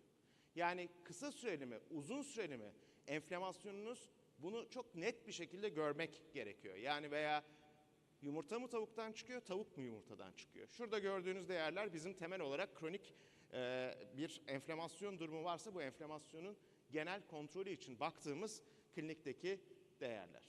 Peki enflamasyon ağrı bir de üstüne üstlük spazm işin içerisine giriyor. Çünkü doku hasarı ile beraber bir de spazm durumu söz konusu. O zaman deminden beri Başar Hocam'ın bahsettiği kas ağrıları temel olarak baktığınızda aslında spazm kökenli mi? Enflamasyon kökenli mi? Mekanik hasarı mı dayanıyor? Yoksa hepsi mi? Aslında hepsi.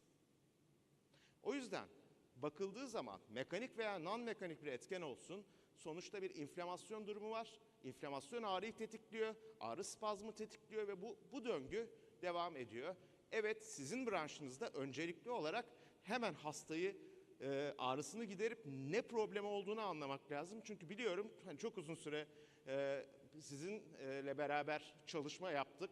Sizinle beraber çalıştım. Gelen hasta hakikaten bağıra bağıra ağlayarak geliyor. Ve o yüzden de sizin ona hızlı bir şekilde müdahale edip öncelikle ağrısını kontrol altına almanız gerekiyor. Peki nasıl karar veriyorsunuz ilaçlara? Aslında bu skalayı biliyorsunuz. Teknik olarak 1'den 10'a kadar bir ağrı skalamız var. Dünya Sağlık Örgütü'nün standart olarak uyguladığımız bir kategorilendirilmiş ağrı durumu var. Ağrı tedavisi var. İlkinde nanopoidleri veriyoruz ve adjuvan tedavi düşünüyoruz. Eğer skala 1. basamaktaysa. Ortaya doğru geldiyse ağrı o zaman nereye geçiyoruz? Zayıf opioidlere geçiyoruz. Çok uzun süre tartıştığınız bu konuyu biliyorum. Acaba opioid verelim mi, vermeyelim mi, ne kadar verelim, ne kadar doğru ama acil hekimlerin çoğunun opioid vermekten hoşlandıklarını da biliyorum gerektiği zaman. Çünkü rasyonel bir yaklaşımınız var. Tabii non-opioidler de işin içerisine giriyor. Günün sonunda eğer daha yüksek bir durum söz konusuysa, özür dilerim, o zaman opioid miktarını arttırmamız söz konusu oluyor. Non-opioid de veriyoruz, adjuvan da veriyoruz. Peki şuradaki bu zayıf opioid veya adjuvan terapi veya non-opioid bu arada bir yerde bir başka çözüm yolumuz var mı? Yani opioid olmayan fakat aynı zamanda etki gösterebilecek olan bir birleşik var mı elimizde? Temel sorulardan bir tanesi buydu. Ve biz bunu yavaş yavaş ilk çalışmaya başladığımızda temel çıkış noktamız da buydu. Dedik ki neler var? Baktık. İşte merkezi etkili olan, merkezi etkili olmayan, yarı merkezi etkili olan çeşitli moleküllere gittik. Bunların içerisinde fenilomidol ciddi anlamda bizim ilgimizi çekti. Çünkü fenilomidol çok ilginç bir molekül. Öncelikle emiliyor ve emildikten sonra, kandan emildikten sonra ilk gittiği yer aslında kas. Ve kasa dokulandıktan sonra, yani kasa depolandıktan sonra yavaş yavaş kastan salınmaya başlıyor. O yüzden de bir plazma düzeyine baktığımız zaman yaklaşık 1 saat içinde normal plazma düzeylerine ulaşan bir molekül. Büyük oranda vücudun içerisinde kas kitlesinin içerisinde dağılım gösteriyor ve yavaş dolaşıma katılıyor ve bir süre sonra da bu yavaş dolaşımda beraber safra yoluyla ve idrarla ciddi anlamda glukronat konjugatları şeklinde atılıyor. İster intramusküler olsun, ister oral olsun 800 mg'lık bir tek dozda yaklaşık 15. 20. dakikadan itibaren çok ciddi anlamda etki görmeye başlıyorsunuz. Tabii ki endikasyon olarak kısa ürün bilgisinde ne yazıyor? Deniyor ki kas iskelet sistemi ile ilgili akut ağrılı kas spazmlarının semptomatik tedavisinde deniyor. 2 tane formum var. Demin hocam bahsetti. Intramusküler olan form ve tablet formu. 800 mg 3 mililitrelik enjeksiyonluk çözeltide var. 400 mg da film tablette var. Günde 3 defaya kadar dozlayabiliyorsunuz 1-2 tablet olarak. Şimdi ne diye bugüne kadar 40 seneden beri konuştuk? Antispazmolitik diye konuştuk. Antienflamatuar ve analjezik, yani antienflamatuarı konuşmadık ama analjezik mi diye konuştuk. Fakat tabii işin ilginç tarafı demin de söylediğim gibi bunlar birbirlerine bağlı mı? Şimdi spazm nasıl gelişiyor? Bir de spazma bakalım. Ondan sonra işin en tatlı tarafına ve yaptığımız çalışmaya geleceğim yavaş yavaş. Kas fazlaca kasıldığı zaman günün sonunda ağrı ve sertlikle karşı karşıya kalıyorsunuz. Evet, hani çok kitap bilgisidir, laktik asit birikir, pH yükselir. Dolayısıyla hani ana sebep budur, krampların, spazmların diye düşünürüz ama sadece bu değildir. Sarkomerlerde aslında mikroenflamasyonlar da gerçekleşir. Mikroskobik boyutta yakınlaşıp bakmış olsaydık mikrotravmaların, mikroenflamasyonların gerçekleştiğini görürdük. Bununla bağlantılı olarak da ağrı oluşumu gerçekleşir. Yani spazm beraberinde ağrıyı getirir. Tabii bağlantılı olarak nosiseptörler de devreye girer. Basınç, sıcaklık uyarılarla zorlama sonucu bütün enflamasyon medyatörleri orada davul çalmaya başlarlar. Günün sonunda da eğer siz kendinizi ateşte yürümeye endekslemişseniz endorfinler işin içerisine girer ve bu hissi bloke eder. Çok uzun süre maraton koşan atletlerde endorfin miktarları ile ilgili çalışmalara bakıldığında çok ciddi anlamda yüksek olduğunu görebiliyorsunuz. Dolayısıyla enflamasyon ve ağrı burada da mikroenflamasyon şeklinde spazma yol açıyor. Peki dedik ya ortada bir ilaç molekülü bulmamız lazım. Ortada bir şey olması lazım. Bir ara tedavi bulmamız lazım. Şöyle bir çalışma yaptık. Dedik ki neler olabilir bu ortada bütün bu özellikleri gösterecek? İlginç bir şekilde yeni teknikler var bizim yaptığımız işte. Bunlardan bir tanesi sanal tarama teknikleri diye geçiyor. Ve benzerlik olarak enflamasyonla ilgili medyatörleri, enflamasyonla ilgili bloke edici ilaçları, antienflamatuarların yapılarını taratabiliyorsunuz bilgisayar yardımıyla ve yapay zeka yardımıyla. Bunları kullandık ve bunları kullandığımızda önümüze fenilomidol molekülü çıktı. Baktığımız zaman yapısal olarak piroksikama ve meloksikama çok benzediğini gördük. Ve bunu şöyle bir teknikle tekrar analiz etmeyi tercih ettik. Dedik ki meloksikam ve piroksikam yani oksikamlar siklooksigenaz enzim inhibitörleri. Siklooksigenaz enzim inhibitörleri enflamasyondan sorumlular ama bir dolu farklı da yan etkileri var. Acaba biz bunu sanal ortamda siklooksigenaz enzimine, türevlerine siklooksigenaz 1 ve 2'ye bir şekilde aktif yöreleri üstüne etkinliklerine bakabilir miyiz? Ve bunu yaptık. Aynen düşündüğümüz gibi oksikamlara benzer olarak aktif yöre amino asitleriyle beraber etkileşim gösterdi. Hem siklooksigenaz 1'de hem de siklooksigenaz 2'de. Daha sonra dedik ki tamam güzel de hani sonuçta bu bir sanal gerçeklik. Bunun gerçeğini yapabilir miyiz? Veya öncelikle bunu bir hayvan deneyiyle simüle edebilir miyiz? Var olan non-steroidal antiinflamatuarlarla beraber karşılaştırabilir miyiz? Veya bugüne kadar olan non-steroidal antiinflamatuarların yan etkilerini de acaba enflamasyon mekanizmasında fenomenidol gösteriyor mu? Ve hayvan deneylerini yaptık. Hayvan deneylerinin sonucunda gördüğümüz çok enteresan sonuçlar var. Önümüzdeki hafta Farmakoloji Kongresi'nde sunum olarak yapacağız ve aynı zamanda yayına hazırladık. Dolayısıyla detaylarını vermeyeceğim ama kısaca size nelerle karşılaştığımızı anlatacağım. 1. Bugün çok kullandığınız günlük standart non-steroidal antiinflamatuarlara benzer etki mekanizmasına ve benzer etkinliğe sahip. Bugün gördüğünüz ve kullandığınız non-steroidal antiinflamatuarlardan çok daha iyi gastrointestinal cevabı var. Hayvanı açıp baktığımızda çok net şekilde görüyoruz. Gastrointestinal olarak herhangi bir problem yaratmıyor. Daha da enteresanı o enflamasyon medyatörleri dedik ya, enflamasyon medyatörlerinin seviyelerine de baktık süreç içerisinde ve gördük ki diğer non-steroidal antiinflamatuarlara yakın ve benzer etkinlik gösteriyor. O zaman çok teknik olarak şunu söyleyebilirim. Bugün biliyoruz ki fenomenidol yapısı siklooksigenaz 1 ve 2'yi dengeli olarak inhibe ediyor. En güvenli tercih ettiğiniz non-steroidal antiinflamatuarlardan daha iyi olarak. Sadece bunu da yapmıyor. Aradaki o boşluğu yani antispazmolitik olmasını ve ağrı kesici özelliklerini de beraberinde getirip o mikro enflamasyonları da engelliyor. Çünkü gene diseksiyonlarda gördük ki gerçekten o mikro enflamasyonları da ciddi anlamda etkinliğe sahip. Tabii başka neler yapıyor? Bu yolağın alt taraflarında prostaglandin E2 basamakları var. Prostaglandin E2 oluşumunu inhibe ederek nosiseptörlerin uyarımını da kas boyunca ve periferal sinir uçlarında azaltıyor. Yavaş iletimi polimodal kavşaklarda etkilerken monomodal kavşaklarda etkilemiyor. Böylece en önemli kısmı geliyor. Opioidlerdeki refleks yoksunluğu fenomenidolde yok. Yani refleksleri hala ciddi anlamda tutabiliyorsunuz hastada. O yüzden gene o ara tedavi için oldukça önemli. Tabii sadece bunları yapmıyor. Bunları yapmadığı gibi bir de kendine ait olan metabolitleri var. Bu metabolitlerin de ilginç özellikleri var. Şimdi yapısal olarak mono ve diaminopiridin türevleri dediğimiz özel bir metabolite sahip. Bu metabolitler nöropatinin ve düzensiz sinir iletimi kaynaklı olan durumlarda zaten kendi başlarına klinik öncesi çalışmalarda etkinliği belirlenmiş olan moleküller. Yani hali hazırda bunları zaten klinikte kullanmıyoruz ama klinik öncesi çalışmalarda ilaç olarak kullanıyoruz. Özellikle fenomenidolün metabolitlerinden 2-aminopiridin yapısı sinir kavşaklarında asetilkolin salınım miktarını değiştirmeksizin hücresel iletim yani nöronal iletim yapabilmekte.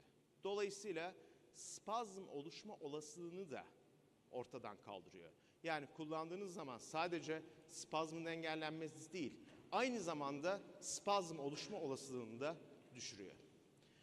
Uzun süreli kullanımlarda bizim en çok korktuğumuz şeylerden bir tanesi aslında mutajenik etki veya genetotoksik etki. Bunlara da sahip değil. Yapılan çalışmalar bize bunu gösterdi. Daha sonra gene ekip olarak döndük ve vaka çalışmalarına baktık. Bugüne kadar fenomenidolü hangi vakalarda kullanmışsınız? Hangi vakalarda yazmışsınız? Burada gördükleriniz aslında vaka örnekleri. 3 tane vaka örneğim var, 4 tane vaka örneğim var. Bir tanesi 35 yaşında, erkek yönetici. Belde kronik ağrısı var normal şartlar altında. Fakat 3 gün önce bir araba kazası geçiriyor ve şiddetli derecede sarsılıyor vücut.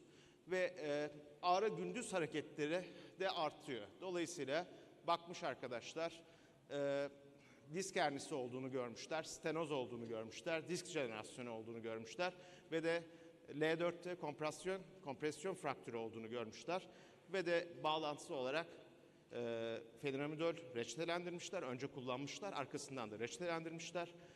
Hastanın 1-1,5 haftalık süreçte toparladığını görmüşler. İkinci vakamız bir kadın. Gaziantep'te yaşıyor. Çadırda doğmuş ve de evlenmiş ve 5 çocuk annesi. 59 yaşında çok kısa sürede 5 çocuk ve bütün o iş yükünü aslında omuzlarında taşımış. Okur yazar değil. Mekanik bir boyun ağrısı çekiyor. Bir musküler spazm var sürekli. Skolyoz durumu var. Lordoz aralığı daralmış vaziyette ve kenar osteofitleri var. Aynı şekilde bu hastaya da fenamidol reçete edilmiş. 1-1,5 hafta sonra tekrar çağrılmış ve bakıldığında etkin şekilde tedavi olduğu gözlemlenmiş. Üçüncü vakamıza geldiğimizde 48 yaşında bir devlet memuru arkadaşımız, üniversite mezunu, aslında beyaz yakalı sınıfı içerisinde sayılan bir arkadaş. İstanbul'da yaşıyor ama ara ara gidip geliyor. Çünkü ailesi çok yakın bir mesafede oturuyor ama bu ara ara geliş gidişler aslında çok sık geliş gidişler. Dolayısıyla çok ciddi anlamda bir araba kullanırken bir araç yolculuğu sonucunda ilk defa ve aniden bir spazmla karşı karşıya kalıyor. İki kürek kemiği arasında ve şiddetli ağrıyla hemen arabasını acilin önüne çekiyor. Akut mekanik sırt ağrısı var. Musküler spazm var. Miyorelaksiyon olarak fenamidol yapılıyor ampul olarak. 10 gün boyunca da yazılmış. Topikal olarak da prepa jeli vermişler. Kullanım sonucunda hasta pozitif sonuçla geri dönmüş. Dördüncü vakamız bir beyaz yakalı daha bir hanım. Çok ciddi anlamda enteresan şekilde kendisini sürekli diri ve iyi tutmaya çalışıyor. Sürekli pilates yapıyor. Boyunda ve kalçada ağrı şikayetleri olmuş. Ve de merdiven çıkarken kalçadaki ağrısı artmış. Boyun ağrısı da sağa sola dönüşte artıyormuş. Gene aynı şekilde fenamidol tedavisiyle toparlanmış hastamız. Ağrı hocamın da söylediği gibi çok enteresan bir şey. Çekmeyen bilmez, hepimiz çekiyoruz ama ağrı çekenler bize geliyorlar. O ağrı skalası çok enteresan bir skala. Aslında her şeyi göstermiyor bize. Amerika'da bir sergiyle kapatmak istiyorum. Kronik ağrısı olanlarda demişler ki kendinizi ifade edin. Resim çizin ve bize kendi ağrı düzeyinizi ifade edin. painexhibit.org'da var, görebilirsiniz. Bu onlardan bir tanesi. Aslında hastanın ne kadar ciddi anlamda ağrı çektiğinin kendi kendine ifadesi. Umarım bakarsınız, çok ilginç, çok enteresan resimler var. Ve umarım sizi çok fazla sıkmamışımdır. Çok teşekkür ediyorum beni dinlediğiniz için. Sorularınızı alabiliriz. Çok teşekkürler değerli hocam. Gayet güzel ve aydınlatıcı bir sunum. Hiç de sıkılmadık. Bize böyle başka bir bakış açısı da verdiniz. Çalışmalar da çok değerli. Tabii öğle arası fazla meşgul de etmek istemiyorum. Gerçekten çok dolu dolu bir uydu geçirmiş olduk. Demek ki böyle uydu yapmamız gerekiyor.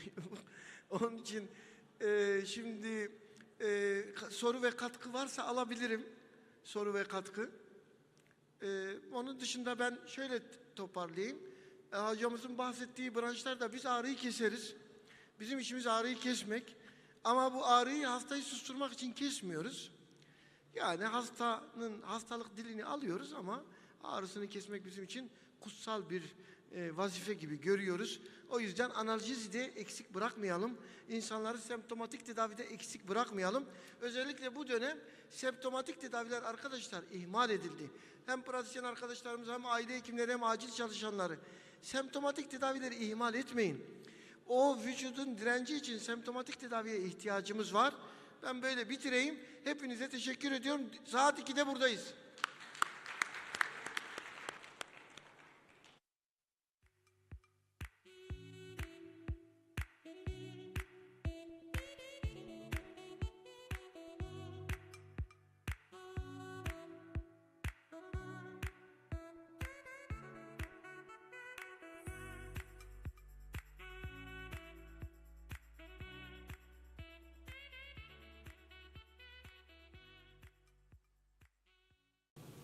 %61'i non-ST elevation MI olarak kaydedilmiş. Aşağıda eşlik eden hastalıkları beklediğimiz gibi hipertansiyon, daha öncesinde miyokard öyküsü ve diyabeti görüyoruz. Ve bir de daha önce bu başvuranların %17'sine daha önce de perkütan girişim yapıldığını görüyoruz. Bu hastaların %93'üne koroner anjiyografi yapılmış. Anjiyografi sonrası da %73'üne perkütan koroner girişim yapılmış. Bu rakamları niye veriyorum? Birazdan Türkiye MA2'yi verdiğimizde Covid döneminde bunlarda bazı değişiklikler var. Bu yaşadığımız korkunç dönemi, hani bu arada da söyleyeyim, hepinize geçmiş olsun diyemiyorum, maalesef devam ediyor. İnşallah Allah bir daha böyle bir süreci bize yaşatmaz. Ellerinize sağlık, bu dönemde vatandaşlarımıza yaptığınız hizmetlerden dolayı onu da söylemeden geçmemek gerekiyor.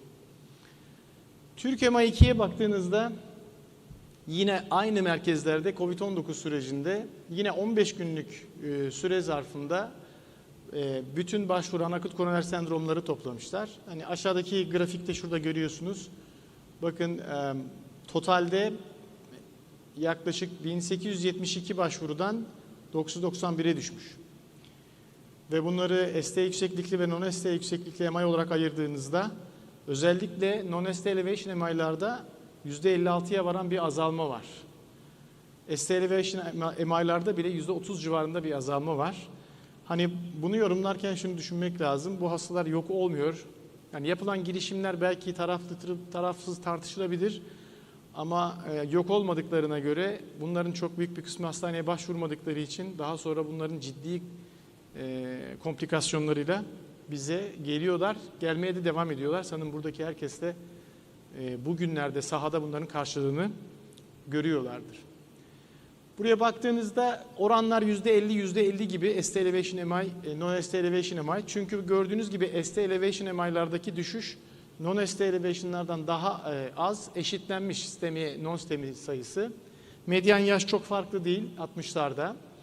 Ambulansla gelen hasta sayısında artış olmuş. Bakın daha önce %11'miş, %20'ye. Çünkü büyük olasılıkla, bu da benim tabii biraz tahminim, daha önce daha erken dönemde ambulans çağırıp gelen hastalar hastaneye gitmek için biraz daha ertelemiş olabilirler.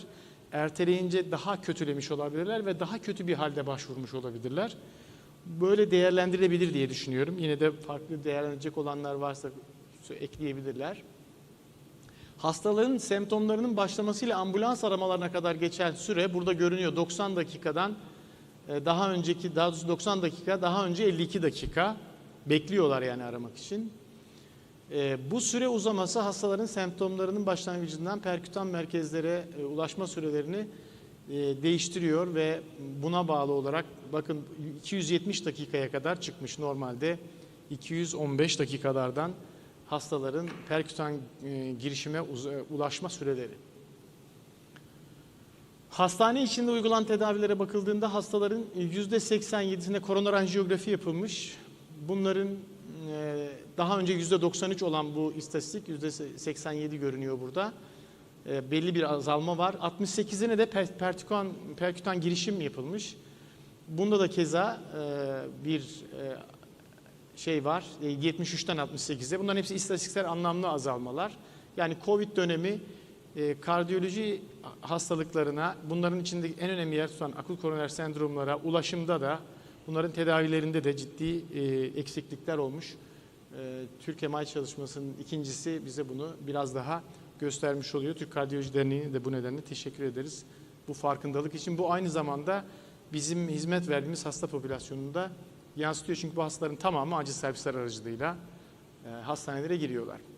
Buradan sonra platoyu şöyle bir hatırlayalım. Yani ticagrelor'un hem etkinliğini hem yan etkileri açısından ruhsatlandırmasına temel teşkil eden bir randomize kontrollü çift kör bir çalışma.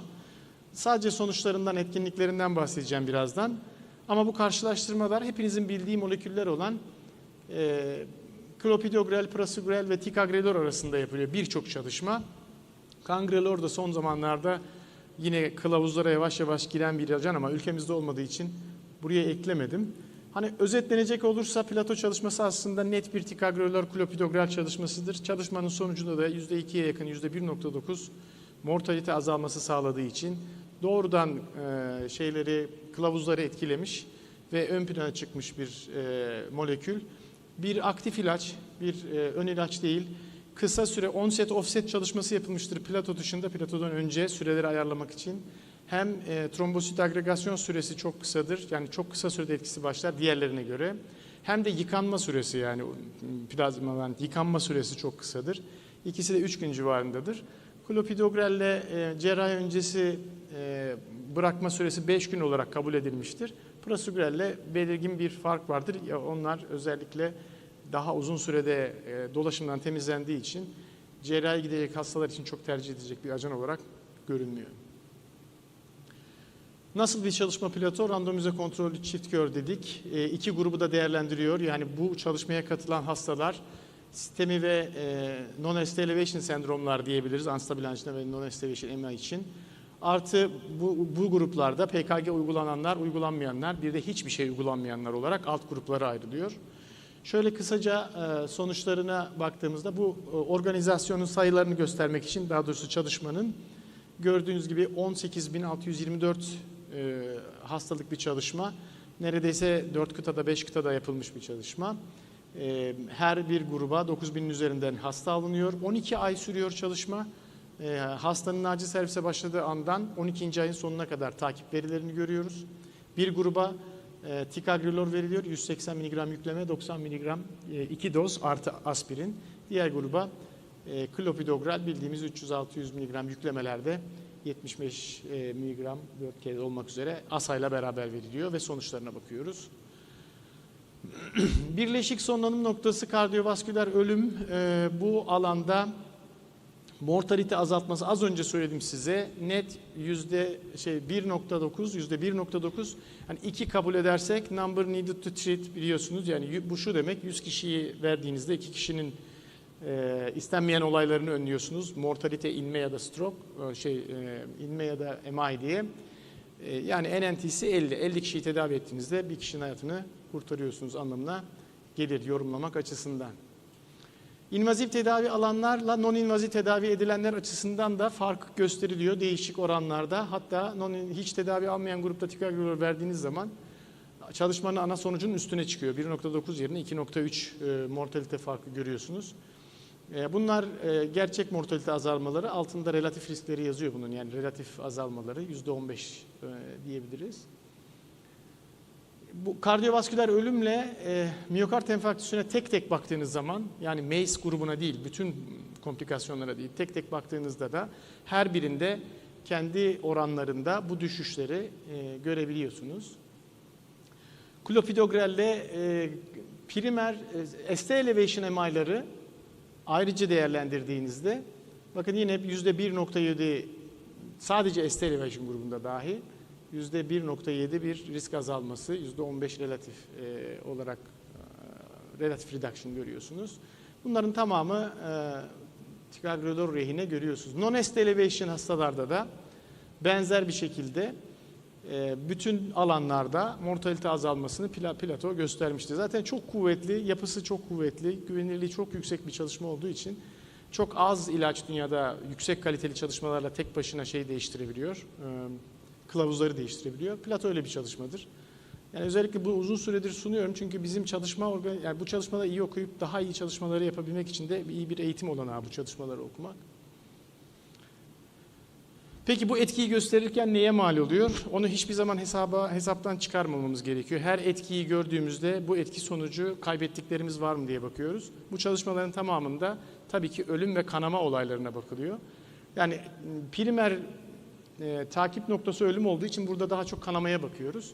Hani özetle baktığınızda klopidogrel ve ticagrelor grubunda kanamalar arasında her tür yapılmış kanama klasifikasyonları karşılaştırıldığında belirgin bir istatistiksel fark görülmüş değil.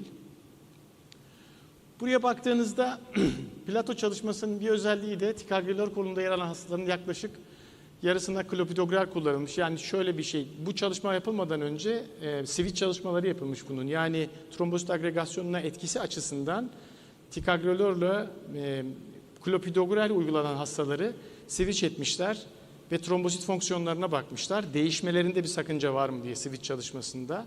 O yüzden ilk önce bu çalışmayla bu çeviri dönülmelerin, yani klopidogrel verilen hastaya ticagrelor değiştirirsek bir şey olur mu diye yıkanma süreleriyle etki süreleri açısından bir fark olmadığı gösterildiği için bu çalışma onay alırken başlangıçta hangi tedavi başlanmış olursa olsun ki o zaman klopidogreldi standart tedavi, bunları ticagrelor'a değiştirerek çalışmaya devam edebiliyorlar. Bu switch çalışması bu açıdan önemli. Birazdan kılavuzda da bunun etkisini göreceğiz zaten. Bu onu anlatıyor. Bu kanamalar arasında fark yok ama neredeyse ticagrelor grubunun yarısında daha önceden klopidogrel kullanan hastalara ticagrelor başlandığı halde dual antiplatelet tedavi altındayken bile kanamalar arasında fark gösterilememiş Plato çalışmasında. Evet, Plato deyince yani birkaç tane yan etkilerden bir tanesi disipline diye geçer. Genellikle bizim gördüğümüz bir etki değil. Yani bizim acil serviste gördüğümüz uzun dönem kullanımlarda bir miktar ürik asit yükseklikleri ve disipline olduğu fakat hiçbir çalışmada bu nedenle hastaların ilaç bırakmasını gerektirecek herhangi bir problem olmadığı biliniyor. Hatta bununla ilgili çok değişik ölçüm ve karşılaştırmalar yapılmış eleştiriler nedeniyle. Kalıcı, ilacın tamamen ortadan kaldırılmasına sebep olacak herhangi bir şey yapılmış, yani bulunabilmiş değil. O yüzden de bununla ilgili bir uyarı içermiyor kılavuzlar.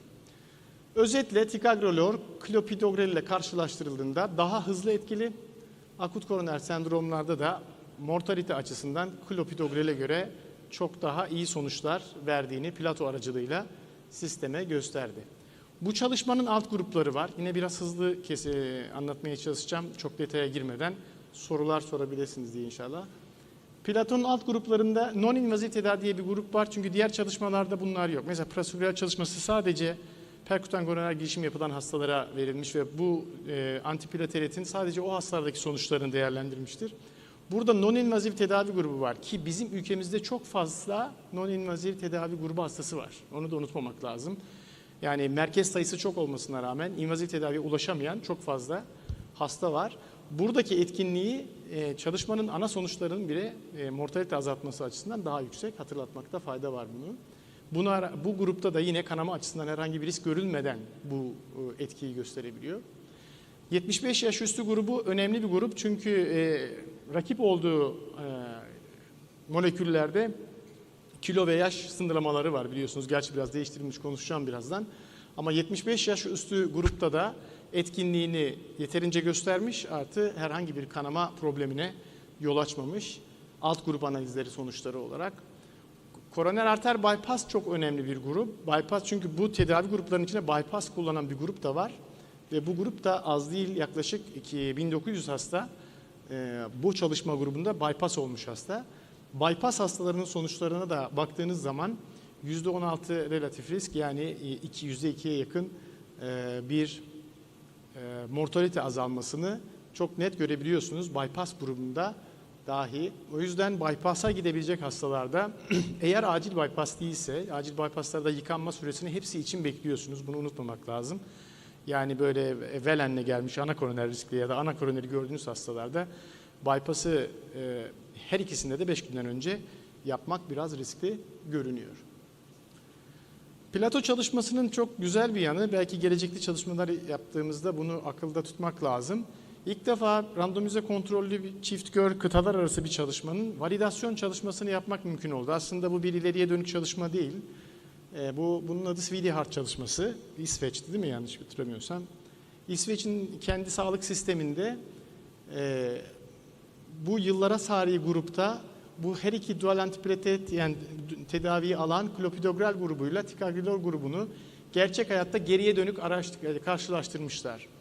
Yani senelere baktığınızda 2010 ile 2013 arasındaki 71 hastanenin buraya gelip tedavi olan hastalarda klopidogrelle bir yıla tamamlananlarla ticagrelorla bir yıla tamamlayanların sağ kalımlarını, komplikasyonlarını karşılaştırmışlar. Neden ticagrelor grubu daha az? Çünkü bu yılların bu ortasına gelinceye kadar sadece klopidogrel ruhsatlı, ondan sonra ticagrelor giriyor. O yüzden %30'unu oluşturuyor çalışmanın sadece ticagrelor grubu. Bu bölgeye de baktığınızda daha önceki Plato sonucu 1.9'da hatırlıyorsunuz. Relatif risk azalması %15'ti.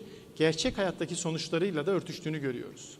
Ciddi büyük bir çalışmanın hayatta ne olmuş diye baktığınızda da aynı sonucu burada görebiliyorsunuz. Ki hani orijini olarak İsveç değil, çalışmanın orijininin olduğu yer İsveç değil. Valide edilmiş bir çalışma olarak kabul etmek gerekiyor. Ve aynı çalışmanın yani Sweetheart'ın kanama sonuçları da yine Plato sonuçlarından daha kötü kesinlikle değil. Gerçek hayatta da kanama sonuçları benzer olarak gözükmüş. Yani çalıştığımız molekül artık 11. yılını doldurmuş. Bütün 2010 yılından beri de bütün kılavuzlara girmiş bir molekül. Bu da tarihi gidişatını görmek mümkün. Çok kabaca hatırlayalım. Normalde nerede kullanıyoruz? Aslında yani hepimiz biliyoruz. Bugün ST elevation, non-ST elevation ya da unstable angina, yani non-ST elevation sendromlar diyoruz. Geldiklerinde dual antipiretit tedaviyi başlıyoruz. Seçeneklerimizi de kılavuzlar belirliyor.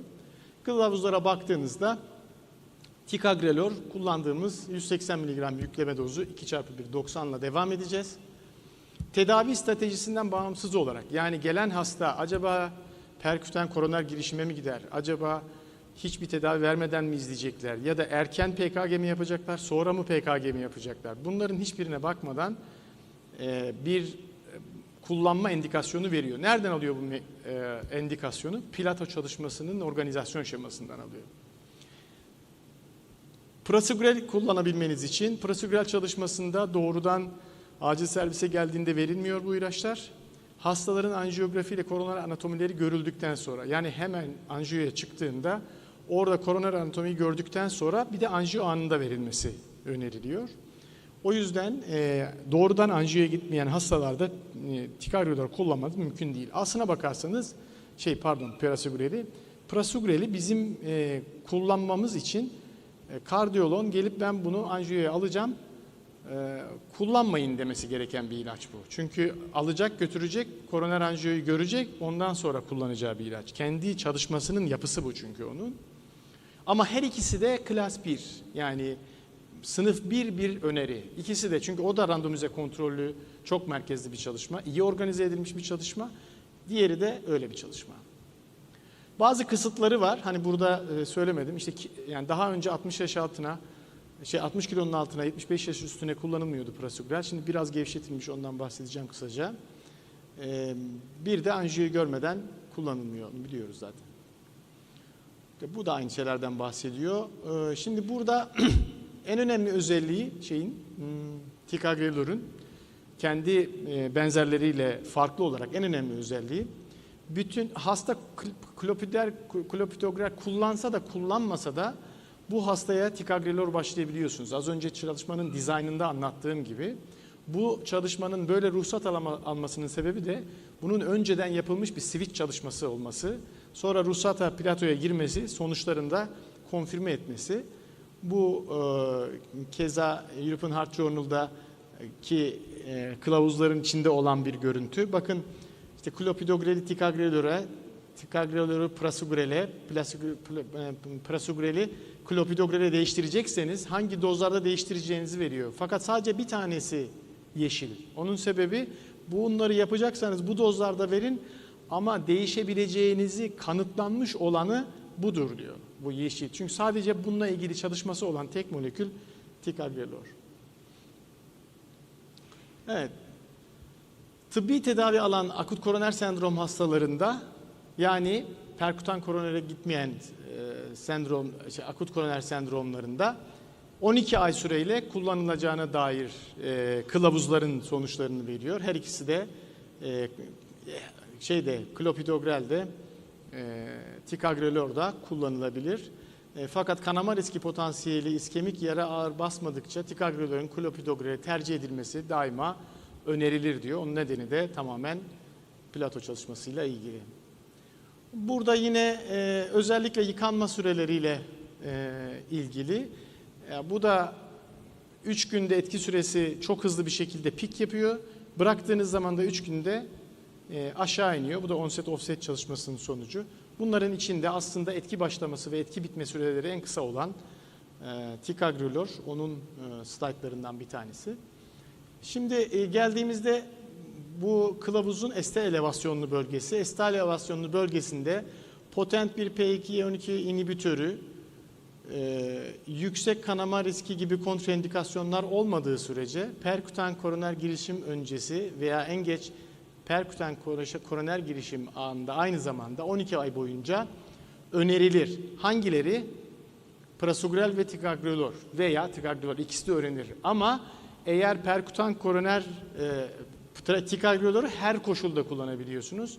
Prasugrel'de ise mutlaka hastaya perkutan koroner girişim yapılıp, daha doğrusu anjiyosu yapılıp ondan sonra kullanmanız öneriliyor. Her ikisi de klas 1 sınıfta karşınıza çıkıyor. Aspirin tabii bunların hepsinde, ya bütün çalışmalar aspirin artı, onu unutmayın.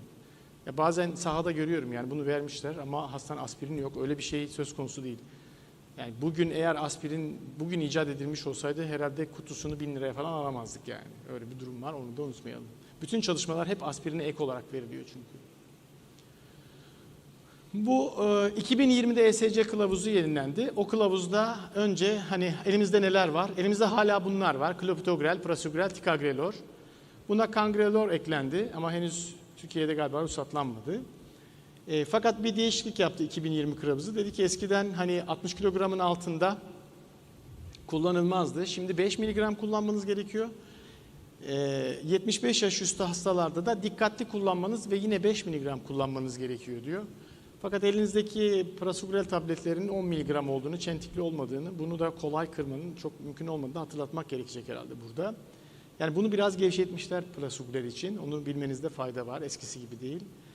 Ticagrelor'da herhangi bir değişme yok. Aynı dozda, aynı şekilde sistemdeki yerini koruyor. Bu da non-ST elevation MI'lardaki kılavuzun parçası. İşte burada bir değişiklik yapılmış. Buradaki değişiklik eskileri aynı. Yani tercihler aynı. Fakat perkutan koroner girişim planlanan non-ST elevation akut koroner sendrom hastalarında prasugrelin ticagrelor'a tercih edilmesi düşünülmelidir. Şimdi bu eklenmiş. Daha önce burada böyle bir uyarı yoktu. Bunu ekleyen şey aslında baktığınızda İSAR-REAC çalışması, İSAR-REAC 5 çalışması. Bu arada bu ikisinin 17 ile 20 arasında sonuçlanan İSAR-REAC 5 çalışması. Buna istinaden ekleniyor. Altını çizmek lazım. Bunu klas 2, sınıf 2A olarak öneriliyor. Yani sınıf 1 mutlak kullanmalısınız, etkinliği kesin gösterilmiş değil. Sınıf 2 etkinliğini gösteren çalışmalar var ve iyi düzeyde çalışmalar var. Ama 1 olacak seviyede değil demek istiyor. Aslında bu çalışmaya baktığımızda gerçekten bunun 2A mı olması daha doğruydu, 2B mi olması daha doğruydu? Bunu bir kritik etmek lazım. Biz etmemişiz zaten, herkes etmiş ama çalışmaya baktığınızda bir sadece 2 merkezli, Almanya'da ve İtalya'da yapılmış. Ağırlık hasta grubu Almanya'da. Açık etiketli, yani randomize kontrollü kör bir çalışma değil. Open label, açık etiketli bir çalışma. Tek bir açık etiketli çalışmanın ilk defa ben kılavuza bu kadar net girebildiğini gördüm. Benzer bir şeyi Amiyadoron'da gördük 2000 yılında restorasyon kılavuzuna. O da buna yakın bir, hatta bundan bir tık iyiydi o çalışma. Kılavuza girdi ve lidokain kullanmamaya başladık. Sizin tevellütünüz yetenler var, yetmeyenler var içinizde. Ama uzun yıllar biz Amiyadoron'u kullandık. Sonra ne oldu? 2015'te ne oldu? Lidokain de kullansanız aynı dediler Amiyadoron'la. Ama o arada dünyada lidokaini hatırlayan kimse kalmadı. Yani böyle çok kuvvetli olmayan çalışmaları bütün kılavuzun ortasına gömmek de her zaman biraz dikkat edilmesi gereken bir konu. İçine baktığınızda çünkü hastaların büyük bir %46'sı non-STEMI, %41'i STEMI, %12.7'si unstabil anjina. Hastaların %84'üne perkutan koroner girişim yapılmış. %2.1'i bypass'a gitmiş. Bunda MACE çalışma, yani ölüm, stroke vesaire MI takip ediyoruz ya. Bu 12 ay çalışıyoruz, takip ediyoruz. Bunları monitörler tek tek şartlardan, başvurulardan hastayı takip ediyor. Bunlar telefonla bakmışlar. Yani açmış, siz öldünüz mü, stroke geçirdiniz mi, MI geçirdiniz mi diye hastaya sorarak yapılmış. Ne kadar hastaların? %83'ü neredeyse. Şimdi böyle olunca non-estelation hastalarda randomizasyondan sonra ilaç yüklemesine kadar geçen süre ticagrelor grubunda 6 dakika. Yani hastaları randomize ediyorlar. 6 dakika sonra ticagrelor'u bir gruba verebiliyorlar. Prasugrel grubunda 61 dakika. Neden? Yani bir kere zaten anjiyo yapmaları gerekiyor. Yani anjiyo yapmadan onu veremedikleri için bir 60 dakikalık süre hasta bu tedaviden mahrum kalıyor. Bir yıllık takipte ticagrelor kullananların %15.2'si, prasugrel kullananların ise %12.5'i ilaç kullanımını bıraktı. Yani özellikle ticagrelor grubunda ilaç kullanımını bırakan sayısı biraz daha yüksek. Birazdan başka bir veri daha vereceğiz. Bakın, ticagrelor grubuna dahil edilen 2000 hastanın %98.7'si yükleme dozunu aldı. Bu hastaların %81'i ticagrelor ile taburcu edildi. Ama prasugrel grubuna dahil edilen hastaların %86.1'i şeyi alıyor, yükleme dozunu alıyor. %80'i sadece ilaçlarına devam ediyorlar. Yani bir grup hasta prasugrelle çalışmaya katıldığı halde %6'sına şey verilmiyor hastaların. Prasugrel verilmiyor çıkarken. Böyle olmasının ne önemi var? Çalışma kör olsa bir önemi yok. Ama açık etiketli olunca, yani bunu başlayanlar bunun hangi grupta olduğunu görebildiği için burada bias riski taşıdığını söylemek gayet normal. Eğer kör çalışma olsaydı bunun bir önemi olmayabilirdi. Evet, etkinlik analizinde onun sonuçlarında herhangi bir sıkıntı yok. Etkinlik analizinde burada prasugrelin ticagrelora üstünlüğü var. Elbette ki kılavuza girmesi gereken bir çalışma. Fakat klas 2A mı girmeliydi, klas 2B mi girmeliydi o tartışılabilir. Ticagrelor'un yerini koruduğu kesin. Bir de bizim için şöyle bir durum var. Biz hastaları sıfır noktasında gördüğümüzde bu ürünümüzü başlamak istiyoruz. Fakat normalde aslına bakarsanız yani prasugreli bir kardiyolog anjiyografi yapmadan başlamaması gereken bir ilaç. Aldığı ruhsatın şekli ondan kaynaklanıyor. Böyle olunca şöyle baktığımızda açık etiketli olması, hasta sayısı az olması, randomizasyon grubunda ticagrelor grubunda 1.3, prasugrel grubunda 13.9 hiç ilaç başlanmamış. Belki de hastalara ilaç başlamamışlar çünkü kötü oldukları için, bilemeyiz yani. Kör olmadığı için, bunların hepsi açık etiketli olmasından dolayı soru işaretli.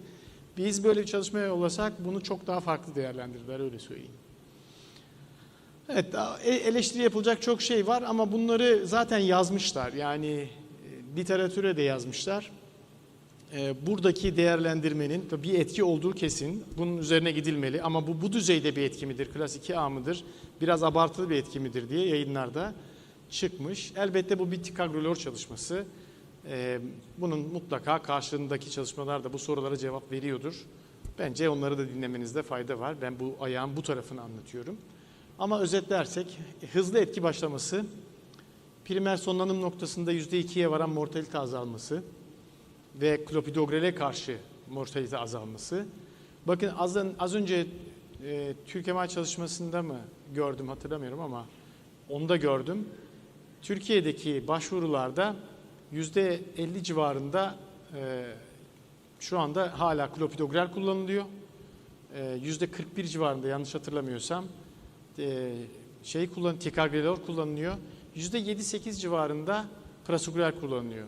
Bunun tek bir sebebi var aslında. Bu ilacı siz başladığınız için. Yani siz değil de kardiyologlar başlasa, yani bekleyin anjiyo yapalım öyle başlayalım deseler bu oranlar yüksek olur. Bu etki için kardiyologlar beraber mutlaka çok hızlı karar verecek bir sistem kurulması lazım.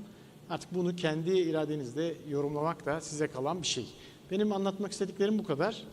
Sormak istediğiniz sorular varsa ya elimden geldiğince yanıtlamaya çalışabilirim.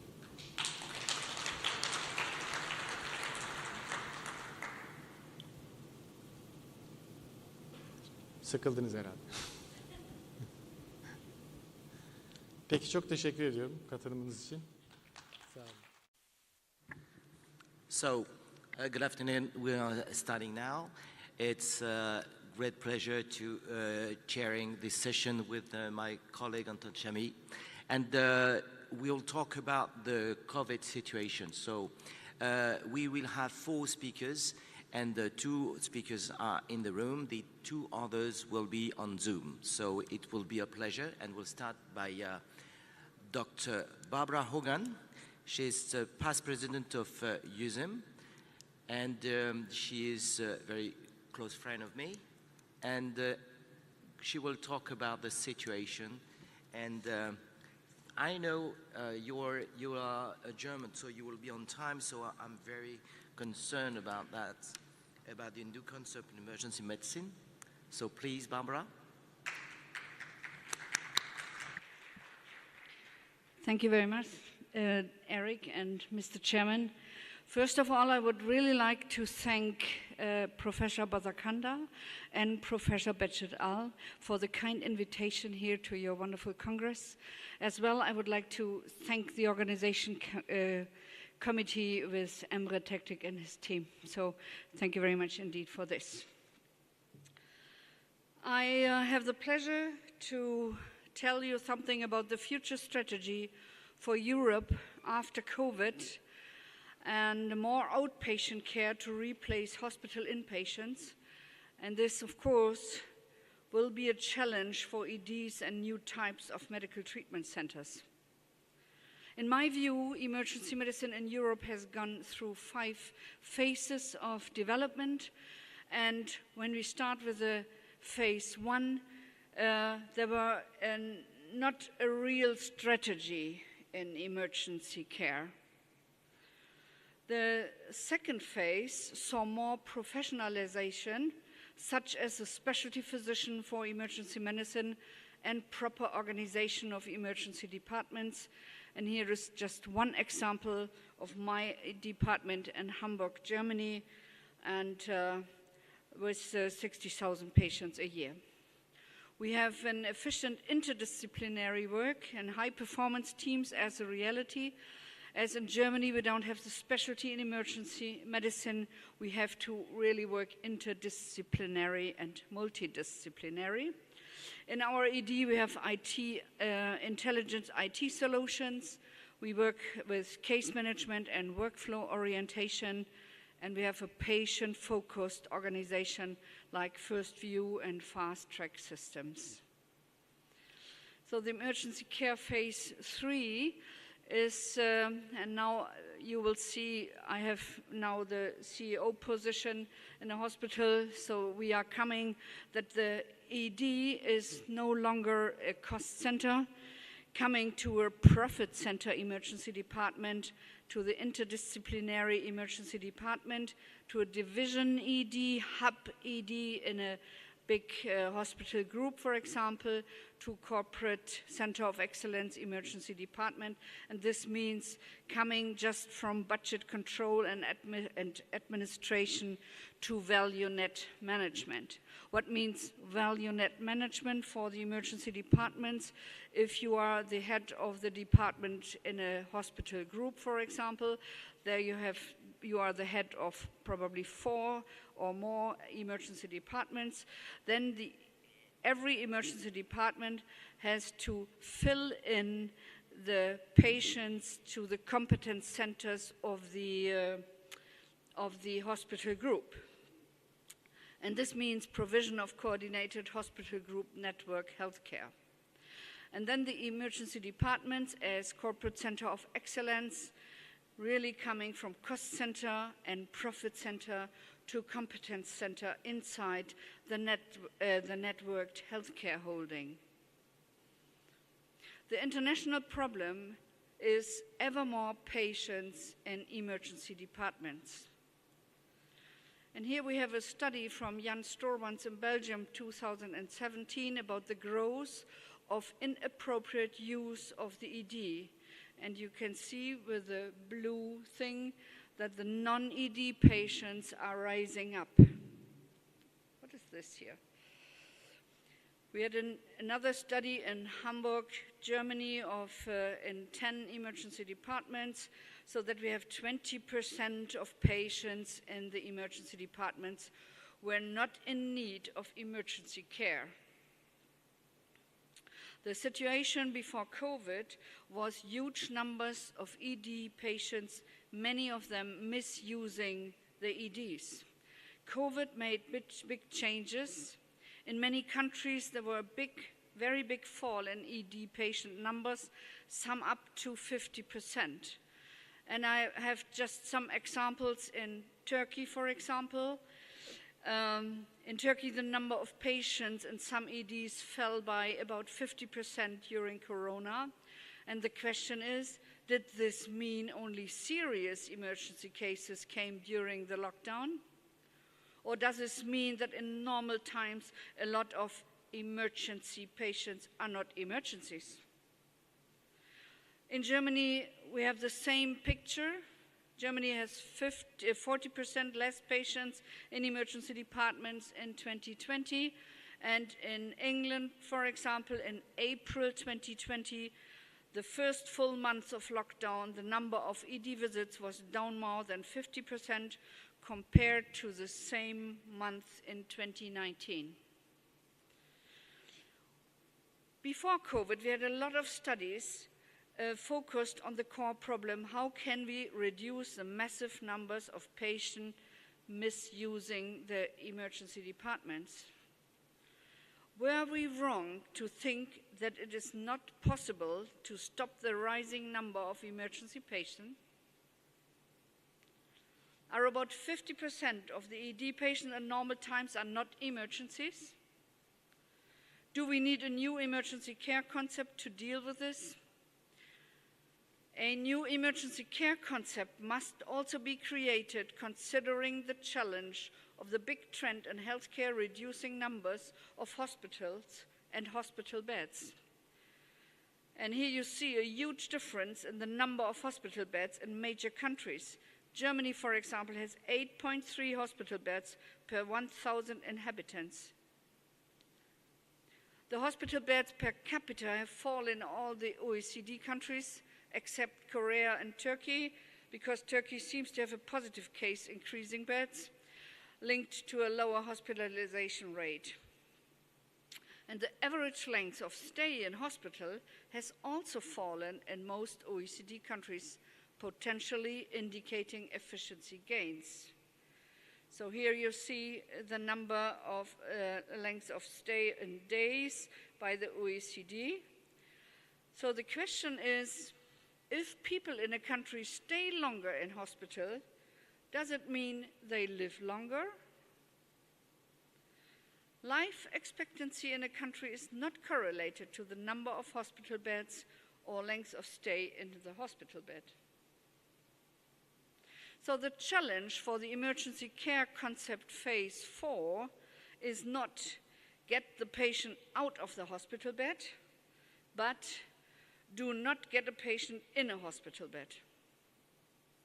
So using the emergency department as a strategic control instrument to increase or reduce the number of in-hospital patients, use the ED as an out-of-a-bed tool, or use the ED as a get-in-a-bed tool.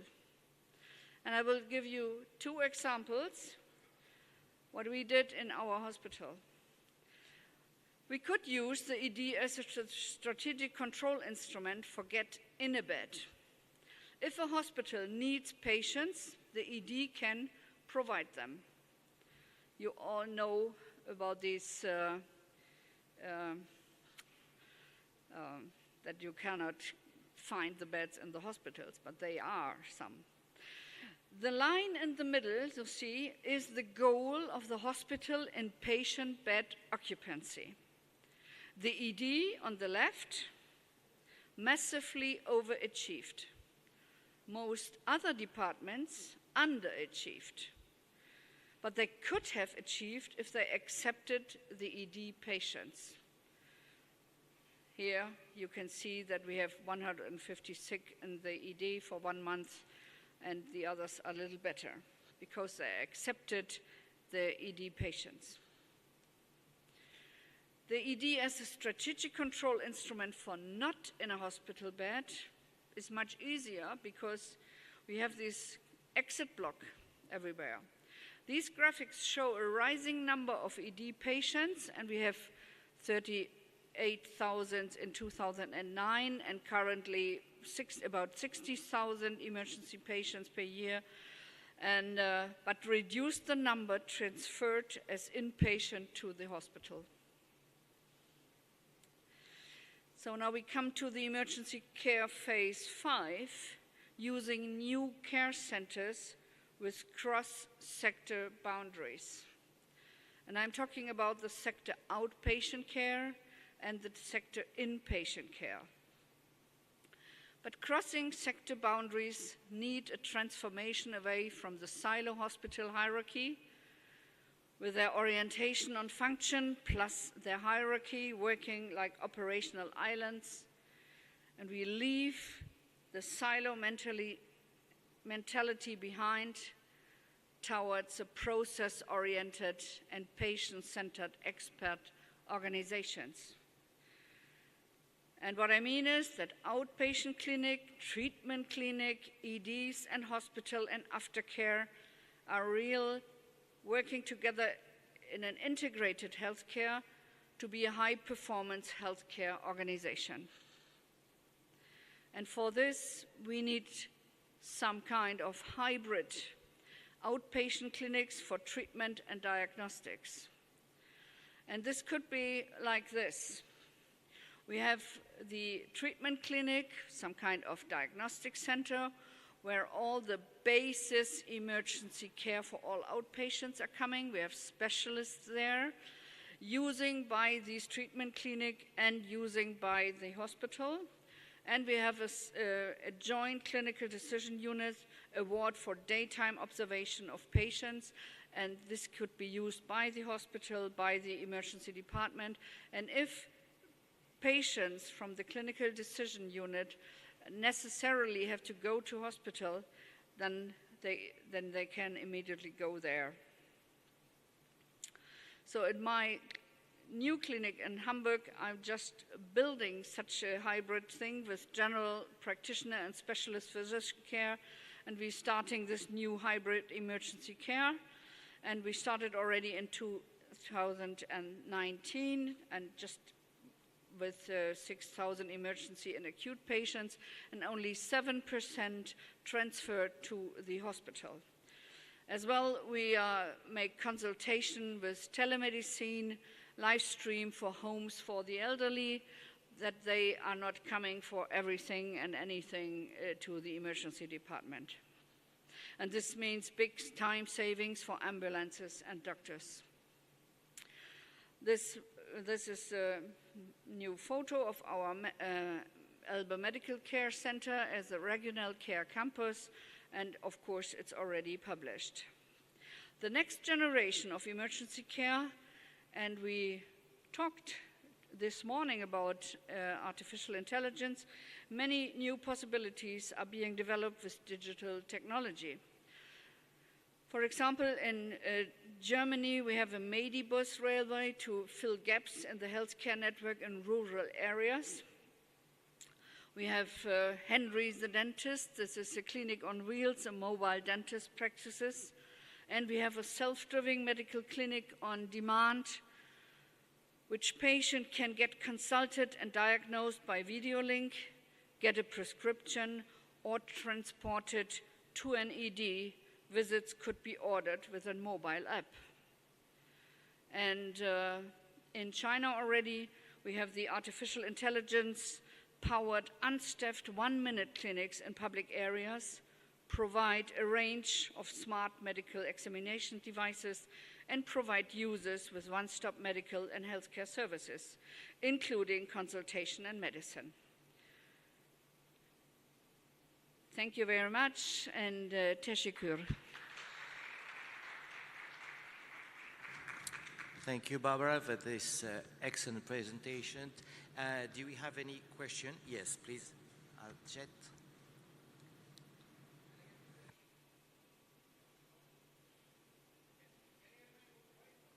Yes.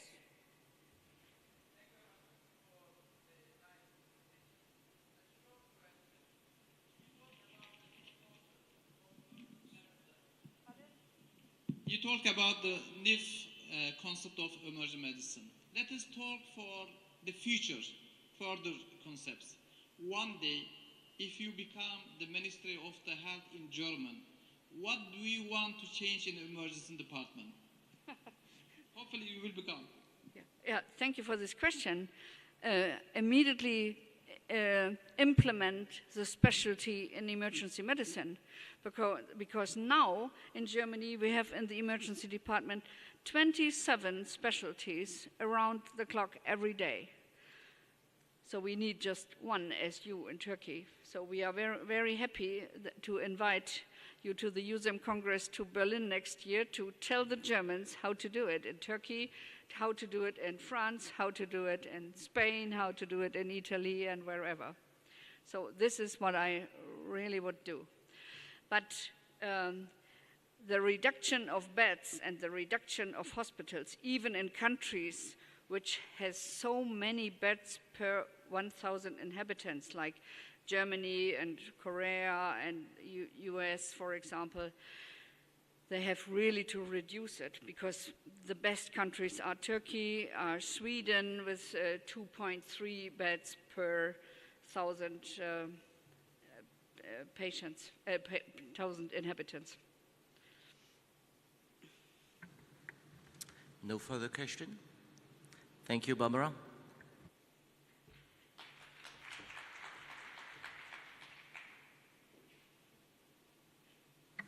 Okay, so we move on to our next presentation. For this one, I have the honor of presenting my colleague and senior in the profession, Dr. Eric Revue. He is head of the emergency department of Hôpital de la Riboisière à Paris, and he's co-chair of pre-hospital at USEM. Hello, it's always an honor, a pleasure to be with you. And we talk a long time, we have a lot of papers about the COVID. So I won't put anyone, no papers, no statistic about the COVID. But just talk about the problem we had with that. I don't have any conflict to declare. Imagine the COVID-19. But not this one.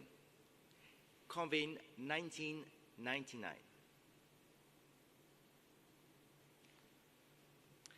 It happened. It was the Spanish flu. A lot of patients, people were wearing masks, a lot of patients in the department, and the disease is exactly the same, with hundreds of patients who die. What's the main difference? No TV, no internet, no iPhone, no social media.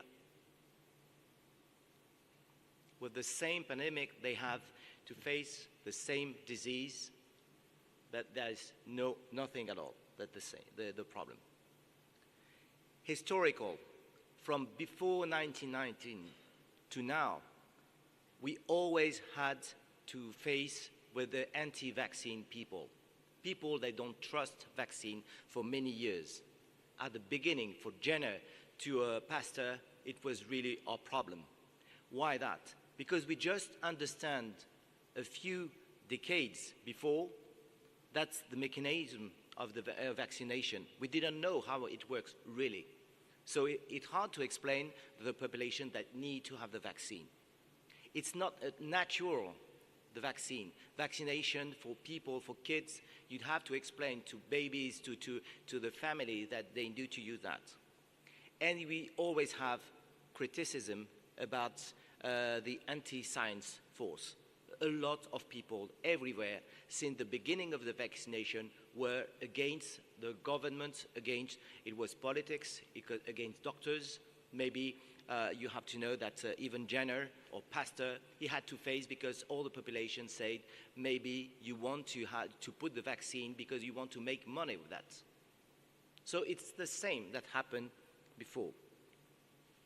The problem here, regarding to the WHO, doubts about vaccine is one of the top 10 threats that we have in this year. It's because we have a lot of things now. We have made a lot of progress. We are facing. It's still the main problem that we have. And we have the main challenge. We have to vaccine a lot of people. And 60 million of elderly patients are on high risk to be vaccinated. So we have many problem solving. It's a funny joke. There's a different way. You've got a problem, you have the German, he will fix the problem. No problem. You find a solution very quickly. I don't make a comment about the US. They put in a bomb, they can put in a jail. They solve the problem. In Russia, you have seen how they can fix the problem. I think the worst could be the French. You have a problem, you are fighting, we are always on strike. The problem is we have more problems later. So it's really hard to have that. So tell to a French, you know what, you need to wear a mask. And he says, I don't want a mask, I don't want a mask, I don't want to. It's my freedom, I don't want to. Okay. Maybe we can tell him, you know what, the Germans, the Turkish, the English, they have masks, but you, the French, you don't deserve it. And the French will come and say, okay, that's not normal. I want a mask, me too. I want to wear a mask now. So that's very, very complex to explain to the people that it could be demographic, structural, social, or behavior problem to vaccinate people. There's another thing we are facing. Anti-vaccine is not vaccine hesitancy. We have people that will refuse everything. They don't want the vaccine. You can say anything, they won't have it. And you have some people, maybe they're quite hesitant, that don't trust. If you explain, maybe they will change. Maybe they will have the argument to explain that they could accept the vaccination. It's not hesitancy, it's not activism. We are facing people, they don't trust us. You can do anything, they don't trust us. Our role is to explain to people who trust us that we need to have a vaccine, and vaccination is good to prevent this disease. There are so many determinants for acceptance or refusal of a vaccine. Social, risk perception of disease. I'm safe, I'm healthy. A young guy say, I'm healthy. I don't have any comorbidities. Why do I have to get the vaccine? I don't need to. So mainly the thing we have to explain. It's unsafe. Is it safe? No. We have people that are looking on the media, and even doctors, they say, no, vaccine is not safe. So they need to trust that, and we have to understand here are the main problem we are facing. Politics, yes, it's a big problem because it's very close when you have a campaign with politics. Politicians have a very big role. We don't have any comments about Trump, but we know how he fixed the problem. He didn't, anyway. And it's really a problem that had in their country. They have still the wave in their country because it's more a criticism about the way of Trump managed the disease. The anti-vaccine movement, that's the terrible threat we are facing. This guy on the right on the slide, you know, here are the experts on this really anti-vaccine movement. We have a humorist, singer, psychiatrist, lawyer, senator, candidate, and a blogger. And these people are really more maybe powerful than me if I say you have to take the medication or not. It's terrible. Thanks to the media for that. So they reject vaccination for many reasons, maybe for political reason, but they don't want to have the vaccine for any reason. They are very strong against that. It's really hard to face these people. Social media. We have 65 million of experts in my country. You know what? They have 65 million of politicians, professor of emergency medicine, professor in epidemiology, a trainer for the football team. They know everything. On the media, they know everything. And the problem is these people are better than you. They know everything. They say, yeah, I have seen my cousin, my grandmother, she's got the COVID, but I know how to treat them. The problem is, due to the social media, all the information is coming with fake information due to the social media, and that's the thing we cannot control. And normally, people, they trust doctors, they trust nurses. And what is the problem? When you have doctors and nurses, they don't trust the vaccination. They don't trust the medication. That's the main problem. When you see these kind of nurses, they say, we don't want the vaccine. It's not safe.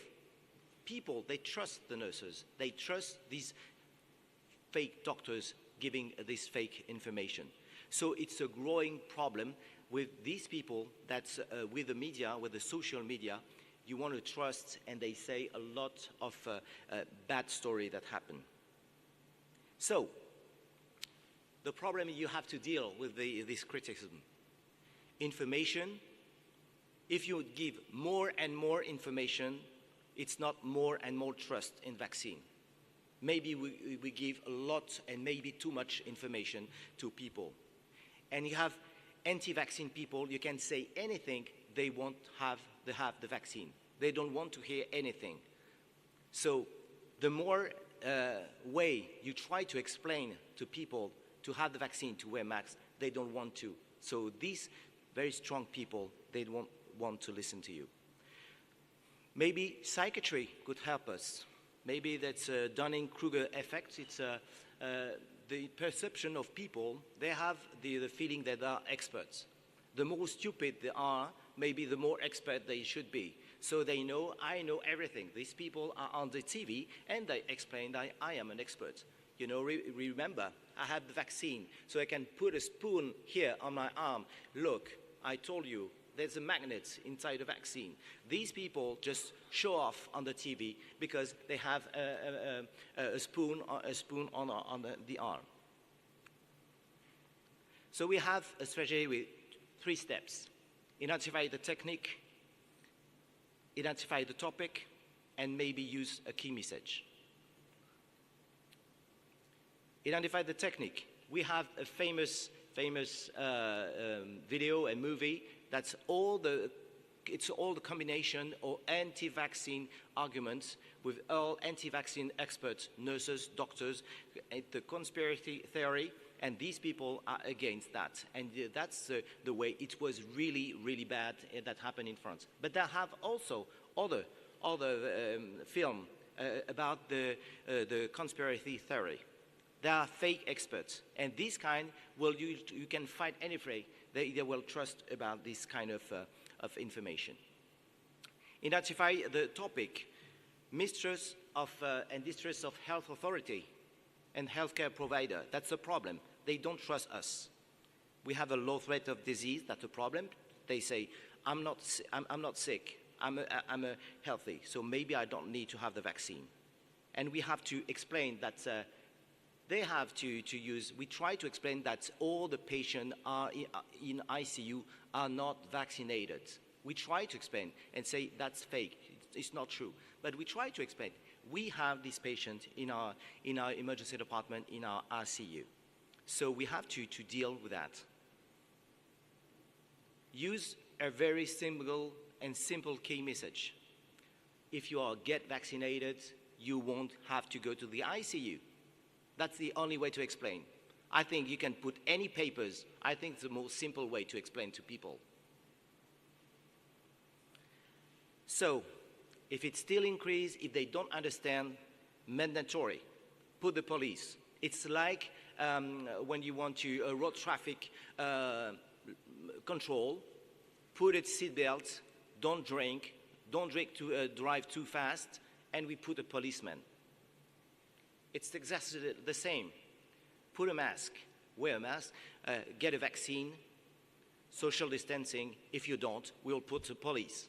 And it's always the same, because we always have people, they say, I have never been, I don't drink, I'm fair. But you can have an accident. It's exactly the same to explain. You have to be mandatory. Yes, it's freedom. We lose some freedom, but we have to think on to the others. So it's a 5A model. Maybe it's access. It's a shame that in our country, people, they refuse the vaccine, and they have lots of country, they will love to have the vaccine. So that's a shame we don't have that. affordability, that the price, it's not so expensive. Awareness about that. We have many people, they should be that. It's funny, but the Pfizer, you remember, Pfizer just produced Viagra. There's no problem for men. They say, no, I can take, they don't trust, but I don't need randomized control trial to use if the Viagra works or not. It's not a problem. So this way for acceptance, activation, and activation maybe put the police for these management of the patients. So I see that my friend Bashar Gender is here, and the challenge of we have to face is very easy to remember. So be aware of the disease is 1 to 10 global threats. A, the 5A model. Remember how to deal with that. Social media are useful but dangerous. Authority, health have the most difficult role. Resistant are our bigger challenge. And C, for communication strategy, we have to communicate and define a good one. A, anti-vax and conspiracy theory are very close, so you have to fight with that. Nurses are the most people hard to convince. Disease is not only the COVID. Fake information are worse. Experts are not on the social media. Refusing vaccine is historical. Thank you.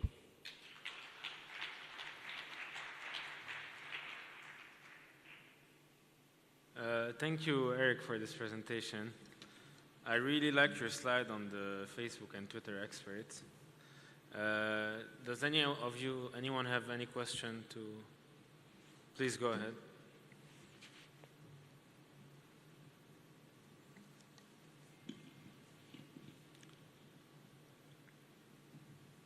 Thank you for your presentation. I am Dr. Emre from Karabük University. Do you think that is it useful to implement our cultural values when we are dealing this problem? I think about this vaccination hesitancy. Yeah, I think you fully agree. I think every message should be different from a country to another one, and the culture is very important. I totally agree with you.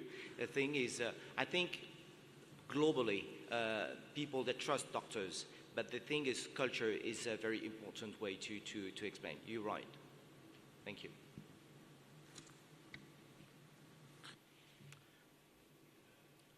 Sorry, do we have any other question? Thank you.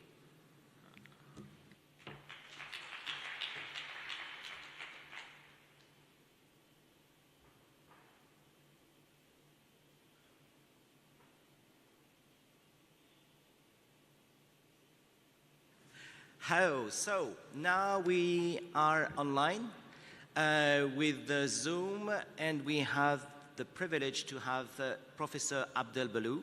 He was past president of UZEM, and he couldn't come in Turkey. You know that the guy, he loved to dance, and every gala dance. I think he is very unhappy to be not to be here. Abdel, can you hear us?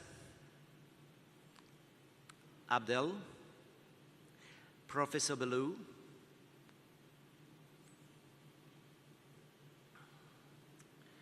Is Abdel Balou ready? Hello? Okay. We can hear you. Hello? We have I'm the ready. slides. Thank you. Thank you, Eric. Thank you very much, Mr. Chairman, and thank you for the kind words. And yes, I'm very sad not to be with the group, and I would like to thank my friend, brother, Bashar, and also Al-Bassett, and all the team. Very nice team. Assalamu alaikum.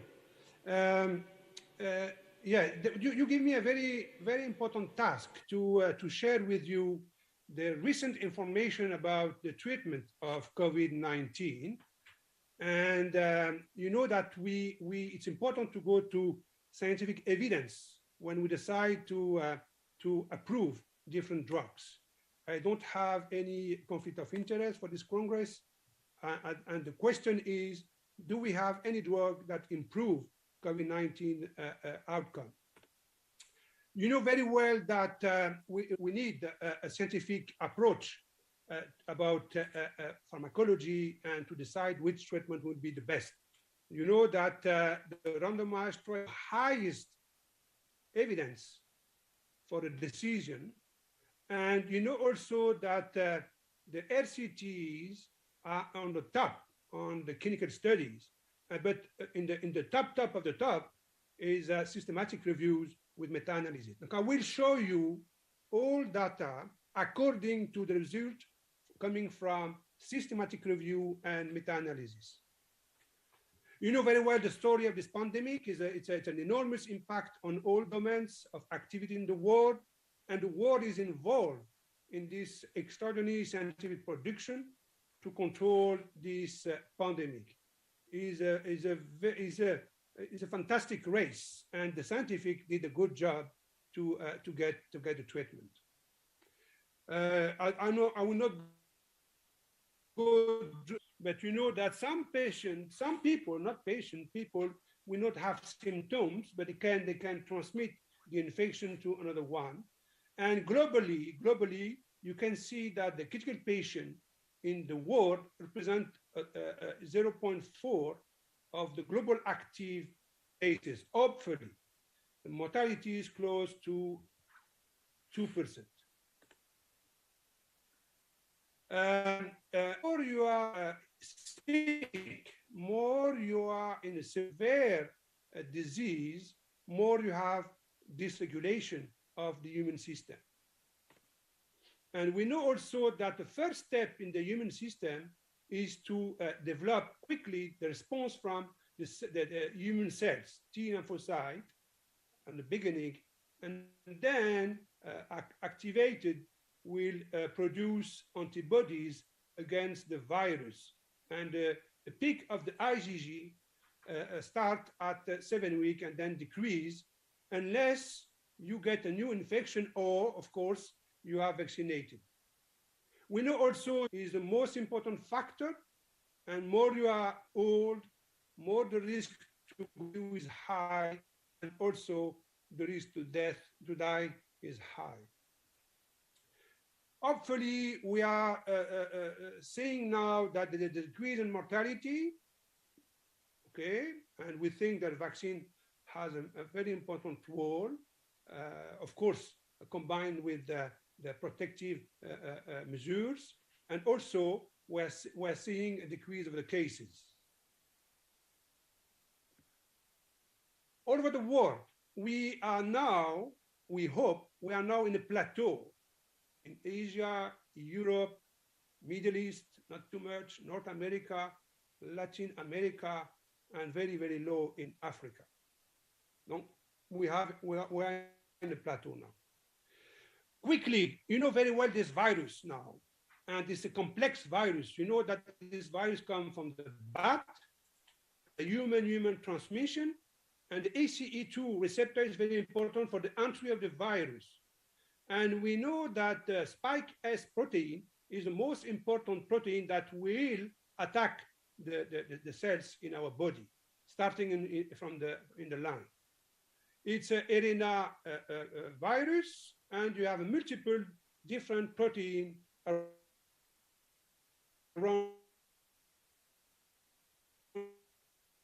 the membrane. ACE2 is very high expressed in the intestine, in the kidney, and the testes, and we have also in the heart, and of course in the lung.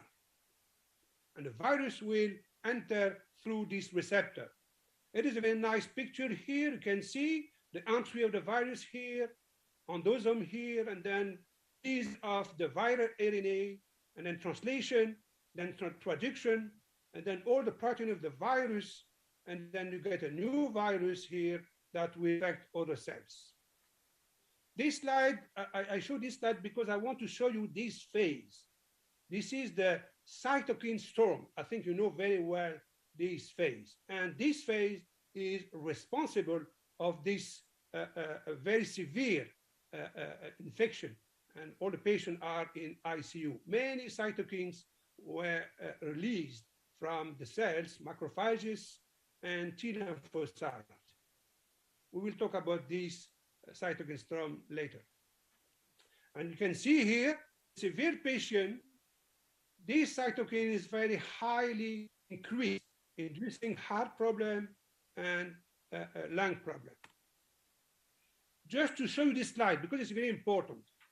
This virus, not only this one, but this COVID-19, block the production of interferon family cytokine, this one here. You can see here, this is very important, this cytokine, because this cytokine, interferon, will block the action of the virus by blocking the replication. Keep it in mind, because we know that there is a deficiency in toll-like receptor 3, and we found mutation on this production of this cytokine, which explain that patient will be in ICU and unfortunately die.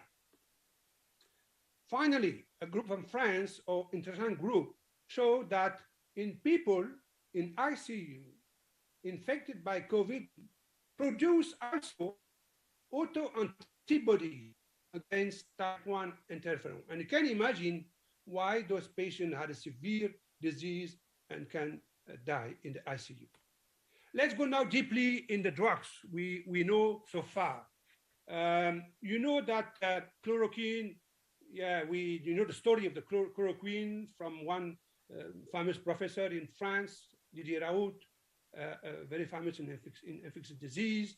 And this drug, we know that this drug work in vitro, in the lab, and this drug block the viral entry and also have an effect on leflunomide, the tocilizumab is very important. I will tell you more about that, blocking the IL-6 receptor, and also the anakinra, which block the IL-1. We have also the JAK inhibitor, which block the inflammation, and there is some group working on the stem cells, and finally, we can use plasma therapy using antibody to block the virus. I explained to you the action here. You can see chloroquine here. This drug can block the entry by blocking this protein membrane with the receptor of the ACE2. And here, the tocilizumab will block receptor to IL-6. IL-6 is very important in the inflammation induced by the virus.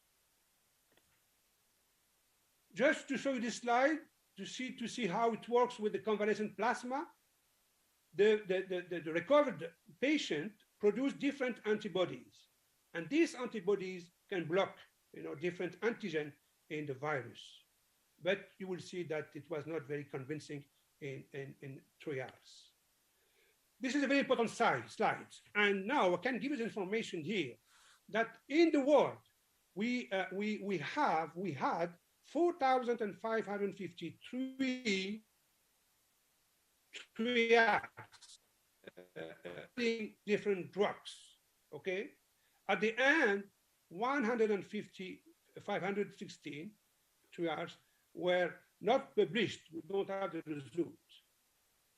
This is very, very important, and this slide shows you only 28% were published in the academics. This is an important information. 1,516 were not reported. And just to show you this sign here, you see that a lot of trials using interferon alpha and lopinavir and ritonavir. And I will show you the results. Okay, chloroquine, hydroxychloroquine, it's clear from the meta-analysis, and you can trust, you can go to the papers, no problem. There is no effect in the viral clearance. There is no effect in the clinical progression. And the conclusion is clear. No effect of hydroxychloroquine in the treatment of COVID-19 infection. And even in the, in vaccines, there is no there is no interest of this drug. It's unfortunate because we love and not very cheap, but unfortunately we don't have evidence. The other paper in the Facebook is ivermectin, is an antiparasite drug. The Cochrane Library say that there is no effect of this drug in the COVID-19, but we have evidence for that. Remdesivir, you know that we have many problems with the remdesivir, even political problem with the fighting between remdesivir and hydroxychloroquine. This last Cochrane database systematic review in 2021 August confirmed that there is incendiarity on this remdesivir. There is something, but not very high. Now, this is why WHO did not include remdesivir in the list of the drug we can use. Let's go here now. Very important drug, the tocilizumab.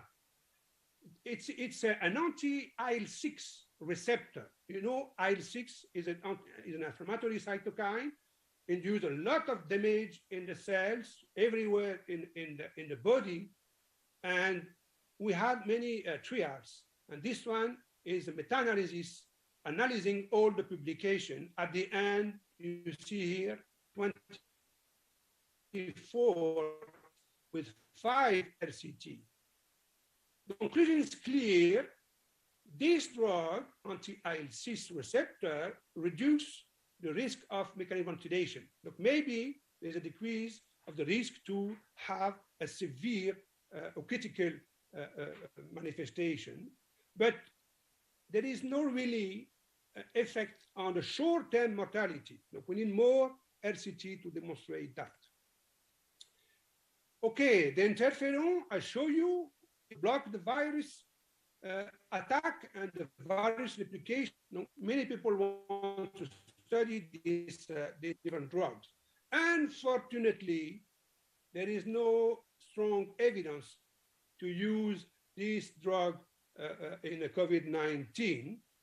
It's a pity because I think that interferon is very important in the blocking the infection.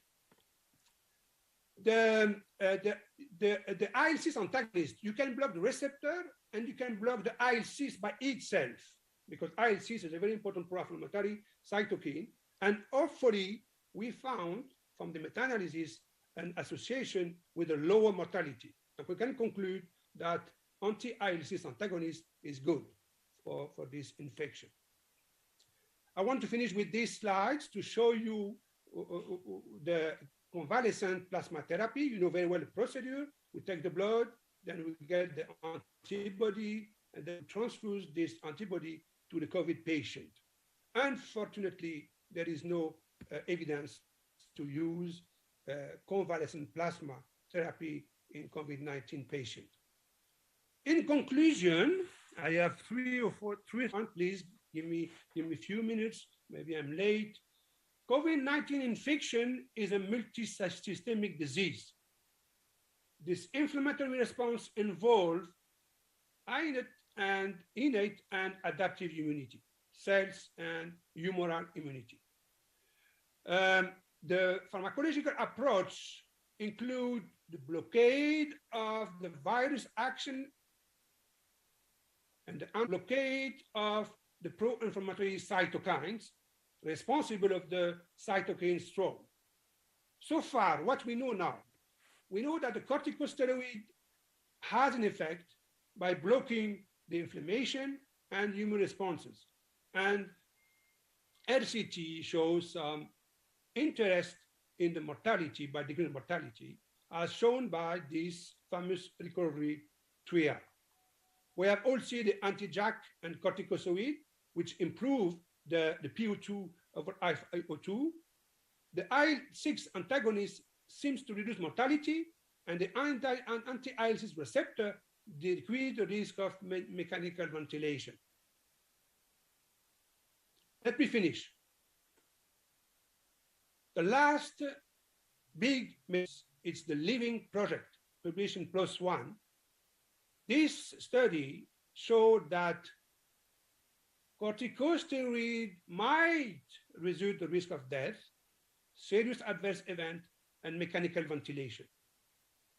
Also, remdesivir has some effect on serious adverse events.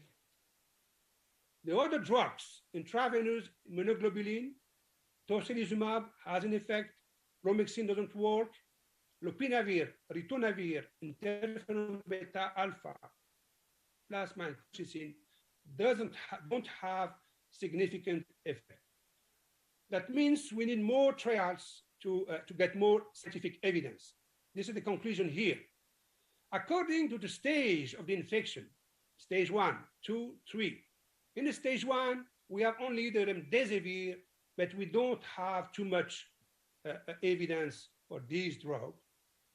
In the stage 2, we had an effect with corticosteroid, tocilizumab, anti-IL-6 receptor, and the baricitinib, it's an anti-JAK, anti-inflammatory. It looks that it works in this stage. In the late stage, the inflammatory stage, we can keep the same drugs for the convalescent plasma, no evidence for azithromycin, and no evidence for chloroquine. And as Eric said previously, hopefully we have the vaccine, and this is a big, big evolution in this disease. Of course, I will not go deeply in this topic. It needs a whole presentation. But it's clear that more you are vaccinated, less you have severe patient or critical patient and mortality. But you can see in this map, they need more vaccination. Only 4% of the population of Africa is vaccinated. So we have to act globally, because once we control the infection, if there is one continent not protected, then the risk of the reinfection and the pandemic will be possible. Yes, thank you very much. I was happy to share with you this. I hope the connection was good, and thank you very much. Thank you, Professor Balou. Do we have any question in the audience? A question about... No? I've got a question for you, Abdel. Can you hear me? Yeah. Yeah. With you show us that all the evolution of the management of and the treatment of this virus, the COVID. What do you think about the progress we have made very quickly to find a cure, but you find a vaccine? What do you think about the next variant that we have, maybe we'll have in the next weeks or month about that? We think we are prepared to manage this kind of disease if we have a variant? Yeah, Eric, is a good question, and I can tell you that what the scientists did in few months, let's say in 1 year, one year and a half, to produce this vaccine. We have different types. But now in the Western, but everywhere in the world, we have this Pfizer vaccine, which is RNA technology. What we know now, this is the last paper, I didn't talk because it's not my topic here in this presentation. What we know now, and we had a publication, I think in the New England or Lancet, they show that even we have variant, the vaccines still have action and efficiency. Okay, now we had 95% for the previous variant, and now for this one is maybe 65, 70. But in the meantime, they are working to produce vaccine that will be efficient on the variant. Look, I'm very optimistic for the next couple of months or maybe next year. I'm not worried about that, but we need to vaccinate everybody. This is very important. And you tell us that there is a small part of the population in the world that doesn't want the vaccine because of fake news and so and so. But clearly, the vaccine is the only way to prevent the infection and to prevent the critical care patient. No, I am optimistic. Thank you. We are optimists so too. Dr. Eric, can you say something for Dr. Bellu? Yeah. Dr. Bellu, thank you very much for your joining us. Waiting you next time face to face. Thank you for your support. Get well soon, inshallah, soon. But we waiting for you. Inshallah. But it isn't possible. All Turkish people say hello to you. Thank you very much. Thank you very much. I appreciate it. Thank you very much. Okay, so for the last session, I'm going to introduce Carlos Garcia Roses, which is the head of the Mexican Society of Emergency Medicine. He's going to talk to us about the current situation in Mexico. Carlos, can you hear us? Hello, Carlos. You are online. Yeah.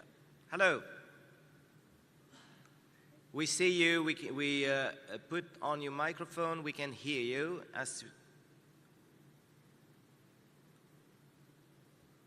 We see you now, Carlos. Okay, Embra. Good, good.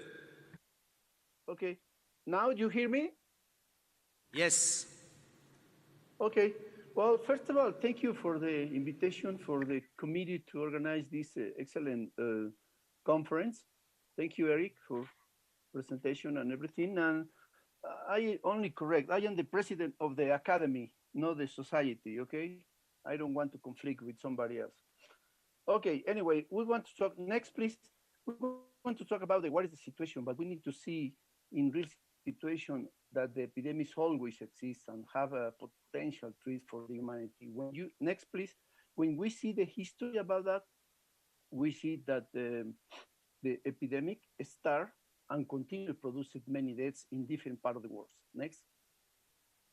By April, when it started the recognition in March, in 1 month later, we have 1.5 million of cases in more than 200 countries. Next, please. So it's difficult that now with the in the map also confirmed patient that we have in Mexico is, next please. In June, we have 20,000 deaths and we have 200,000 confirmed cases for the pandemic. But what is the effect for the pandemic in country and in different parts? In July, the director of the World Organization said that for several weeks, the number of the report in the Americas has been more than the rest of the world. The pandemic started in China, and they was for Europe, and we have time to prepare. Next, please. And we don't have correctly the situation. The infection start to continue among the healthcare worker, high in Latin America than the rest of the other parts. Next, please. In Mexico, in 1 day, only report almost 2,000 single days cases for the contagious. Next, please. In July, we have in the world 12 million for infected and 23,000 deaths in Mexico. Next. According with the Mexican Association of Doctors and Nurses, in August, we have 3 times more infected doctors of medical personnel for healthcare than the rest of the world. Next. In September, Mexico alone account for the 45% of all deaths among healthcare workers for 17 countries. Next. So Mexico was one of the worst situation for the health workers. The infection and mortality in the official situation was nurses 40% was infected, physician 26%, other type of the health worker is 30%. And the health worker infected 2 develop severe disease, according with this author. Next. In February, we have, according with the World Health Organization, 37 million cases of COVID among healthcare workers. But when you see in 100 83 countries and represent 36% of the total and the global. And in Mexico, we have 23% of the total healthcare workers was affected. We also suffer the impact of the economy. Next, please, next. We also suffer the effect for the cancellation of the flights. We suffer for the essential activities suspended, and we suffer the consequence. United States and Europe faced to the crisis and announced tax package for stimulate income and prevent companies going to the bankrupt. Mexico don't. So this is why we lose almost 1 million of jobs, according with the Social Security. Next. In March, the impact of some states is bigger than the other one. For example, in Quintana Roo, because in Quintana Roo we have Cancun, and we lose a lot of tourists, and this affects the economy. Also in Baja, because we have the Cabos and all these tourist places was affected, and the economy suffered the consequence. Next, please. And this is why we lose the gross domestic product between 8.5 to 12% according with the results. But this is the situation. The health budget decreased more than 20% during this period of time. In the last 3 years, with these 6-year terms, we decreased the money. In this slide, you can see, according with the gross domestic invest in healthcare, you see here, the United States, they have 70%. Mexico is the second last one. We have only 2.8%. So in this situation, this is why more than 16 million of Mexicans, they have financial health protection. They don't have it, and this is why they suffer the consequence to go into the healthcare. Next. This is why Mexico is one of the high letalities that we suffer in Latin America. Next, please. In the slide that my colleagues, they show it that the numbers is 2%. In Mexico, we have the lethality between 8% to 9%. This is why in September, Mexico was this is the country with most death for COVID in health professional, more than the United States, Brazil, and United Kingdom. Next. If you are Mexican at that time, the risk of death of health personnel is 4 times more than the United States and 8 times more than the Brazilian guy. Next. In September, because after the holidays, we have the independent days and holidays, one death every 3 minutes. But the next, please. But the other 70% occur in men, and the age of group was between 15 and 40%. More states suffer the consequence, Mexico City, Puebla, and other ones. But the authorities' priority was that the hospitals are not saturated. Also, the cemetery is full, and the funeral can be given. But who is responsible for the deaths from the pandemic? Somebody needs to be responsible for that. The government all the time say different numbers. The deaths for the COVID will be higher, according with the economists, because sometimes the people outside, they need to come to tell you what's going on, because the government and the politicians, they don't say the truth, they say fake news. The deaths for the COVID would be higher than the official number. Next, please. And this is why the economy start to write some papers. And they said that they have the excess of mortality. They wrote one paper between April and August. This study said that the excess of the deaths at that time, next please, is more than 30,000. When you see in the shadow, in the left side is Mexico City. The shadow, the pink shadow show the accord with the government, but the excess of mortality is bigger. But not only in Mexico, also in Ecuador, Rio de Janeiro, and Peru, and other countries. Next one. Because sometimes it's the information for the government, and other times it's this. In this situation, when the Mexico City participate in the study, the COVID deaths, according with the government, deaths is 9,000, but the excess of mortality is 30,000 more than this. Next. And also the impact of the pandemic in the poverty affect the situation for the care. In this study, in these sources, Cenepal, and the UNAM, they wrote that the poverty increased in more than 9 to 10 millions, and the increase more than in the extremist poverty, more than 6 to 10 millions in the poverty. This is why, next please, the consequence for the people go into the hospital is hard. In the other hand, the politician and the government, the National Electoral Institute, approved 38% increase in financial political party. Why? Because they want to be election year. And you know that in the election, next please, in the election, they want to invest a lot of money to produce this. But according with the papers, in the 2020 is the year with the worst contraction since 1930 in Mexico. But what you see in January in 2021, you see the new cases. In 1 month, we have 33,000 deaths. Every day we lose 1,000. When you compare the holidays for the September 16, 19 and 16, and you compare for the Christmas and New Year in January, in September, we, excuse me, what's going on? In September, we have 1 death every 3 minutes, but in January, we have 1 death every 1.3 minutes. So we increase the number of deaths. Next, please. Next.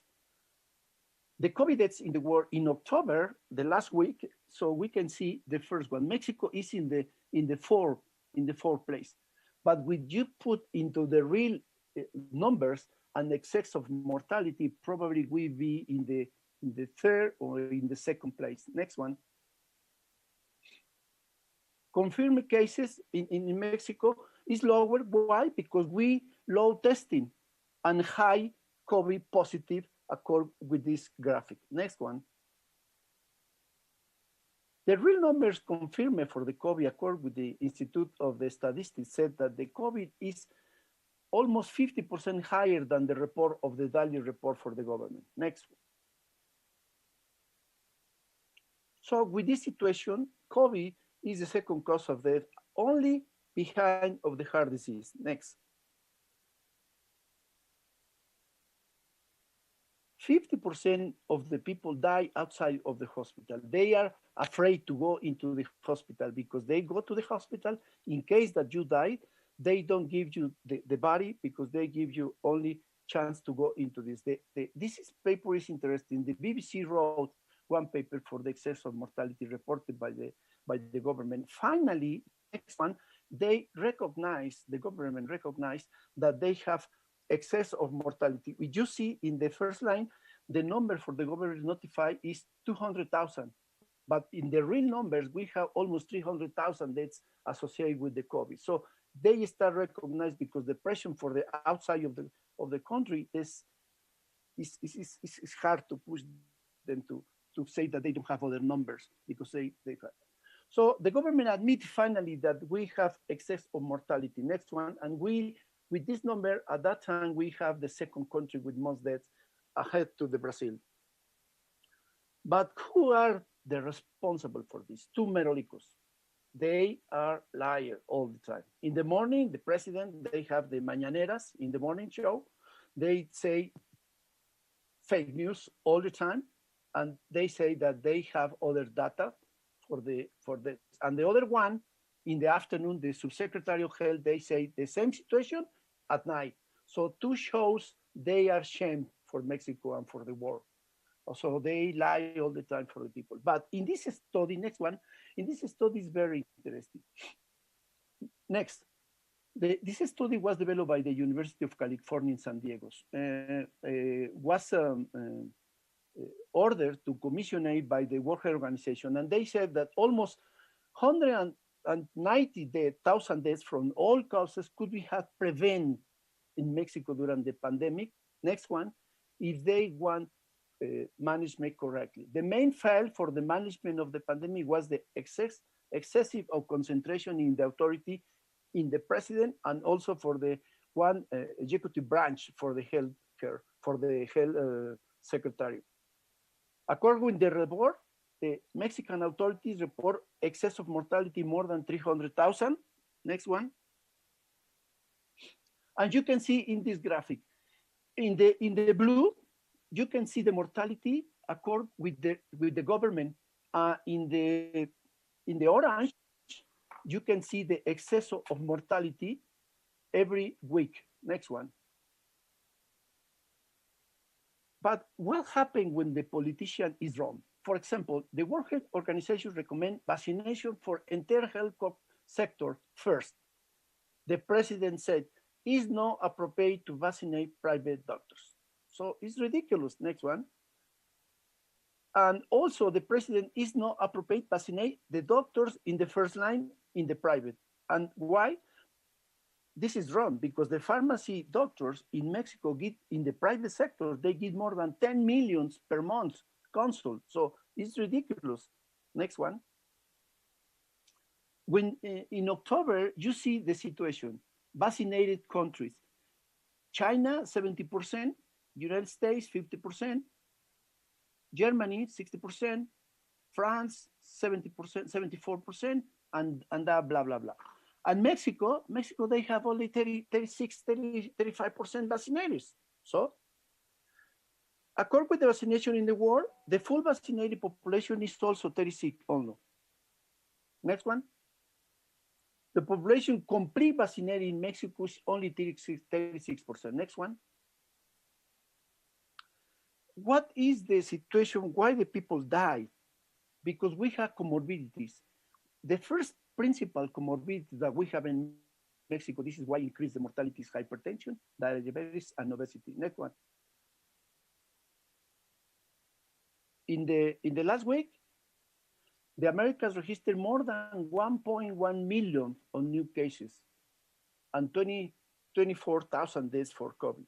So the situation remains delicate. In one country, it's controlled, but in others, no.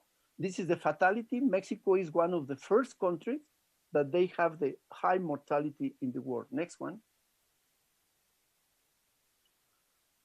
So we need to learn from the history. Let's act smart to keep more people falling into the poverty and help solder the broken pipes in our economy. Let's do it before it's too late. Now it's late to prevent almost we have 600,000 deaths in the country in the real life. So we need to let's avoid more deaths and we need to offer quality care. The Mexican Academy, we write the paper to send it for the government and we propose to better training for the medical personnel, nurses, better protection for the personnel and quality equipment, more invest in health, more quality material and equipment, and try to increase this. We are not heroes, we are doctors, and we need the same respect for the people and for the authorities because they use us when they want to use us. The doctors no are martyrs. The doctors is responsible for the care of the people and the countries. And now in this pandemic, Mexico, the emergency medicine showed that the important situation that they played the role in any system around the world. The emergency medicine showed the big role that we play for the care in any country, in any situation, and any society. Thank you for the invitation, and this is time for invite you to join us in the next World Congress in Mexico. It's also virtual, 16, 17, 18, and 19 of November. And thank you for inviting me. And Bashar, thank you for the invitation and for all committee to invite me to be here. Thank you, Eric. Thank you, Carlos. I think we've got time for question. Yes. Does anybody have any question? So I have a question for you. You talked all over your presentation about the high rate of infection, mortality, about healthcare, within healthcare professionals in Mexico. And I'm sure this had a huge impact on the capacity of the system to respond. How would you explain this high rate of infection among your healthcare professional? Like, is it protection? Is it? The situation is that many hospitals that they was reconvected to the COVID hospital. So they are general hospital, and they was reconvected to the COVID hospital. And many of these personnel working in the emergency room, some of them, they have risk factor to be there, and they go out to the emergency room, and they contract younger people or younger doctors to be there. And so they don't give material and equipment to protect for the infection. And they don't have correct information about that. And this is why the situation for the doctors, because they don't have the protection, they don't know too much about the disease, they don't know too much about the information to wearing the mask and all this everything. And this is why, and also they was protected sometimes in the hospital, and they don't worry about and they go outside and they take a metro, they take a buses, and they have possibilities to contact with the people with infection, and this is why the number of the doctors was infected. Thank you. Oh yeah, we have another question. Please give the microphone.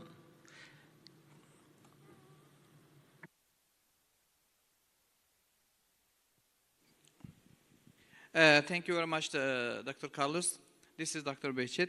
My question is about your deaths. You said about 58% of your deaths have been done out of the hospital. Why?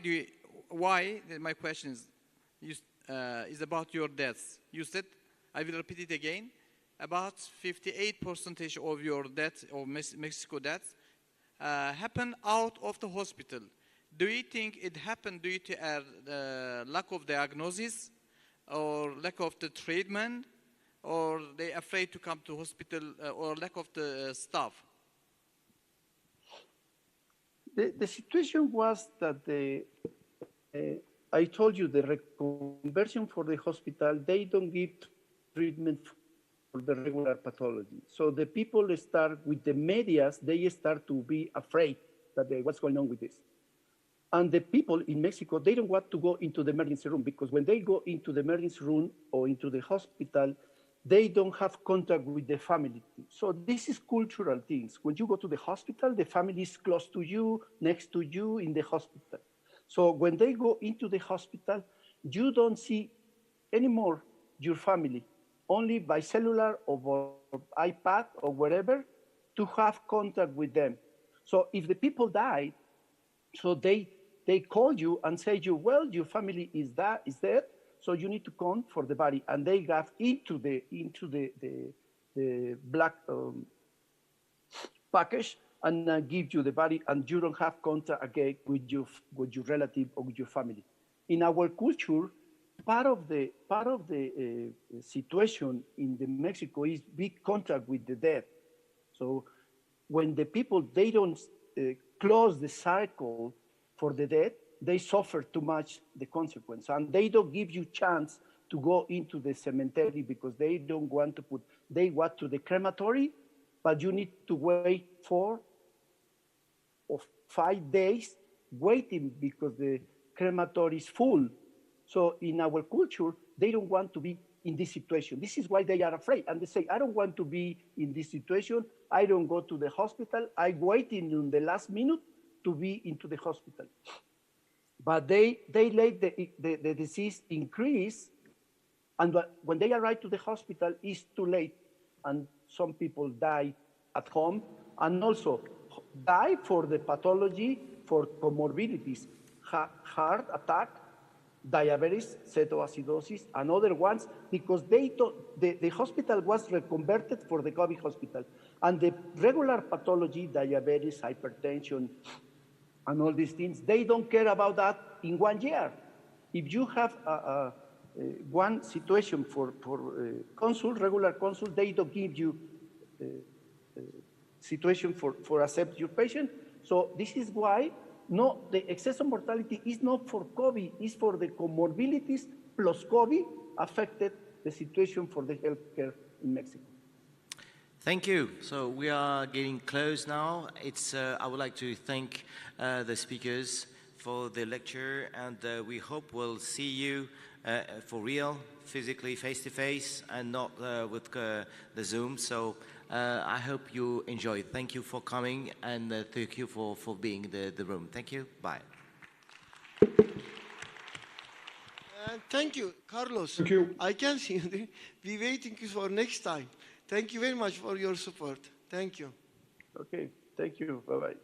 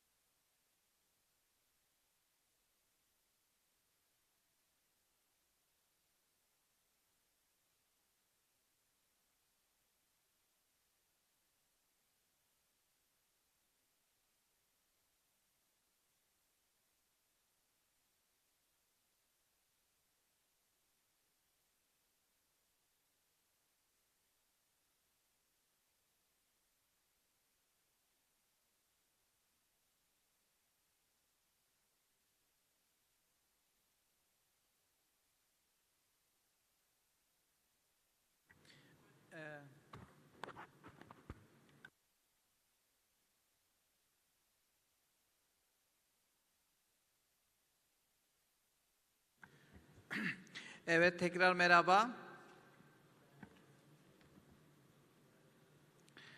Nasılsınız? Hediyelerimiz var bak.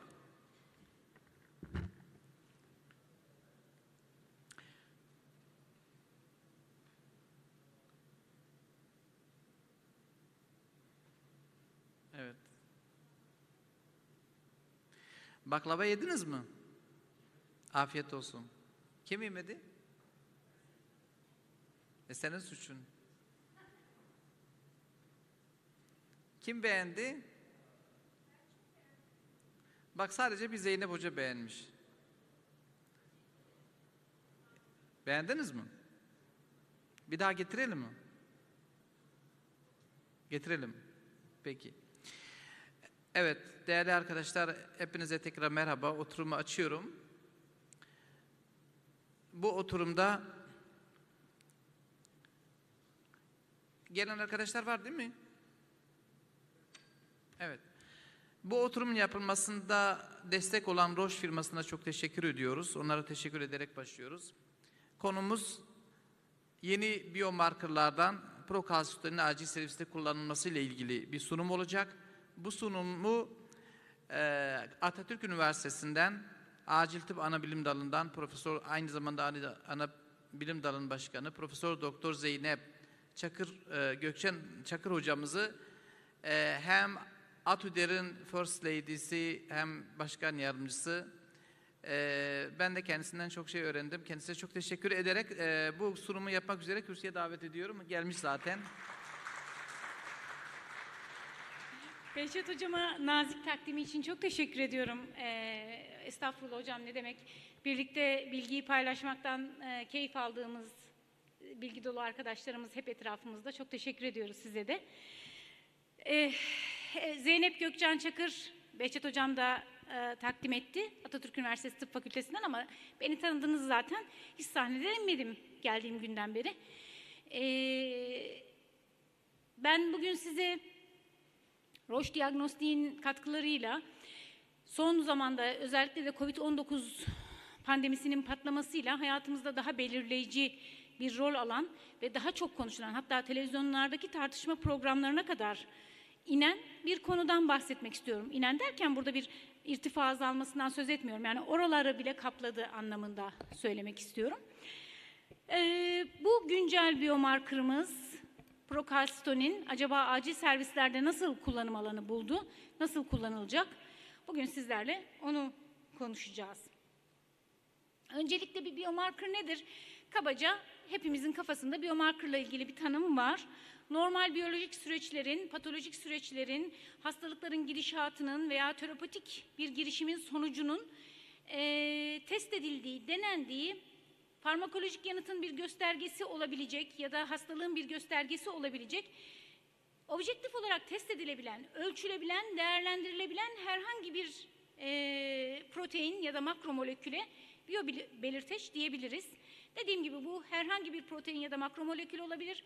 Asıl önemlisi burada tanı koydurucu değerinin olması, objektif olarak ölçülebilmesi ve tanı koydurucu ya da bir şeyi ölçümlemede bizim için bir kriter olmasıdır. Biz acilciler olarak çok isteriz böyle çok iyi biomarkerlar olsun, böyle anında hastalıklara tanı koysun. Çünkü insanların saç telinden ayak parmak ucuna kadar bütün dertlerine bakan insanlarız, bakan doktorlarız burada hepimiz, değil mi? Dolayısıyla da çok isteriz nerede ne var bize söyleyen markerlar, hızlı ve doğru bir şekilde bunları tespit eden markerlar olsun. En çok da bunların hayat tehdit eden kardiyak olaylarda olmasını isteriz. Yine hayat tehdit eden göğüs hastalıkları ile ilgili olayların tanısında, bunların birbirinden ayrılmasında, çünkü biliyorsunuz bir kalbin yarısını bölüşemezler, sağ kalp mi sol kalp mi bir karar veremezler. Keşke ben sağ kalbim diye bağıran bir marker olsa filan diye hep böyle hayal kurarız. Prokalsitonin böyle geniş, aslında biraz sonra tarihçi nasıl bulunduğuna değinirken ne kadar geniş ve farklı alanlarda da aslında bize yol gösterdiğine değineceğim. Böyle bir biomarker, bizim iyi bir klinik biomarkerdan beklentimiz kolay ulaşılabilir, ölçülebilir ve sensitifliğinin, spesifikliğinin yüksek olmasıdır diye tekrar ediyorum. Ve prokalsitonin öyküsüne başlıyorum. Bir grup araştırmacı Fransa'da kanser markerları üzerine çalışırken prokalsitonini buldular aslında. Tiroid medüller kanseri üzerine çalışıyorlardı ve onun için mükemmel bir belirteç olan kalsitonin üzerine deneyler yapıyorlardı. Ve bunu yaparken kalsitoninin prekürsörü olan prokalsitonin için monoklonal antikorlar ürettiler. Ve daha sonra da bunun sadece tiroid medüller SEA'da değil, akciğer kanserlerinde de, küçük hücreli özellikle akciğer kanserlerinde de yükselebildiğini gösterdiler. Ve akciğer nöroendokrin hücrelerinden salgılanabiliyor olacağını fikrinden yola çıkarak bunun bir takım şeylerin belirteci olabileceğiyle ilgili ilk hipotezleri ortaya atmaya başladılar. İlk tespit ettikleri de aslında bu noktada biraz sekteye uğradı prokalsitoninle ilgili gelişmeler. O arada Körfez Savaşı çıktı ve Körfez Savaşı esnasında inhalasyon yanı, savaşların bize öğrettiği çok şey vardır. Acil tıbbın kendisi de aslında İkinci Dünya Savaşı'nın kıyımı üzerinden yükselmiş dinamiklerden bir tanesidir. Bu da prokalsitoninin de böyle bir öyküsü var. Körfez Savaşı'na uzanan bir öyküsü var. Burada Fransızlar çalışmaya devam ediyorlar ve inhalasyon yanığı olsun ya da olmasın yanık hastalarında, kanser hastalarında görülenden çok daha yüksek bir prokalsitonin düzeyi olduğunu görüyorlar. Ve ağır sepsis ya da septik şok, kardiyojenik şok ile ilişkilerini yavaş yavaş oturtmaya, kurmaya başlıyorlar. Gönüllü denekler üzerinde endotoksin enjeksiyonu yapıyorlar. 1994 yılına dayanıyor bu çalışma. ve prokastolin düzeylerinin arttığını gözlemliyorlar. Biyolojik bir belirteç olabileceğini o zamandan öngörüp bir süreci tetiklemiş oluyorlar. Geldiğimiz noktada bugün prokastolin 114 amino asitten oluşan bir polipeptittir. Başta saydığımız mükemmel biyobelirteç kriterlerine uyup uymadığını isterseniz sunumun devamından sonra birlikte yine karar verelim. Sistemik enfeksiyonlarda kalsitonin genleri parenkim hücrelerinde aynı anda ekspresi olur ve esas itibariyle tüm vücut bir endokrin organa dönüşür. Ve bu da prokastolin üretimini sinerjik olarak uyaran bir medyatör yanıtı oluşturur. Ayrıca gastrointestinal perfüzyon bozukluğu sonucu olarak bağırsak duvarı boyunca tetiklenen bakteriyel translokasyon ve hem septik hem kardiyojenik şok durumunda da prokastolinin neden artmış olabileceğini açıklayan bir takım kaskatların tetiklendiğini bilimsel olarak gösterdiler araştırmacılar. Ve bunun bir hormonkin medyatör olarak tanımladılar. Bu gelişmeleri bir hormonkin medyatör olarak prokastolin üzerinden tanımladılar. Hem inflamatuar sürecin hem de tiroidden salgılanan prokastolinin dolaşıma salınmasını görüyorsunuz. Evet, bugün geldiğimiz noktada akut enflamasyonda ve eksojen enfeksiyonlarda invaze olan mikroorganizmalarla savaşta metabolizma ve vasküler tonus adaptasyonu için prokastoline ihtiyaç duyulduğu, bunun bir immün reaktif kalsitonin olarak tanımlanacak kadar immün olaylarla alakalı olduğu gösterilmiştir. Prokastolinin bir diğer adı immün reaktif kalsitonindir. Pankreatit ve septik şokta olan kritik hastalarda, yanıklarda, akciğer zedelenmelerinde hani inhalasyon yanığı olsun olmasın dedik çıkış noktalarını söylerken Fransız bilim adamlarının. Çocuklarda menenjitte, yeni doğan enfeksiyonlarında, erişkin yoğun bakım ünitelerinde, buralarda sepsis takip edilirken özellikle de hem diagnostik hem de prognostik değerinin olduğu yavaş yavaş gösterilmeye ve oturmaya başladı. İşte uzun bir liste halinde bazı kullanım alanlarını görüyorsunuz. Bunların içerisinde koa, konjestif kalp yetmezliği gibi hastalıklar da var. Biz her ne kadar bugün ağırlıklı olarak bir enfeksiyon durumunun gösterilmesi ve antibiyotik tedavisini nasıl etkilediği üzerinde duracaksak da böyle uzun bir listenin belirteci olabilecek kadar geniş kullanım alanına sahip bir belirteç diyebiliriz. Enfeksiyonla ilgisine gelince nasıl salgılandığını enfeksiyonda söyledik. Enfeksiyonun 6 ve 12. saatleri içerisinde seri bir yükselme gösterir ve enfeksiyon kontrol altına alındığında prokastolin her gün yarısına iner. Bir önceki dozun yarısına iner. Ben bunu biraz bu gebelik hormonlarının yükselişine benzetiyorum. Böyle bir logaritmik yükselişi vardır. Ve riskli hastalarda elimizdeki mevcut delillere ek prognostik bize faydalar sunar. Bir hasta antibiyotik tedavisi altında olmasına rağmen prokastolinde bir artış varsa bu muhtemel bir ölümün erken bir belirteci olabilir diye aklımızda bulunmalı. Evet, enteresan bir bulgu Nakamura, bir Japon bilim adamının çalışmasıyla ortaya çıktı 2013'te. Akut bakteriyel enfeksiyonlar ve sepsiste en yüksek değerlerdedir prokastolin, evet, ama otoimmün aracılı enflamasyonda veya lokalize enfeksiyonlarda mesela apse gibi, ampiyem gibi yükselmemektedir. Kıymetli bir oranda, yol gösterici bir oranda yükselmemektedir. Çinli bilim adamları bu sefer de yine 2013 yılında sadece bakteriyel enfeksiyonlarda değil, fungal enfeksiyonlarda da değerli olabileceğine vurgu yapmışlardır. Yine bir çalışma C-reaktif proteinle, SRP ile kıyaslıyor enflamasyon durumunda. Biliyorsunuz bu C-reaktif proteinin hastaları var. Yani C-reaktif protein olmadan hasta değerlendiremem diyen hekim arkadaşlarımız var. O kadar seviyorlar. Siz düşünün ki C-reaktif proteinle kıyaslanmış ve geniş bir meta analiz sonucunda C-reaktif proteinden daha neredeyse yüksek bir tanı koydurucu değeri olduğu tespit edilmiş. Evet, enfeksiyöz veya non-enfeksiyöz nedenlerle yükselebiliyor. Çünkü gördük az evvel nerelerde işimize yaradığını. Nöroendokrin tümörler bunların başında geliyor. Non-enfeksiyöz bazı sistemik enflamasyonlarda, bakın lokal enflamasyonlarda yükselmediğine vurgu yaptık ama sistemik enfeksiyonlarda enflamasyonlarda, non-enfeksiyöz enflamasyonlarda yükselebiliyor. Ama asıl ağır enfeksiyon ve sepsis durumlarında neredeyse tanı koydurucu, neredeyse demeyelim, tanı koydurucu ve prognoz takibi için önemli bir yeri var. Non-enfeksiyöz pozitiflikleri, bu acaba yalancı pozitiflik diyebilir miyiz? Eğer enfeksiyöz bir nedeni araştırıyorsak, bakmak istediğimiz şey buysa, evet bu bir yalancı pozitiflik ama aslında bu prokalsitoninin hassas bir enflamasyon ve akut faz reaktanı olduğunun göstergesidir diyelim. Peki tek PCT ölçümü, prokalsitonin ölçümü mü yapalım yoksa seri ölçümler mi yapalım?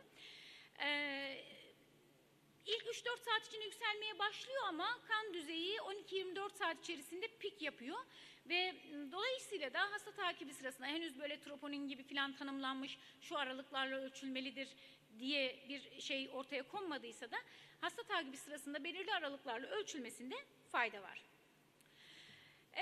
Peki kılavuzlar ne diyor prokalsitonin konusunda? Sepsis tanısı için sensitivitesi ve spesifitesi %70'ler civarında.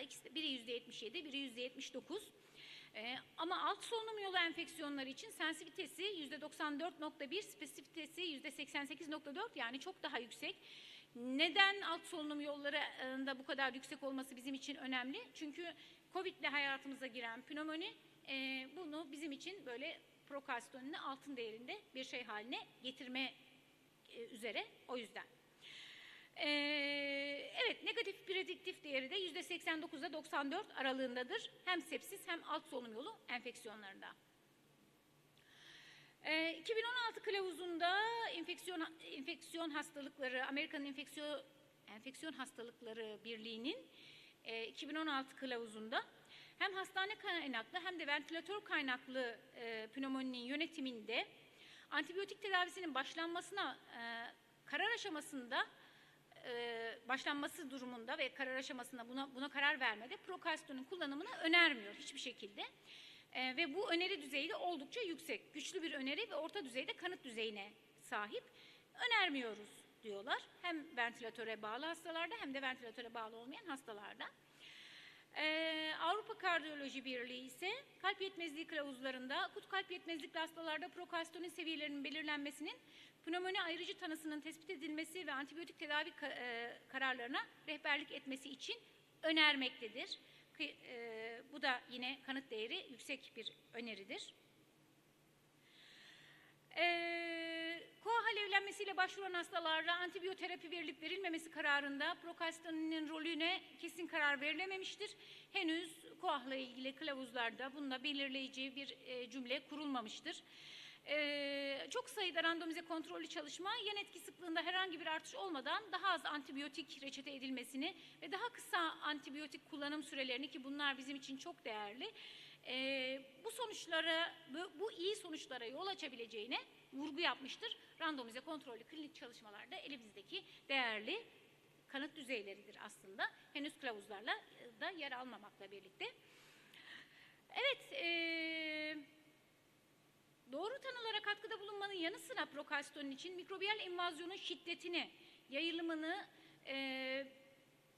bunlarla koreli olarak gösterdiğine dair de elimizde kanıtlar var. Ve yüksek prokalsitonin seviyeleri daha kötü prognoz ile ilişkili olduğunun da altı çizilmiş durumda. Mesela prokalsitonin düzeyi 0,25 nanogram mililitrenin altında olan alt solunum yolu enfeksiyonu olan hastalarda antibiyoterapinin artık kesilebileceğini söyleriz. Ama sepsis hastaları için bu değeri 0,50 nanogram mililitrenin altı olarak kabul ederiz. Bu da 2011 yılında yapılmış kıymetli bir çalışmanın sonucu olarak yer aldı. PAS çalışması, bir grup çalışması prokalsitoninle ilgili. Prokalsitonin değerlerindeki değişmeleri gözeterek antibiyotik ekleme, biz buna escalate diyoruz, veya antibiyotiği çıkarma, descalate yönünde kararların alınabileceğine vurgu yapan bir çalışmadır.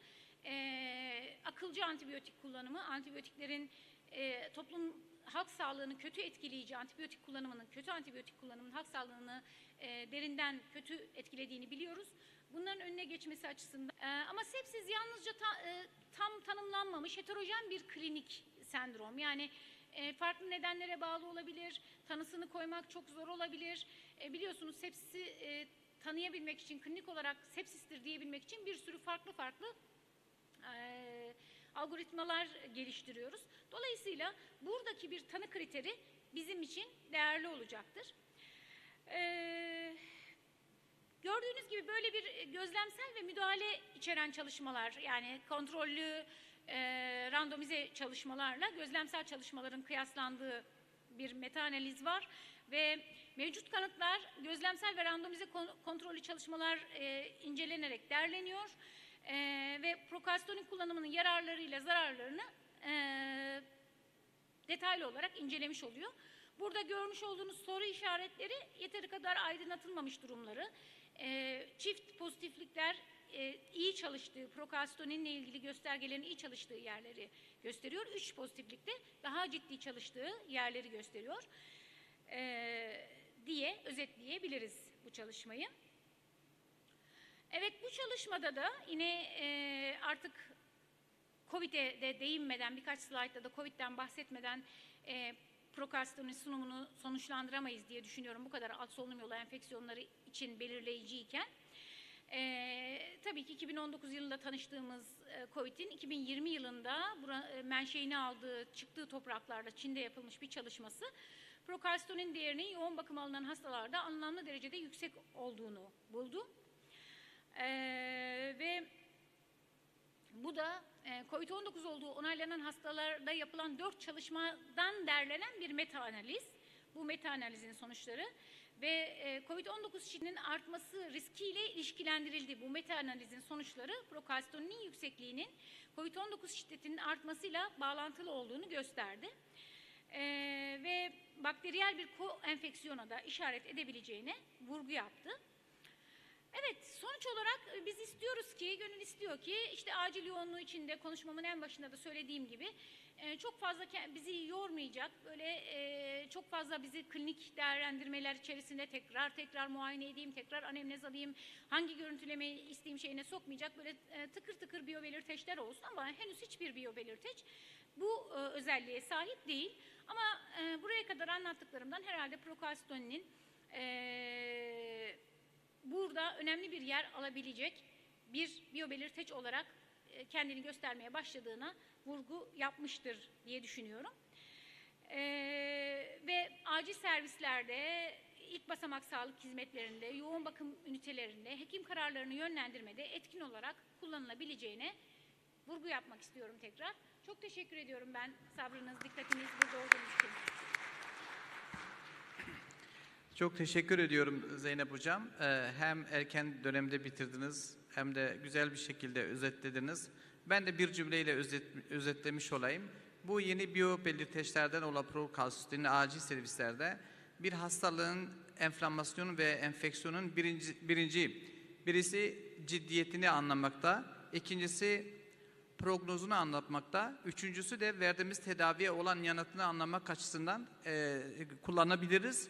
Öneriliyor. Biz de hem kullanıyoruz hem de öneriyoruz. Bu 3 nedenden dolayı bu biyobelirtecin acil servislerde kullanılmasını tavsiye ediyoruz. Böyle faydaları var. Çok teşekkür ediyorum. Ben soru veya katkı varsa ışıkları açabilir misiniz?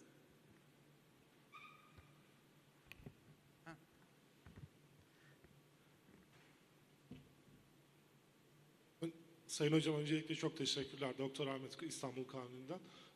Benim ufak bir katkım, nacizane haddim olmadan ufak bir sorum olacak. Özellikle maniteli hastalarda acil servise çok sık başvurular oluyor. Genel durum bozukluğu, oral almazlığı gibi. Bu hastalarda biz enfeksiyöz mu, metabolik bir hadise mi ayırmada, zaten CRP yüksekliği varken hani bir sebebi ayırmada prokalsiyon elimize gerçekten çok güçlü bir belirteç olarak duruyor. Hani, özellikle maniteli hastalarda çok daha sık kullandığımız, daha doğru yönlendirilen belirteç. İkinci olarak da romatoid artrit gibi romatizmal hastalıklarda inflamasyon baskılayıcı tocilizumab veyahut da diğer monoklonal ajanlardan sonra baskılanan CRP düzeyleri bir enfeksiyöz süreci bize düşünülmezken bu hastalarda yine prokalsiyonu etkilemediği için bizi yine enfeksiyöz süreçleri, septik süreçlere daha yönlendiriyor. Daha iyi takip edebiliyoruz, evet. Bu katkım sormak istediğim soru ise şu hocam. Prokalsiyon düzeyi sizin de belirttiğiniz üzere bizde sepsisin ciddiyetini de belirtiyor. Yani enfeksiyöz sürecin ciddiyetini de belirtiyor. Klinik olarak, klinik tecrübenizde sizin bir cut-off değeriniz var mıdır? Prokalsiyon düzeyi 2 iken ben safety reaksiyon başlayayım misal veyahut 15, 18 meropeneme geçeyim gibi bir cut-off değeriniz var mıdır sizin bu durumda kullandığınız? Ben bu sorun için bu yoğun bakımda bunu yoğun olarak kullanan ve çok geniş bir hasta popülasyonunda denemiş olan Başar Hocam'dan fikir almak istiyorum. Hocam böyle bir cut-off değeri sizde oluştu mu? Biz henüz o kadar çok, hele de COVID-19 döneminde o kadar çok sepsis hastasında henüz denemedik. Bununla ilgili bir şey oluşacak kadar kafamızda. Ama Başar Hocam'ın bu konuda çok ciddi bir deneyimi olduğunu hepimiz biliyoruz. Çok teşekkürler. Şimdi tabii biz özellikle bu prokalsiyonu sanıyorum 7-8 yıldan beri aslında kullandığımız ve hasta yönetiminde, takibinde kullandığımız parametreyken özellikle son 2-3 yılda daha çok hani yaygın kullanıma geçti. Yani biz daha 7-8 yıl öncesinden aslında prokalsiyonun ile takip edelim hastaları diyorduk. Ama o zaman birçok branş hatta enfeksiyon hastalıkları yanaşmıyordu. Ama süreç içinde prokalsiyon ne kadar önemli olduğunu özellikle COVID salgınlarında antibiyotik başlayacak mıyız, başlamayacak mıyız? Ona prokalsiyon ne karar verdik. Şimdi bu prokalsiyonun 2 ile 5 arasındaki değerlerini tabii şeylere göre değişmekle birlikte eğer ek patolojiler yoksa bakteriyel enfeksiyon değine kullanabiliriz ama bunun prognostik değerini komple birlikte hasta kliniği, CRP, albumin ve enfeksiyon akut faz reaktanlarıyla birlikte hep açıdan akut faz reaktanlarıyla birlikte değerlendirmek mantıklı. Şöyle bir şey yok yalnız Ahmet, o konu yok. Yani bu prokalsiyon çok yüksek, o halde hasta çok ağır. Öyle bir şey yok. Bir bakıyorsun hastanın prokalsiyon değeri çok fazla ama daha düşük olan kişi daha ağır olabiliyor. Demek ki vücudun cevabını tek bir şeyle algılayamıyoruz. Oradan çıkıyor bu sonuç. Nitekim BNP'de de böyle bir şey yaşamıştık. BNP'de de mesela vücudun yanıtını değerlendirirken mesela BNP ne kadar yüksekse o kadar tablo korelasyon gösteriyor. Öyle yok. Öyle bir şey değil. Dolayısıyla yani burada yine hep size söylediğim tabii derslerden 2 kere 2 4 olmadığı için insan vücudu aynı rakam cevabını vermez. Rakam o yüzden ne oluşturuyoruz? Cut-off değeri oluşturuyoruz. Yani bizim için 2-5'in aralığının üzerinde olan yoğun bakım grubu hastalarda bunun artık daha ciddi bir enfeksiyon olduğunu kabul ediyoruz. Ama yükseldikçe de prognostik değerinin de buna göre değiştiğini kabul edebiliriz. Korelasyon olmadığını tekrarlayayım. Yani ne kadar yüksekse o kadar kötü. Öyle değil. Sadece cut-off'umuz var. Çok teşekkür ederim Başar Hocam değerli katkılarınızdan dolayı. Başka katkı soru var mı sınıftan? Bugün bu saate kadar bizleri böyle dinlediğiniz için ben de içimden gelerek size bir hediye sunmak istiyorum. Ama soru soracağım. Bugün acil tıp uzmanlığına 16 Ekim biliyorsunuz. Bugün itibariyle yani bugün asistan olan var mı 16 Ekim'de? Acil tıp için asistanlığa başlayan var mı? Tarih olarak uzman olan var mı? 16 Ekim mi? Peki bugün doğan var mı? Doğum günü bugün olan var mı? Evlilik kimdir? Bir ayağa kalkabilir misiniz rica ederim? Mikrofon Hocam verebilir evlilik misiniz? yıl dönümünü bilen bir erkeğe rastladık. Bence hemen ödül verelim. Daha fazla bir şey sormaya gerek yok. Hocam yani bayanlar da olsaydı. Bakalım belki bir şey isteyeceğim hocam. Kendinizi tanıtır mısınız? Doktor İbrahim Aydın, Kartal Lütfi Kırdar Şehir Hastanesi Acil Tıp Kliniğinde asistanım. Evet, bugün evlendiniz. Maşallah. Evlilik cüzdanınız var mı yanınızda? Yanımda yok hocam. Yok. 7 sene oldu ama. Ama net bize bir şekilde. ibraz edeceksiniz değil mi? Tabii ki hocam. Daha evlisiniz yani ayrılmadınız. Çok şükür. İnşallah. Uzun evlilikler diliyorum inşallah ömrü sonuna kadar. Ben de burada başkanımız burada, başkan yardımcımız da burada. Onlara sığınarak şunu demek istiyorum. İbrahim Hocam, ATÜDER'in 2022 yılında yurt dışında yapacağı ilk aktiviteyi sizi sponsor olarak götürecektir. Çok teşekkür ederim hocam. Çok sağ olun. Evet. Hayırlı olsun. Bize ulaşabilirsiniz. Çok güzel bir ödül ve dediğim gibi İbrahim bu ödülü fazlasıyla hak ediyor. Çok sağ olun hocam. Evlilik Başar hocam. dönümünü hatırlayan bir erkek olarak. Evet, Başar Hocam da hak ediyor. Bir tane de çekeyim. Yok. Evet. Yoruldunuz biliyorum. Şimdi Sayın Başkanım ben sahneden ineyim mi? yok, sahne sizi seviyor, siz de sahneye yakışıyorsunuz hocam. Teşekkür ediyorum. Evet, ben tabii ki hocam, lütfen. Değerli arkadaşlar, Zeynep hocama çok teşekkür ediyoruz. Bu sunumu yapan Zeynep hocama çok teşekkür ediyoruz. Bu oturumun yapılmasında katkı sunan Roche firmasına kendilerine teşekkür ediyoruz. Buradalar mı bilmiyorum. Burada olsalardı onlara da bir hediye verdirecektik ama burada mısınız? Bir ayağa kalkabilir misiniz? Tamam. Çok güzel. Evet. Bak ben şimdi hediyeden bahsedeceğim de korktular yani. Yok bir şey yok. Siz de bizleri dinlediğiniz için size de çok teşekkür ediyoruz. Hediyenizi başka bir zamana çekeceğiz. Oturumu kapatıyoruz. Çok teşekkür ederim. Teşekkür ederiz.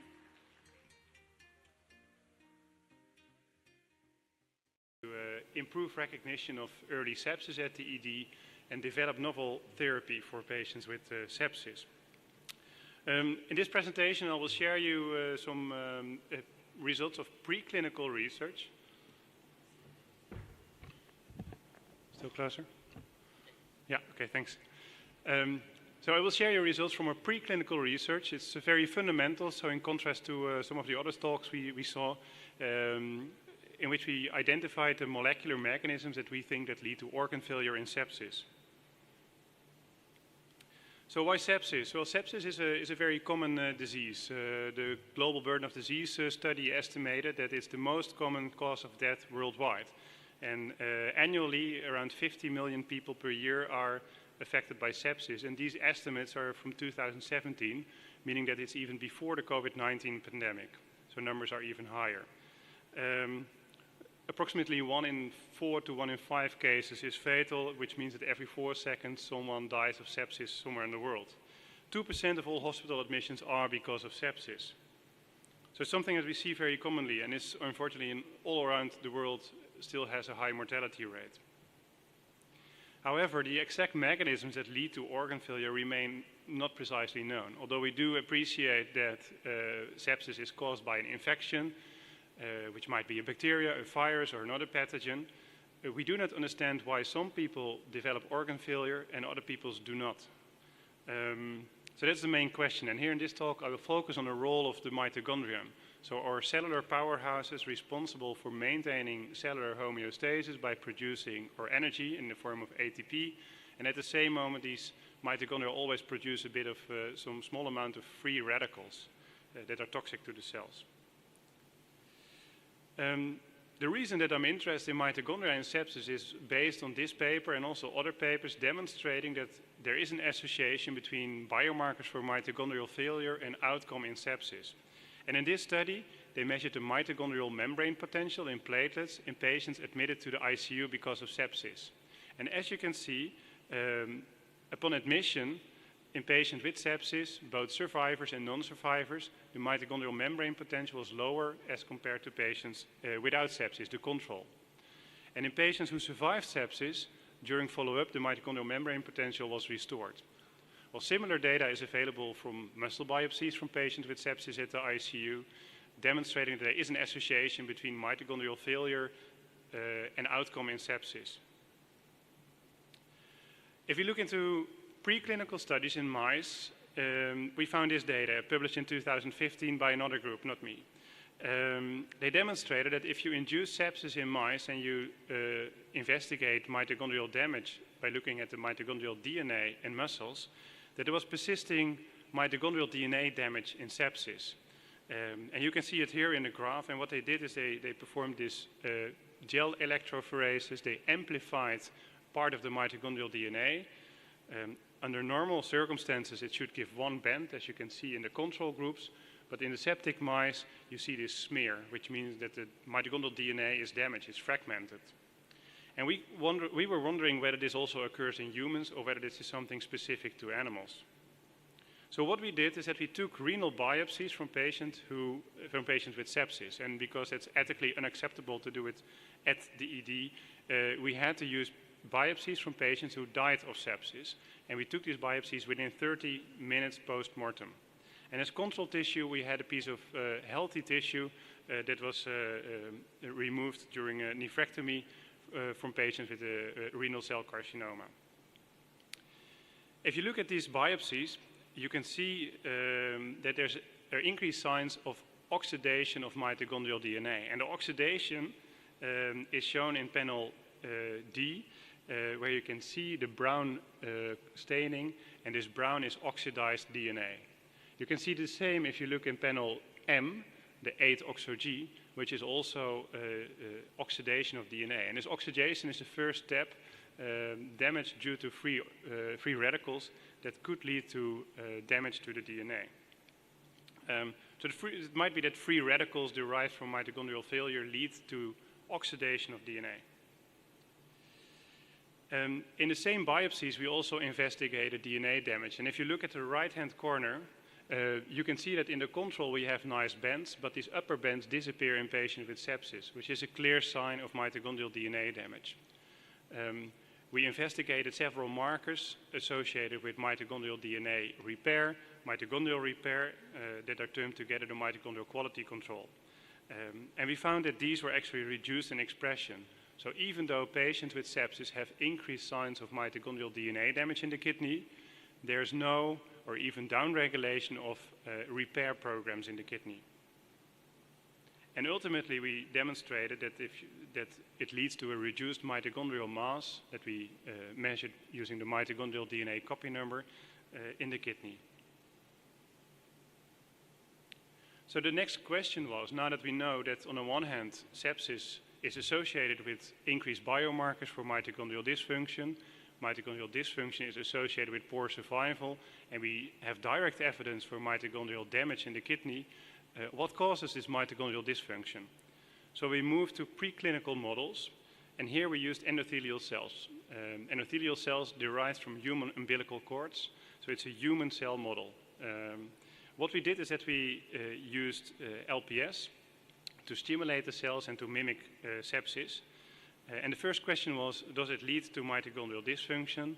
And if so, does it depend on uptake of this endotoxin?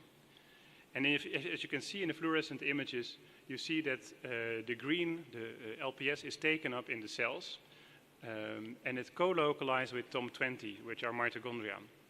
So it seems that this LPS is taken up and transported to mitochondria. If we block endocytosis using dinosaur or SSO, which is a fatty acid transporter, the lower one, the lower two rows, there you see a reduced uptake of LPS. In the right-hand corner, you can see the mitochondrial membrane potential that decreases as soon as we give the cells LPS, and LPS is in the red bar, the blue bars are control, and you see a massive rise in reactive oxygen species as soon as you stimulate cells with LPS. Both of these effects could be prevented if we blocked endocytosis by dinosaur. The next question was, are mitochondria relevant for the induction of cellular stress? So what we did is that we depleted endothelial cells from mitochondria. So we had endothelial cells without mitochondria, and we gave them endotoxin again. And here you can see the mitochondrial membrane potential, JC1. It remained stable. It was unaffected by LPS in these cells. But also we did not see a rise in reactive oxygen species. So it seems that indeed mitochondria are relevant for the induction of stress. And if you look at endothelial leakage, which is shown by albumin leakage over an endothelial barrier, you can see that if you give LPS to the cells, that it leaks over the endothelial cell barrier. But if you have endothelial cells without mitochondria, then these endothelial cells are resistant against injury induced by LPS because there's no albumin leakage over this endothelial cell barrier. So then we dive further into this matter.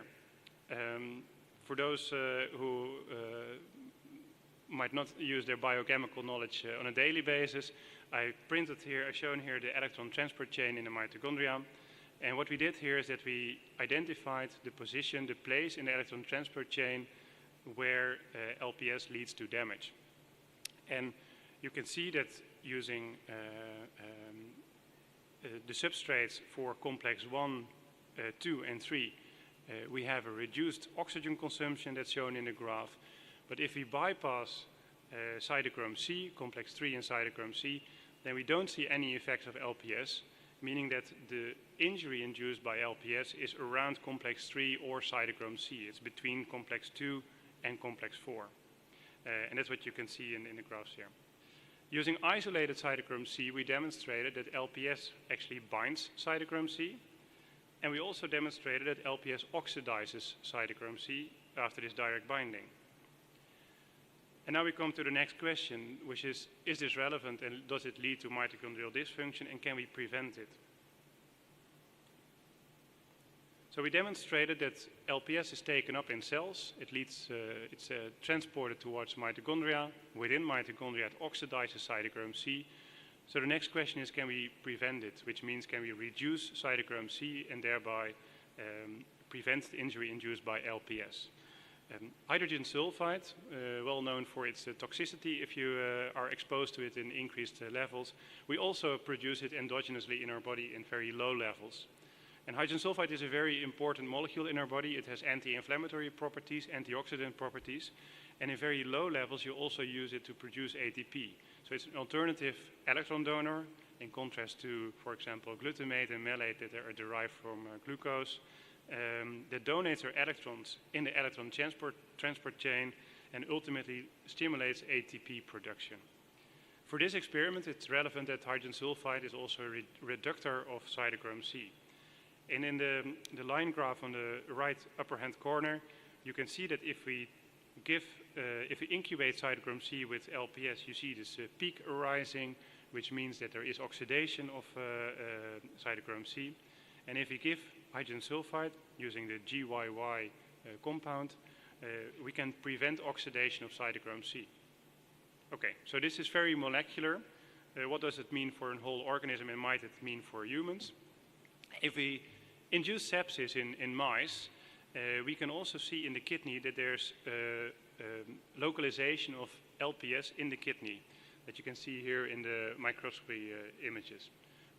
In the kidney, it co-localizes with mitochondria. So also in the mouse, after induction of sepsis by ligating and puncturing the cecum, you have translocation of LPS from the gut into the kidney and uptake in mitochondria. Of course, this leads to an increased level of IL-6, a reduction in membrane potential as measured by JC1, and an increase in urea, indicative of acute kidney injury. If you pre-treat these animals with hydrogen sulfide donor GYY, you can see that there was no increases in IL-6. It maintained mitochondrial membrane potential, and it also prevented acute kidney injury. So, if we then conclude and we go from mechanisms that induce organ failure to potential strategies to improve outcome, I demonstrated that, of course, it's important to improve early recognition, as all kinds of pathogens could lead to organ failure in an infection and thereby induce sepsis. It's important to, of course, rationally use antibiotics and thereby prevent resistance. What I demonstrated here is one of the key mechanisms that lead to organ failure in sepsis, namely that endocytosis of bacterial endotoxins, as we demonstrated in mice, to occur and in cells, leads to mitochondrial dysfunction. So these endotoxins are taken up by the cells, are translocated to mitochondria, and there directly interact with cytochrome C. I demonstrated that hydrogen sulfide, but also other antioxidants, can prevent oxidation of cytochrome C, and thereby also prevent mitochondrial damage and organ failure in sepsis. And ultimately, oxidation of mitochondrial DNA damage that leads to damage, also damage to the mitochondrial DNA, might be an explanation for the poor long-term outcome of patients who had sepsis. And with that, I would like to end. I would like to thank you for your attention and welcome to answer any questions. Thank you, Dr. Bauma. Is there any questions for Dr. Bauma? I want to talk a little, if you allow me. Thank you for your nice presentation, and we all know that COVID-19 sepsis is also related by mitochondrial destruction, and it seems that mitochondrial destruction is related by organ dysfunction in COVID-19 also, and you better know than me, I think. So this area is will be a hot topic in next days, I think. Thank you, Doctor. Yeah, thank you.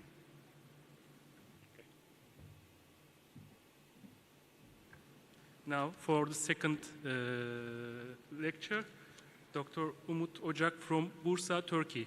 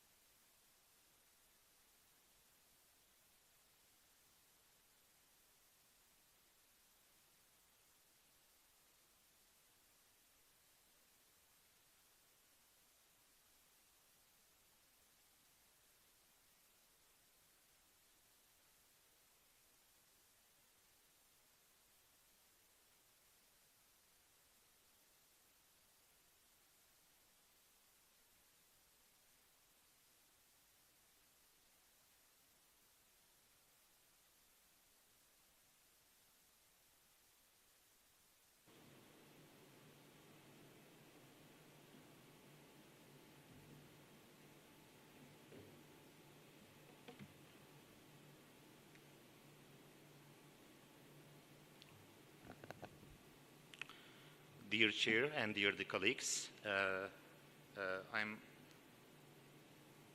Dr. Umut Ocak from Bursa Yüksek İhtisas Training and Research Hospital. Good evening to all.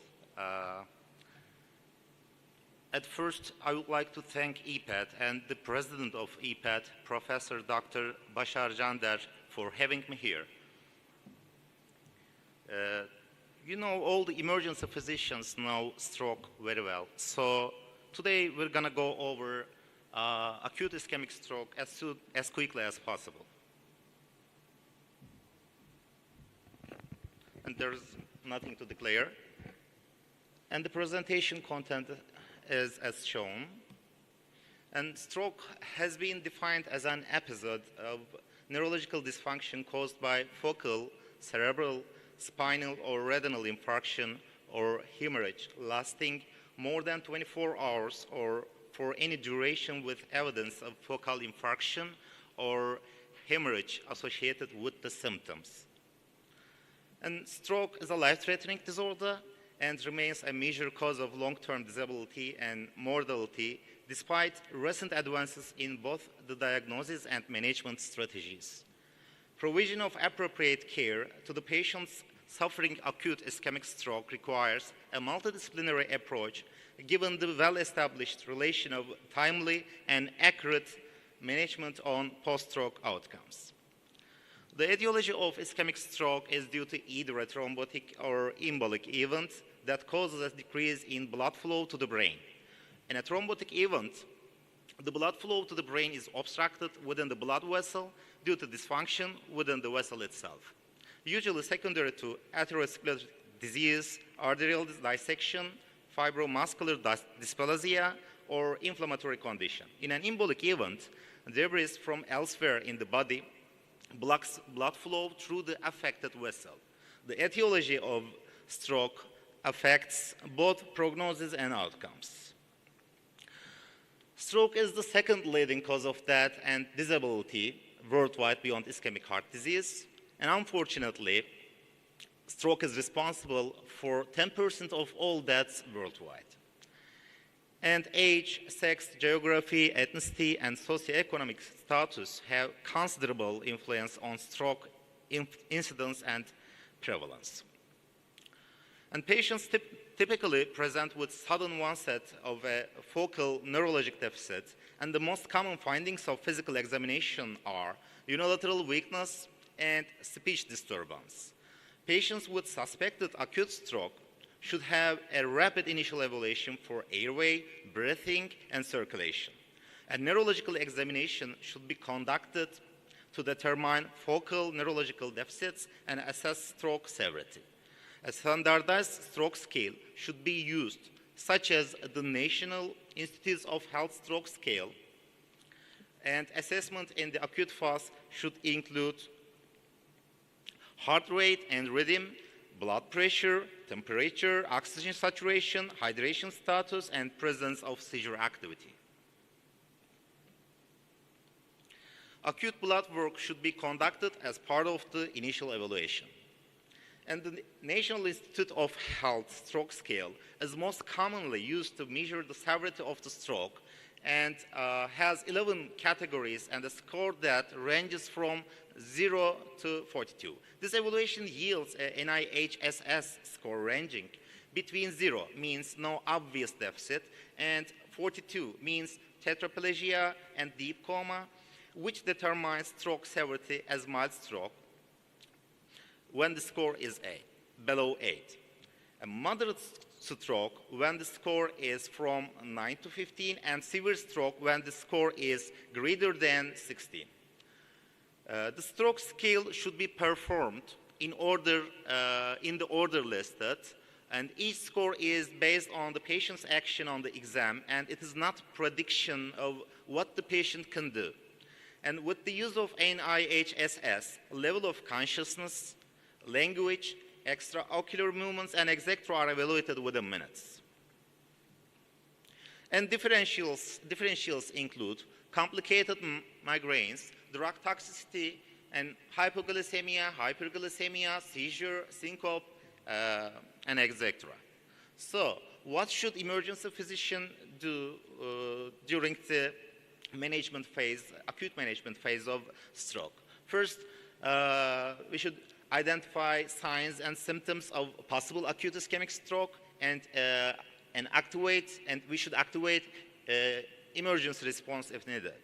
So critical emergency medicine assessments and actions are: first, 1, support ABC, 2, perform pre-hospital stroke assessment, 3, establish time of symptom onset, 4, triage to stroke center, 5, alert hospital, 6, check glucose if possible. And immediate general assessment and stabilizations are 1, assess ABCs again and vital signs also, and provide oxygen if hypoxemia, if the patient is hypoxemic, and obtain IV access and perform laboratory assessments, and check glucose rate if indicated, and perform neurological screening assessment, and activate stroke team and order emergency CT scan or MRI of brain, and obtain 12-lead EKG. And immediate neurological assessment by stroke team or designee, first review patient history, establish time of symptom onset or last known normal, and 3, perform neurologic examination NIH stroke score. In patients who probably have acute ischemic stroke, imaging is a crucial part of both the diagnosis and management, and CT has excellent sensitivity to recent hemorrhage and is generally adequate as initial imaging, whereas its sensitivity to recent ischemia is poor, and particularly if the ischemia is small and restricted to the posterior fossa. And all patients with suspected acute stroke should undergo brain imaging with non-contrast CT or MR. And all patients with suspected acute ischemic stroke who arrive within 4.5 hours and are potentially eligible for intravenous thrombolysis should undergo immediate brain imaging with CT without delay to determine eligibility for thrombolysis. And all patients with suspected acute ischemic stroke who arrive within 6 hours and are potentially eligible for endovascular thrombectomy should undergo immediate brain imaging with CT and CTA without delay. Resultantly, all patients with suspected acute ischemic stroke should receive a CAT scan in order to exclude intracranial hemorrhage. So given the benefit of intravenous alteplase as time-dependent, patients are recommended to undergo a CT within 20 minutes upon arrival in order to determine potential indications for IV thrombolysis. Of note, although signs of early ischemic changes, such as hypoattenuation of damaged brain parenchyma, insular ribbon sign, hyperdense MCA sign are well accepted. Early ischemic changes on CT can be graded using the aspects, a quantitative scoring system that gives points for 10 different MCA territories as shown. The total aspect score ranges between 10, indicating normal CT, and 0, indicating complete MCA infarction, as it is calculated by subtracting 1.4 every ischemic region. And aspects of 7 points and below has been indicated as a predictor of poor clinical outcome. And generally, it has been used as an inclusion criterion in acute ischemic stroke and the vascular trials, which included patients with relatively small core infarct in aspect of 6 to 10. CT alone is therefore insufficient in some patients to make a decision on treatment strategy. Specifically, the 2019 guidelines for the early management of acute ischemic stroke recommend CTA with CTP or MRA with diffusion MRI with or without MR perfusion for certain patients. Next step after CT should be CTA for detecting large vessel occlusion, as poor recanalization rates with IV thrombolytic therapy alone has been reported in the presence of large vessel occlusion, and CTA is useful in detecting eligible patients for mechanical thrombectomy. Importantly, recent evidence suggests that imaging with CTA is not associated with increased risk of acute kidney injury in patients with stroke, and even in those who are known to have chronic nephropathies. Therefore, treatment should not be delayed to obtain creatinine levels prior to CTA due to concerns regarding contrast-induced nephropathy in patients with acute ischemic stroke. In patients who present within the first 6 hours of the onset of symptoms, particularly the gradient echo sequences of MRI can be as exact as CT in identifying hyperacute intracerebral hemorrhage. Moreover, based on the evidence showing that patients with abnormal diffusion MRI and normal flare imagings are likely within the first 3 to 4 hours of stroke onset, and MRI can be used to estimate the onset of ischemic incident. Now, the case time, our patient, a 72-year-old female who was admitted to our hospital within the first 2 hours of left-sided hemiparesia, and the CAT scan was unremarkable and ruled out the presence of intracerebral hemorrhage, figure A, and figure B, there's a diffusion MRI and hyperintensity is shown, and low signal intensity on ADC and normal flare, and the thrombus and the right side, right MCA was visible on CTA. The DAWN and DIFFUSE trials have pointed to the benefit of mechanical thrombectomy in stroke patients who present beyond the accepted time limits and who are selected based on specific criteria on CT or MRP studies. Accordingly, CTA with CTP or MRA with diffusion MRI with or without MRP are recommended for selecting patients with large vessel occlusion for mechanical thrombectomy within 6 to 24 hours of last known well. Now the reperfusion therapies. Since the first publication of guidelines for acute ischemic stroke, many changes in the evidence-based treatment recommendations have been made and included into the American Heart Association and American Stroke Association-based updates. For many years, the administration of tissue plasminogen activator alteplase has been the gold standard treatment. And since the benefit of therapy is time-dependent, treatment should not delay for additional neuroimaging and should be initiated urgently. And a recent meta-analysis evaluating the association of cerebral microbleeds and the risk of ICH after IV alteplase treatment showed that ICH is more common in patients with baseline cerebral microbleeds. Now, contraindications for medical thrombolysis with IV alteplases are as shown.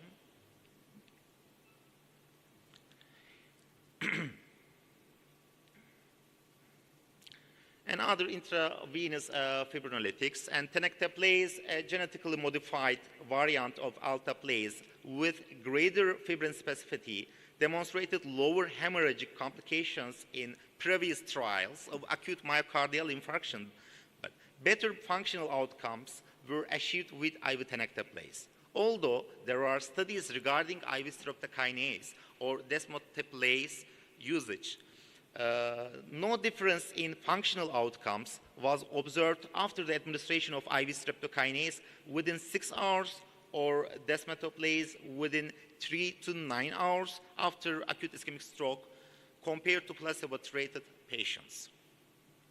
For years, IV alteplase has been the treatment of choice in acute ischemic stroke patients. However, it has limitations such as narrow therapeutics, time window, and contraindications. So, mechanical thrombectomy was initially proposed as an adjunctive therapy for IVT. However, randomized controlled trials have proven the superiority of mechanical thrombectomy over standard medical management alone after acute ischemic stroke due to large vessel occlusion. The aim of mechanical thrombectomy is to achieve recanalization and reperfusion. Therefore, door-to-grain puncture time is highly important. Since trials have revealed that disability outcomes are directly associated with the time from symptom onset to arterial puncture, any cause for delay to mechanical thrombectomy, like observing for a clinical response after IVT, should therefore be avoided. Importantly, in 2019 guideline, pretreatment with IV alteplase recommendation has been removed. And the advances in device technology have significantly improved the speed and efficacy of recanalization. Here we see some of the randomized controlled trials on mechanical thrombectomy and general standard of care. So, blood pressure management. Low blood pressure levels may cause loss of penumbra, and high blood pressure levels may increase the risk of intracranial hemorrhage. So, what should optimal blood pressure range be? Guideline has recommended the maintenance of blood pressure levels below 185/110 in patients who will receive reperfusion therapies either with IVT or mechanical thrombectomy.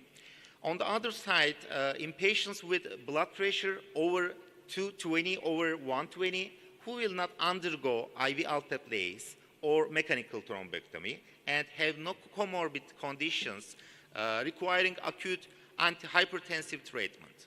Lowering blood pressure by 15% during the first 24 hours after the onset of acute ischemic stroke is recommended.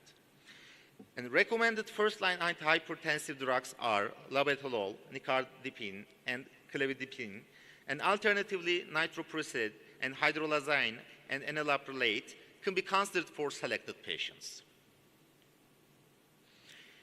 Including decreased reperfusion rates, infarct expansion, poor neurological recovery, and death, hyperglycemia is commonly targeted during the management of acute ischemic stroke.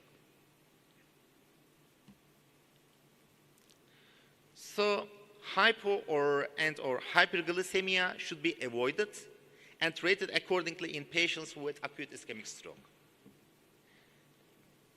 And for body temperature management, avoidance from both hypo and hyperthermia, maintaining normothermia are recommended.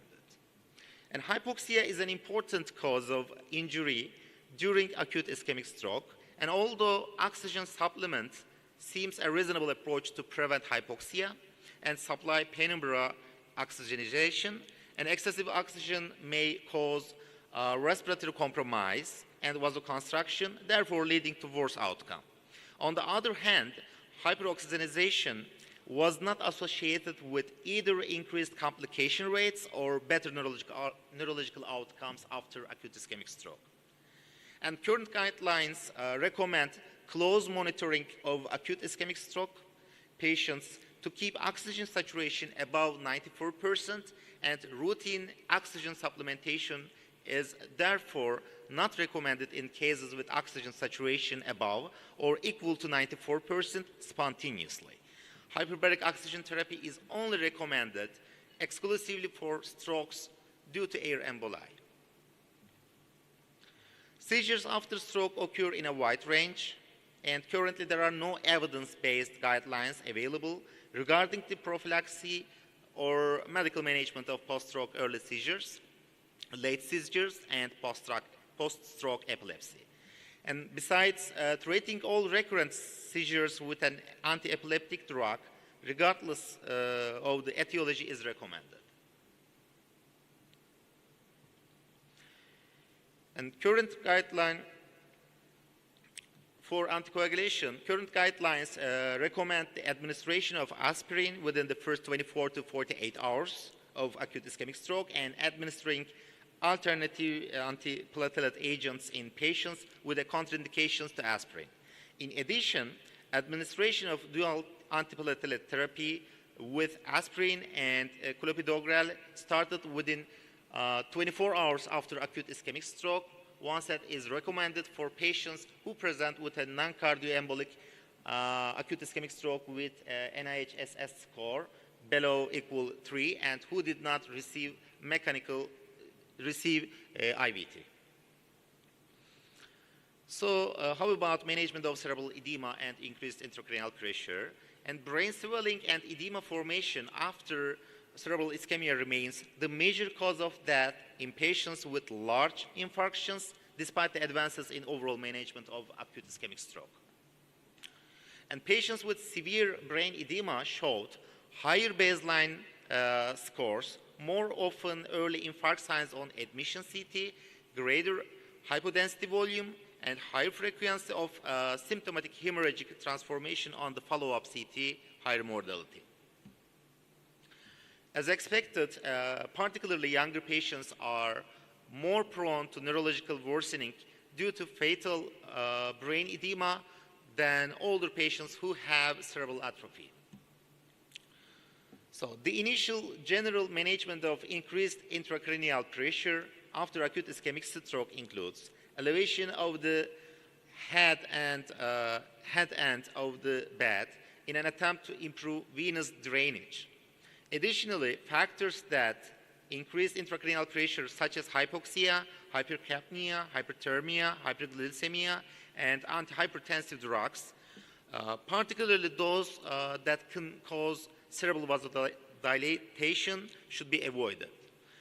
And current guidelines aiming at reducing cerebral edema and intracranial pressure in stroke patients recommend the use of osmotic therapy with mannitol or hypertonic saline for patients with clinical deterioration from brain swelling associated with cerebral infarction. Today, hyperventilation is not recommended as well, and except for brief periods of moderate hyperventilation for patients with acute neurological deterioration due to brain swelling prior to a more definitive therapy. So how about emerging new treatment strategies? For stem cell, more research is needed. And for transcranial MRI-guided high-intensity focused ultrasound, thrombolysis is a new technology that is still evolving, and the larger scale of patient-based clinical studies is needed. So, conclusion, ischemic stroke is a life-threatening disorder requiring accurate and rapid diagnosis followed by proper management, and both the management and prevention strategies have undergone considerable modifications during recent years, and utilization of endovascular techniques and extension of therapeutic time window are probably the most exciting advances in acute ischemic stroke. And provision of adequate reflection of these advances to the field requires a multidisciplinary team approach in stroke care, including pre-hospital healthcare providers, emergency medicine physicians, neurologists, neurosurgeons, and anesthesiologists and radiologists. A current knowledge regarding acute ischemic stroke underlines the prominence of appropriate application of available treatments in achieving favorable outcomes of patients with acute ischemic stroke. On this regard, barriers to achieving effective pre-hospital and in-hospital stroke care, as well as care during post-stroke recovery, should be considered in low and middle-income countries, thereby proposing alternative strategies which have applicability in these areas. Thank you very much. Thank you so much, Dr. Ocak. Is there any questions? So, thank you, Doctor. And I want to invite for last speech, Dr. Bruno Megarbain from Paris, France, to talk about management of cardiotoxicated patients and indications for ECMO.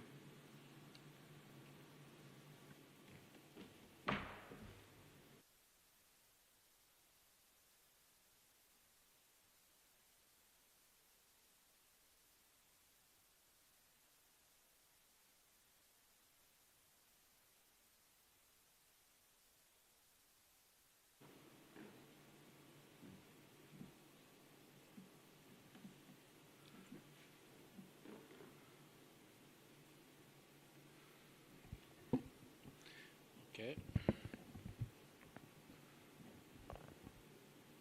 So, good afternoon, everybody. I would like first to thank the organizers for having invited me to talk about poisonings. I'm very pleased to be with you, and we'll discuss the management of cardiotoxicant poisonings and see what are the indications of ECMO.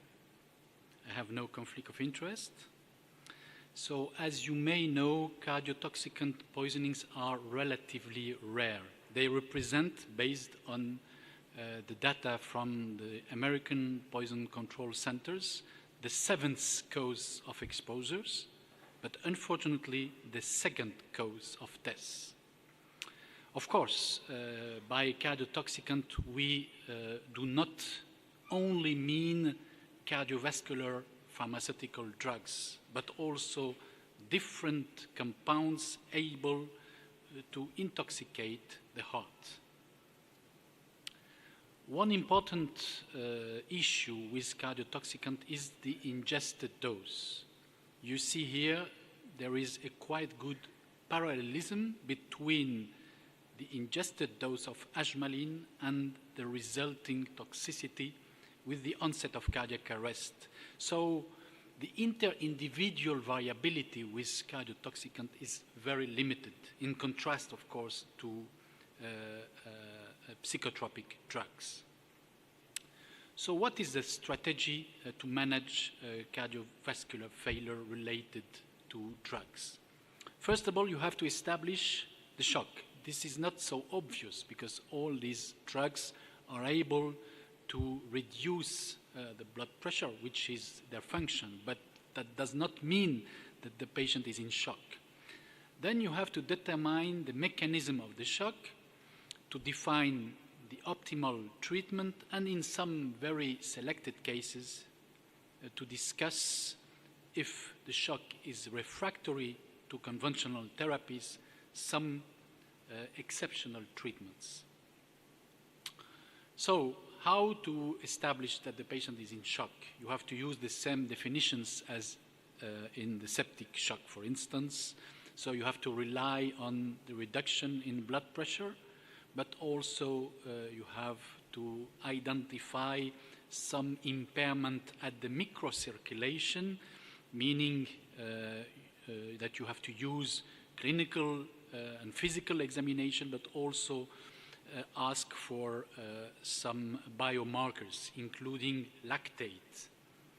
You have to be aware that blood lactate concentration is not a good indicator of organ failure with beta blocker poisoning. You see here on that slide that almost half of our beta blocker poison patients who died effectively have normal lactate concentrations at any time of their management, despite the severity of poisoning. Because, of course, beta blockers will block the production of lactate.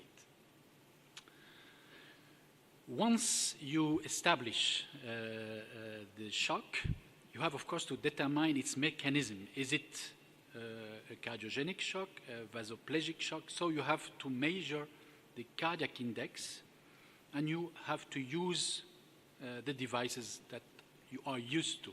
Of course, echocardiography should be one major device. When you normalize the preload parameters, then you can measure the cardiac index and differentiate peripheral versus cardiogenic failure. Then once you have determined the mechanism, you have to go to conventional supportive therapy. Of course, you will provide fluids, adequate catecholamines in case of ventricular tachycardia or fibrillation. You have, of course, to defibrillate. You have to infuse magnesium and rapidly, if required, you have to intubate and mechanically ventilate the patients, although the indication of tracheal intubation is not based on this Glasgow coma score only, but on the severity of collapse. Of course, as is any poisoning, you have to discuss GI decontamination. Unfortunately, majority of the patients will come to the emergency department or to the ICU more than 2 hours after the exposure. So activated charcoal and gastric lavage have limited interest. Although there are increasing number of low sustained formulations of cardiotoxicants, so you can repeat activated charcoal, especially in the ICU when the patient is intubated. Hemodialysis has also limited interest because all the cardiotoxicants have elevated protein binding rates and high distribution volumes. So you cannot remove them by hemodialysis. So rapidly, once you administer the usual supportive care, you have to discuss antidotes. That is the specific aspect of poisoning management. For beta blockers, you have to discuss in that order. First, dobutamine or isoprenaline. Then, if failing, you go to glucagon or high-dose insulin. And then you go to epinephrine and discuss ECMO if required. For calcium channel blocker, you have first to discuss calcium chloride or any calcium salts by intravenous route. Then rapidly go to high-dose insulin. You see that the doses of insulin are very elevated, 1 unit per kilo IV bolus, followed by 1 to 10 units per kilo per hour infusion. So, of course, you have not to be afraid because you know that calcium channel blockers will induce an hyperglycemia because there is a reduction in insulin production by the pancreas. Then you go to vasopressors, epinephrine or norepinephrine, and you may try methylene blue in the most severe cases of vasoplasia.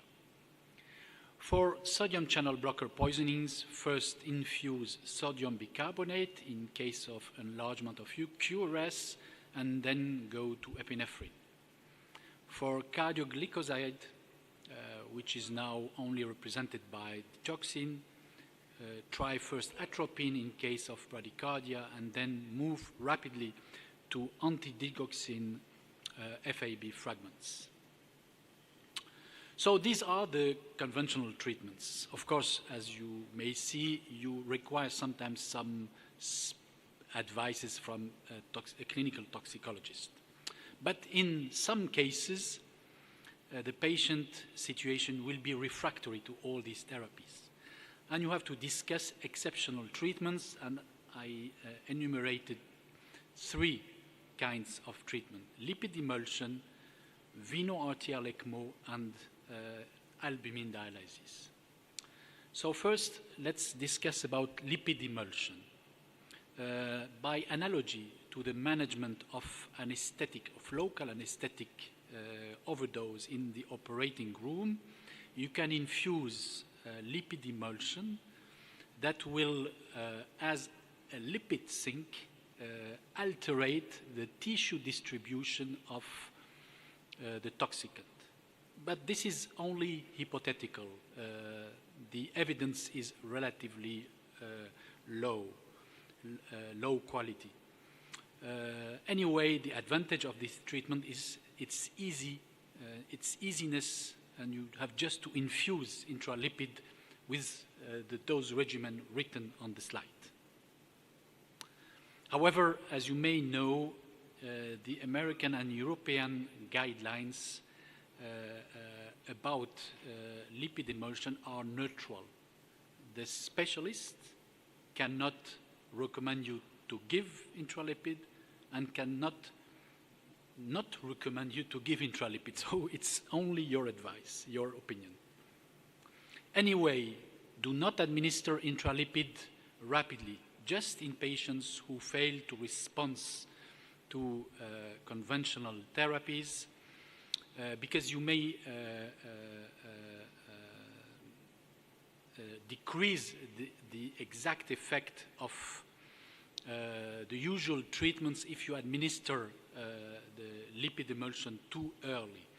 So only give it when immediate threat to life exists, when other therapies have proven ineffective, or maybe while waiting for ECMO implementation. Because probably the good alternative for this refractoriness situation is ECMO. So what is ECMO? I mean, of course, veno-arterial ECMO is a device that may take over heart function until recovery can occur by minimizing myocardial work, improving organ oxygenation and vascularization, and of course maintaining the liver metabolism and the renal and biliary elimination of the toxicant. So of course there are several mistakes or risks. The first one is to implement ECMO too late while the patient presents already multi-organ failure or anoxic brain injury. The other risk is to implement ECMO too early, while probably if you have taken an advice from a clinical toxicologist, you may have used antidotes with adequate dose regimens, and that could have allowed you not to implement the ECMO. So there are in practical two possibilities: either to transfer immediately the patient to the surgery department, or to call for an ECMO team and to implement the ECMO on site. In our ICU, which is specialized in toxicology, but in our hospital devoid of cardiac surgery, we developed ECMO by ourselves. We are able to implement ECMO either by short surgery or even percutaneously more frequently now. And of course, once the patient is cannulated, as you see on this slide, he can recover a better cardiac flow and oxygenation. You have to implement a superficial femoral shunt to infuse the cannulated limb. Of course, sometimes the patients are transferred to ICU under cardiac massage, so all these techniques should be available and performed very rapidly. Rapidly, as you see, the patient will improve and his spontaneous cardiac rhythm will be better, and we will change an ineffective blood pressure, spontaneous blood pressure, to continuous non-pulsatile cardiac flow with a continuous mean blood pressure without pulsatility. Of course, the patient will be managed as any other one in the ICU with adapted protective mechanical ventilation, temperature control, monitoring of the cannulated lower limb, EEG to evaluate the neurological consequences, efficient anticoagulation, and catecholamines to maintain a blood pressure of 65 millimeter of mercury, and dobutamine to facilitate left ventricular discharge. Unfortunately, the technique could have some complications. That's why you have to indicate it in very selected patients only. Unfortunately, today there are no definitive evaluation, only studies showing benefits on some clinical parameters, but there's no really demonstration of its effectiveness to improve survival rate. The third technique is albumin dialysis. This could be proposed as shown on this slide in refractory vasoplegic shocks, mainly with calcium channel blockers. But even these few clinical cases suggest benefit from this technique to enhance the toxicant elimination. There are no definitive proof about this effectiveness. So here also only perform this technique in case of and with a good evaluation. So in conclusion, shock and arrhythmias following poisonings with cardiotoxicants may lead to life-threatening symptoms and death. Adequate monitoring of severity and assessment of prognosticators are mandatory to improve patient management. Treatment is mainly supportive. Of course, administration of antidotes may be life-saving despite the absence of high level of evidence. And in some refractory situations, please consider either lipid emulsion, ECMO, or albumin dialysis. Also, to date, the definitive benefit is still not evaluated, but is probably suggested by the reported clinical cases. Thank you very much. Thank you, Dr. Megerbein. Is there any questions? Thank you so much, Doctor, for sharing your experiences with us. Thank you very much. Thank you. And I want to close the session, and I want to invite you tonight at 9 p.m. we will have a gala night. Günaydın. Hepiniz hoş geldiniz. Toplantı yeter sayısını yakaladığımız için başlayabiliriz. Evet. Hepiniz hoş geldiniz. Kongrelerin kaderi sabah erken, pazar günü sabah erken saatteki ilk dersler. Ama dediğim şekilde konuya müşteri olanlar burada. Biz Türkçe yapacağız. Zaten burada yabancı kimse de olmadığı için Türkçe yapmakta fayda var diye düşündük. Mehmet abiyle konuştuk. Bu oturumda travma ile ilgili Yani travmada yönetimle ilgili onlardan daha ziyade işte son 2 senedir hani Türkiye'de yapa geldiğimiz EITLS, ondan sonra PHTLS ile ilgili ne yaptık, neler yapılıyor, bunun mahiyeti nedir, konseptleri nelerdir, bu kursa nasıl dahil olunur, kurs nasıl alınır, kursun amacı nedir? Konu içerisinde bir de 2 tane şey var belki biraz hani travma ile ilgili olarak. Initial assessment dediğimiz ilk bakı ve değerlendirme, sonra bir de transferle ilgili, onlar biraz travma yönetimiyle ilgili ama onun dışındakiler EITLS'in konseptleriyle ilgili olacak. Belki bir kısım katılımcılar yani bunu dinlemek isterler diye düşündük. Ben konu içerisinde çok girişmeyeceğim çünkü zaten arkadaşlarımız gelip burada değerlendirecekler. Bu kursların, eğitimlerin Türkiye'de yapılmasını sağlayan, destek olan başından beri, başta Başar abi, Mehmet abi olmak üzere onlara çok teşekkür ediyoruz. ATÜDER baştan beri maddi ve manevi olarak bu işin altına elini koydu. Şu anda Türkiye'de bu kursların garantörüdür. American College of Surgeon'de de bu kursların koruyucusu olarak, garantörü olarak ATÜDER olarak görünüyor. Sayfaya girerseniz görürsünüz. Onlara hepsine teşekkür ediyorum. Ve destek veren yönetim kuruluna da çok teşekkür ediyorum. Diğer bir teşekkürü de ilerleyen yaşına demeyeyim ama yani kıdemiyle beraber bizimle gelip ta uzak diyarlarda yemek de yemeden Mehmet abiye hakikaten çok teşekkür ediyorum. Bizi hem yalnız bırakmadı hem orada bize mentorluk yaptı. Çok sağ olun. Ve şimdi buraya gelecek arkadaşlara da büyük bir teşekkür borçluyuz. Çünkü onlar da çoluk çocuklarını bıraktılar. Yurt dışına gittiler. Bu eğitimleri aldılar. Bugüne kadar tek bir kuruş hesabını yapmadan ama ceplerinde çok fazla binlerce de kuruş harcayarak bu kursunu devam ettiriyorlar. Çok güzel bir iletişimleri var. Yani bir aile gibi, ailenin kardeşleri gibiler. O beni çok sevindiriyor. Yani bu eğitim de çok güzel evet.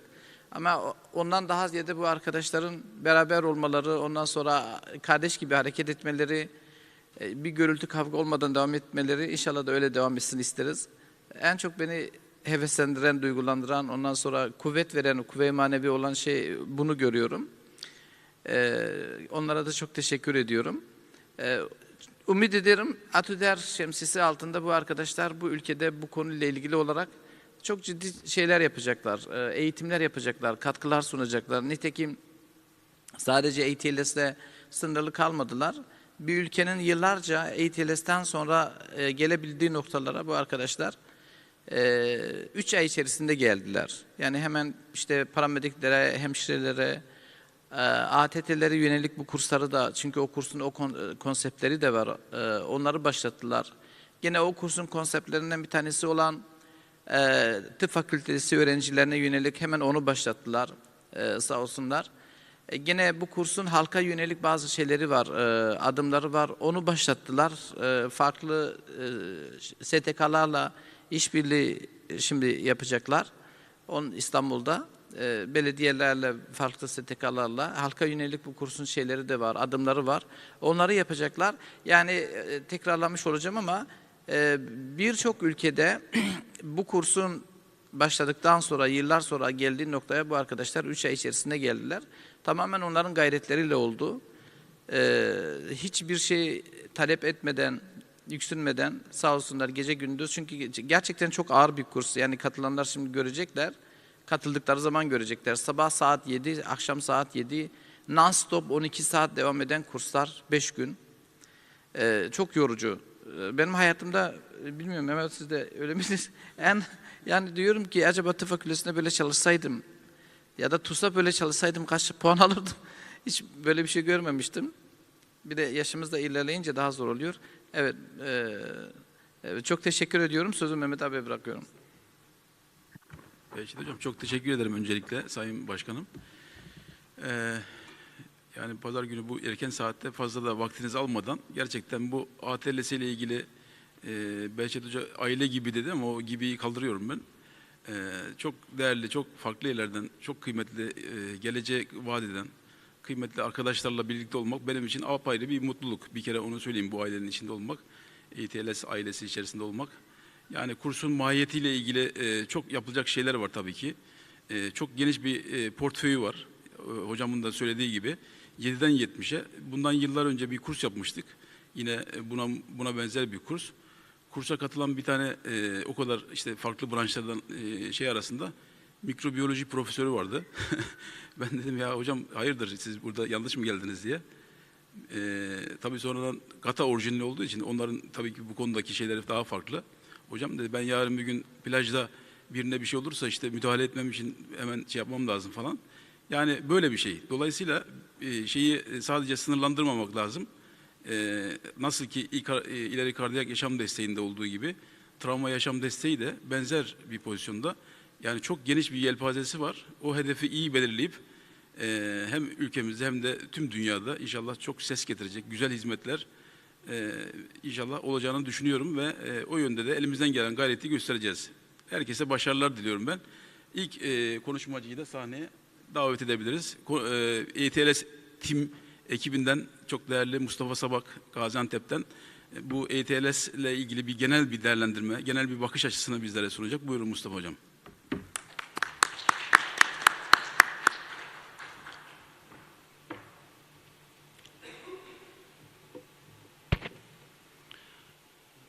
Herkese günaydın değerli hocalarım. Öncelikle nazik davetiniz için çok teşekkür ediyoruz ETLS ekibine. Hem Başar hocamıza hem yönetim kuruluna. ETLS'te genel bir bakış açısı sunmak istiyorum. Ben kendim Gaziantep Üniversitesi Tıp Fakültesi'nin acil bölümünde öğretim üyesi olarak çalışıyorum. Mustafa Sabak ismim. Kurs genel olarak başlangıçta herkesin ayrı bir görevi var. İşte kurs direktörümüz var. Kursu yöneten bir fakülte var. Çünkü fakülte tamamen kursiyerlerin sadece teorik değil, pratik, aynı zamanda da kurs içerisindeki tutumlarını değerlendirip ona göre bir değerlendirme yapıp yeterlilik ya da yetersizlik veriyorlar. Çünkü sadece teorik bilgi ya da beceri gerekmiyor, ETLS prensiplerine de uyulması gerekiyor. Çünkü global bir eğitim. Bugün hepinizin de takdir edeceği üzere hem Amerika Birleşik Devletleri hem Kanada hem İngiltere gibi çok sayıda gelişmiş ülkede olmazsa olmaz standartlar olan eğitim ve bunu almayan hem asistanlığa başlayan hem de uzmanlık sürecini devam ettiremiyor. Dolayısıyla fakültenin böyle çok önemli bir rolü var.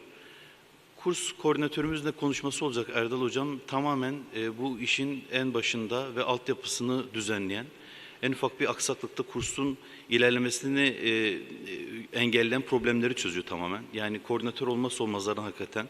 Kurs aldığımızda da en çok bunu vurgu yapılıyor. Kendisine buradan teşekkür ediyorum.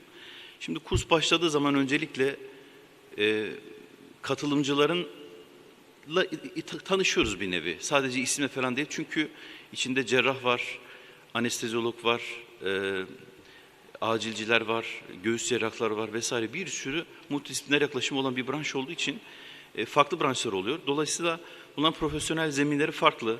Travma ile ilgili tecrübeleri çok farklı. Kimisi travma ile çok ilintili olurken kimisi öyle değil. Dolayısıyla her birinin ayrı ayrı seviyeleri var. Ve en son bu kurstan beklentilerini soruyoruz. Çünkü kursa gelme amacı var. Çok değerli olan zamanlarını harcıyorlar ve buna bir ekonomi veriyorlar, ücret veriyorlar. Dolayısıyla bir beklentileri olacak. Bu en doğal hakları. Daha sonra kursun en önemli özelliği güvenli bir öğrenme ortamımız var. Yani güvenlik sadece şey açısından değil, fiziksel böyle saldırı falan açısından değil güvenlik. Güvenlik yani öyle bir sistem oluşturulmuş ki en çok sevdiğimiz şey, bir kere benim burada direkt anlattığım gibi bir derste interactive discussion dediğimiz dersler var. Bunda tamamen birazdan da örneklerini göreceğiniz gibi karşılıklı soru cevap şeklinde. Çünkü az önce de arz ettiğim gibi farklı tecrübelerde hocalarımız olduğu için onlardan cevap almaya çalışıyoruz ki o cevaplara göre doğruluğu ya da yanıtını nezaketen düzeltiyoruz ya da cevap veremezse yan tarafından destek alabilir ya da yan taraftaki devreye girebilir. Dolayısıyla bir interaktif ortam sunuyoruz. Bu şekilde katılımcıların birebir odaklanıp eşlik etmesini istiyoruz. Bu ilerleme nasıl oluyor? Vaka bazlı çalışıyoruz. Sunumlar baştan sona gelin size kafa travmaları anlatım demiyoruz. Etiyolojisi falan demiyoruz. Zaten onunla ilgili kitap var. Burada önemli olan unfolding case discussion dedikleri vaka veriliyor. Vaka ile ilgili format sunuluyor. Yaralanması vesaire. Ne düşünürsünüz? tekrar etrafa katılımcılara sorular. Düşünceler aldıktan sonra vakayı ilerletiyoruz. Yani bunlar unfolded case diye şeklinde ilerliyor. Ve eş zamanlı soru cevaplar gidiyor. Yani tamamen interaktif bir durum. Katılımcılardan en çok istediğimiz, özellikle fakültenin de değerlendirdiği eşlik etmeleri. Çok önemli. Onlar olmazsa bu interaktif discussion'lar da ilerlemiyor. Ve her bir katılımcıya saygı duymak zorundayız. Her birinin uzmanlık alanları, seviyeleri, bazıları pratisyen hekim, bazıları asistan, bazıları işin profesörü. Fakat her gelen öğrenci modülüne giriyor. Onu çok seviyorum. Yani benden daha tecrübeli, bizlerden daha tecrübeli hocalarımız var. Hakikaten öğrenci modülüne giriyor. Bir damar yolunu bile açarken anlataraktan söylüyor. Bu çok keyifli bir şey. Dolayısıyla her birine saygı duymak zorundayız. Çünkü uzmanlık alanları çok farklı ve tecrübeleri çok farklı. Mümkün olduğu kadar soruları yanıtlamaya çalışıyoruz ama hata olursa da düzeltiyoruz ya da hatayı biz düzeltme yerine yine farklı bir katılımcıya yöneltip onun cevaplamasını istiyoruz. Bu şekilde hem tecrübelerinden yine istifade ediyoruz hem de onların da eşlik etmesini sağlıyoruz. Şimdi örnek verirsek unfolded cases dediğimiz o discussion kısmında MIS diye kısıtlamamız var. MIS'te örnek veriyorum işte 43 yaşında Emine gelince mekanizmi anlatıyor burada yaralanmanın. Diyelim herhangi bir tane interaktif discussion dersine girdiğinizi düşün. Mekanizm işte 43 yaşında erkek hasta sürücü trafik kazası geçiriyor. Traktörün kamyonetin, tırın işte kafa kafaya çarpışıyor. Injury ifade ediyor. Sağ tarafında sıyrıkları var, abrazyonlar var göğüs tarafında ve sağ bacağında deformite var. S de sign and symptoms, İngilizce kısaltması. Hasta cevap vermiyor. Vital bulguları. T de treatment, sahada neler yapıldı. Şimdi buradan sonra biz diyoruz ki bu hastayla ilgili düşünceniz nedir? Yine katılımcılara yöneltiyor, soruyor. Vakalar bu şekilde simultane ilerliyor. Bütün standart şeylerimiz bu. Şimdi neden önemli? Birçok travma kursları var. Sadece ATLS değil. Yani Almanya'ya gitseniz farklı bir travma kursu var belki. İngiltere'ye gitseniz farklı travma kursu var ama bunun özelliği şu, güvenli ve travma hastasına hemen acil müdahalesini sağlayan kabul edilir bir metotlardan bir tanesi. Yani 40-50 bir tecrübesi olan bir eğitim sistemi olduğu için ortak bir dili var ve ortak yönetim sistemi var. O yüzden çok değerli. Diğer bütün travma kurslarına da saygı duyuyoruz. Çünkü onların da ayrı bir konsepti var. Fakat ATLS'in kendine göre konsepti var. Şimdi gerçekçi ve güvenilir bir metot. Neden? Çünkü önemli olan hastayı birinci basamağa geldiği zaman hızlı ve kesin olarak değerlendirmemiz gerekiyor. Gelir gelmez. Durumunu bilmemiz gerekiyor. Diyelim ki tansiyon pneumotoraks. Çok hızlı değerlendirmemiz gerekiyor. Ve hemen müdahale etmemiz gerekiyor. Aksi halde hasta kaybederiz. Ve buradaki en önemli şey öncelik sırasına göre hastayı tedavi etmek. Bazen bakıyorum, hani tenzih ediyorum, özellikle ilçede böyle pratisyen arkadaşlar veya başka branştaki uzmanlarla çalışırken, hasta ayağı ampute ise diyelim ki elinde ultrason alan da var. Ya da işte hasta orada solunumu 70'lerde hava yolunu koruyamamış ama hala damar yolu açmayla uğraşan bir meslektaşlarımız oluyor. Veya onu order etmeyle uğraşan oluyor. Dolayısıyla buradaki en önemli şey hastayı stabilize etmek için önceliklerine çok ağırlık veriyoruz. İleride de bahsedecekler ABCD sıralaması çok önemli. Her zaman vurgulanacak. Artık soruyoruz. Babanızın adı nedir? ABCD. Bu noktaya geliyoruz yani. Ve sonra hasta yönetilirken acaba bu benim kapasitemi ve kaynaklarımın kapasitesini aşıyor mu, aşmıyor mu? Bunu tespit etmemiz lazım. Çünkü hastayı resüt ettiniz. Primer, sekonderi baktınız. Bu hasta travmaymış. Kafa travması var. Bende beyin cerrahı yok ya da tomografi yok. Bunu hadi nakledelim. Hayır öyle değil. Geldiği andan itibaren değerlendirme sırasında nakil ihtiyacı olup olmadığını hemen tespit etmek gerekiyor. Çünkü zamanla yarışıyorsunuz. Bunu vurguluyor ve bunun üzerine değiliyor. Ve endike ise transferi bir an evvel aktif ediyor. Diyelim ki kraniyal travma, sizin beyin cerrahınız yok veya görüntülemeniniz bozuk. Hastayı ABCD'sini değerlendirirken hemen transfer işlemlerinizi hazırlıyorsunuz ki hasta bir an evvel stabilize edip gönderilsin. Ki pratik hayatta çoğu zaman bunlarda gecikmeler neden oluyor. Hepiniz bunun farkındasınız. Şimdi bu kurslarda neler öğrenilecek? Öncelikle primer ve sekonder bakıda ATLS'in konsepti ve prensiplerinin uyaraktan bunların değerlendirilmesini gösteriliyor. Sonra travma hastasının başlangıç yönetiminde az önce de arz ettiğim gibi önceliklerini vurgulu yapılıyor. Zaman aralığı var, belli bir zaman periyodu. Çok esnek değiliz. Neden?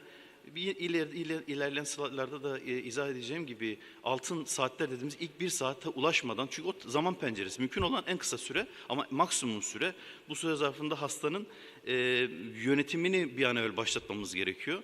Ve bunlar yapılırken stimüle verilen vaka üzerinde hem teorik bilgisini hem de becerilerini, el becerisini göstermesini ve hastayı yönetmesini istiyoruz. Yani sadece teorikte değil, diyelim ki krakatrotomu açacak.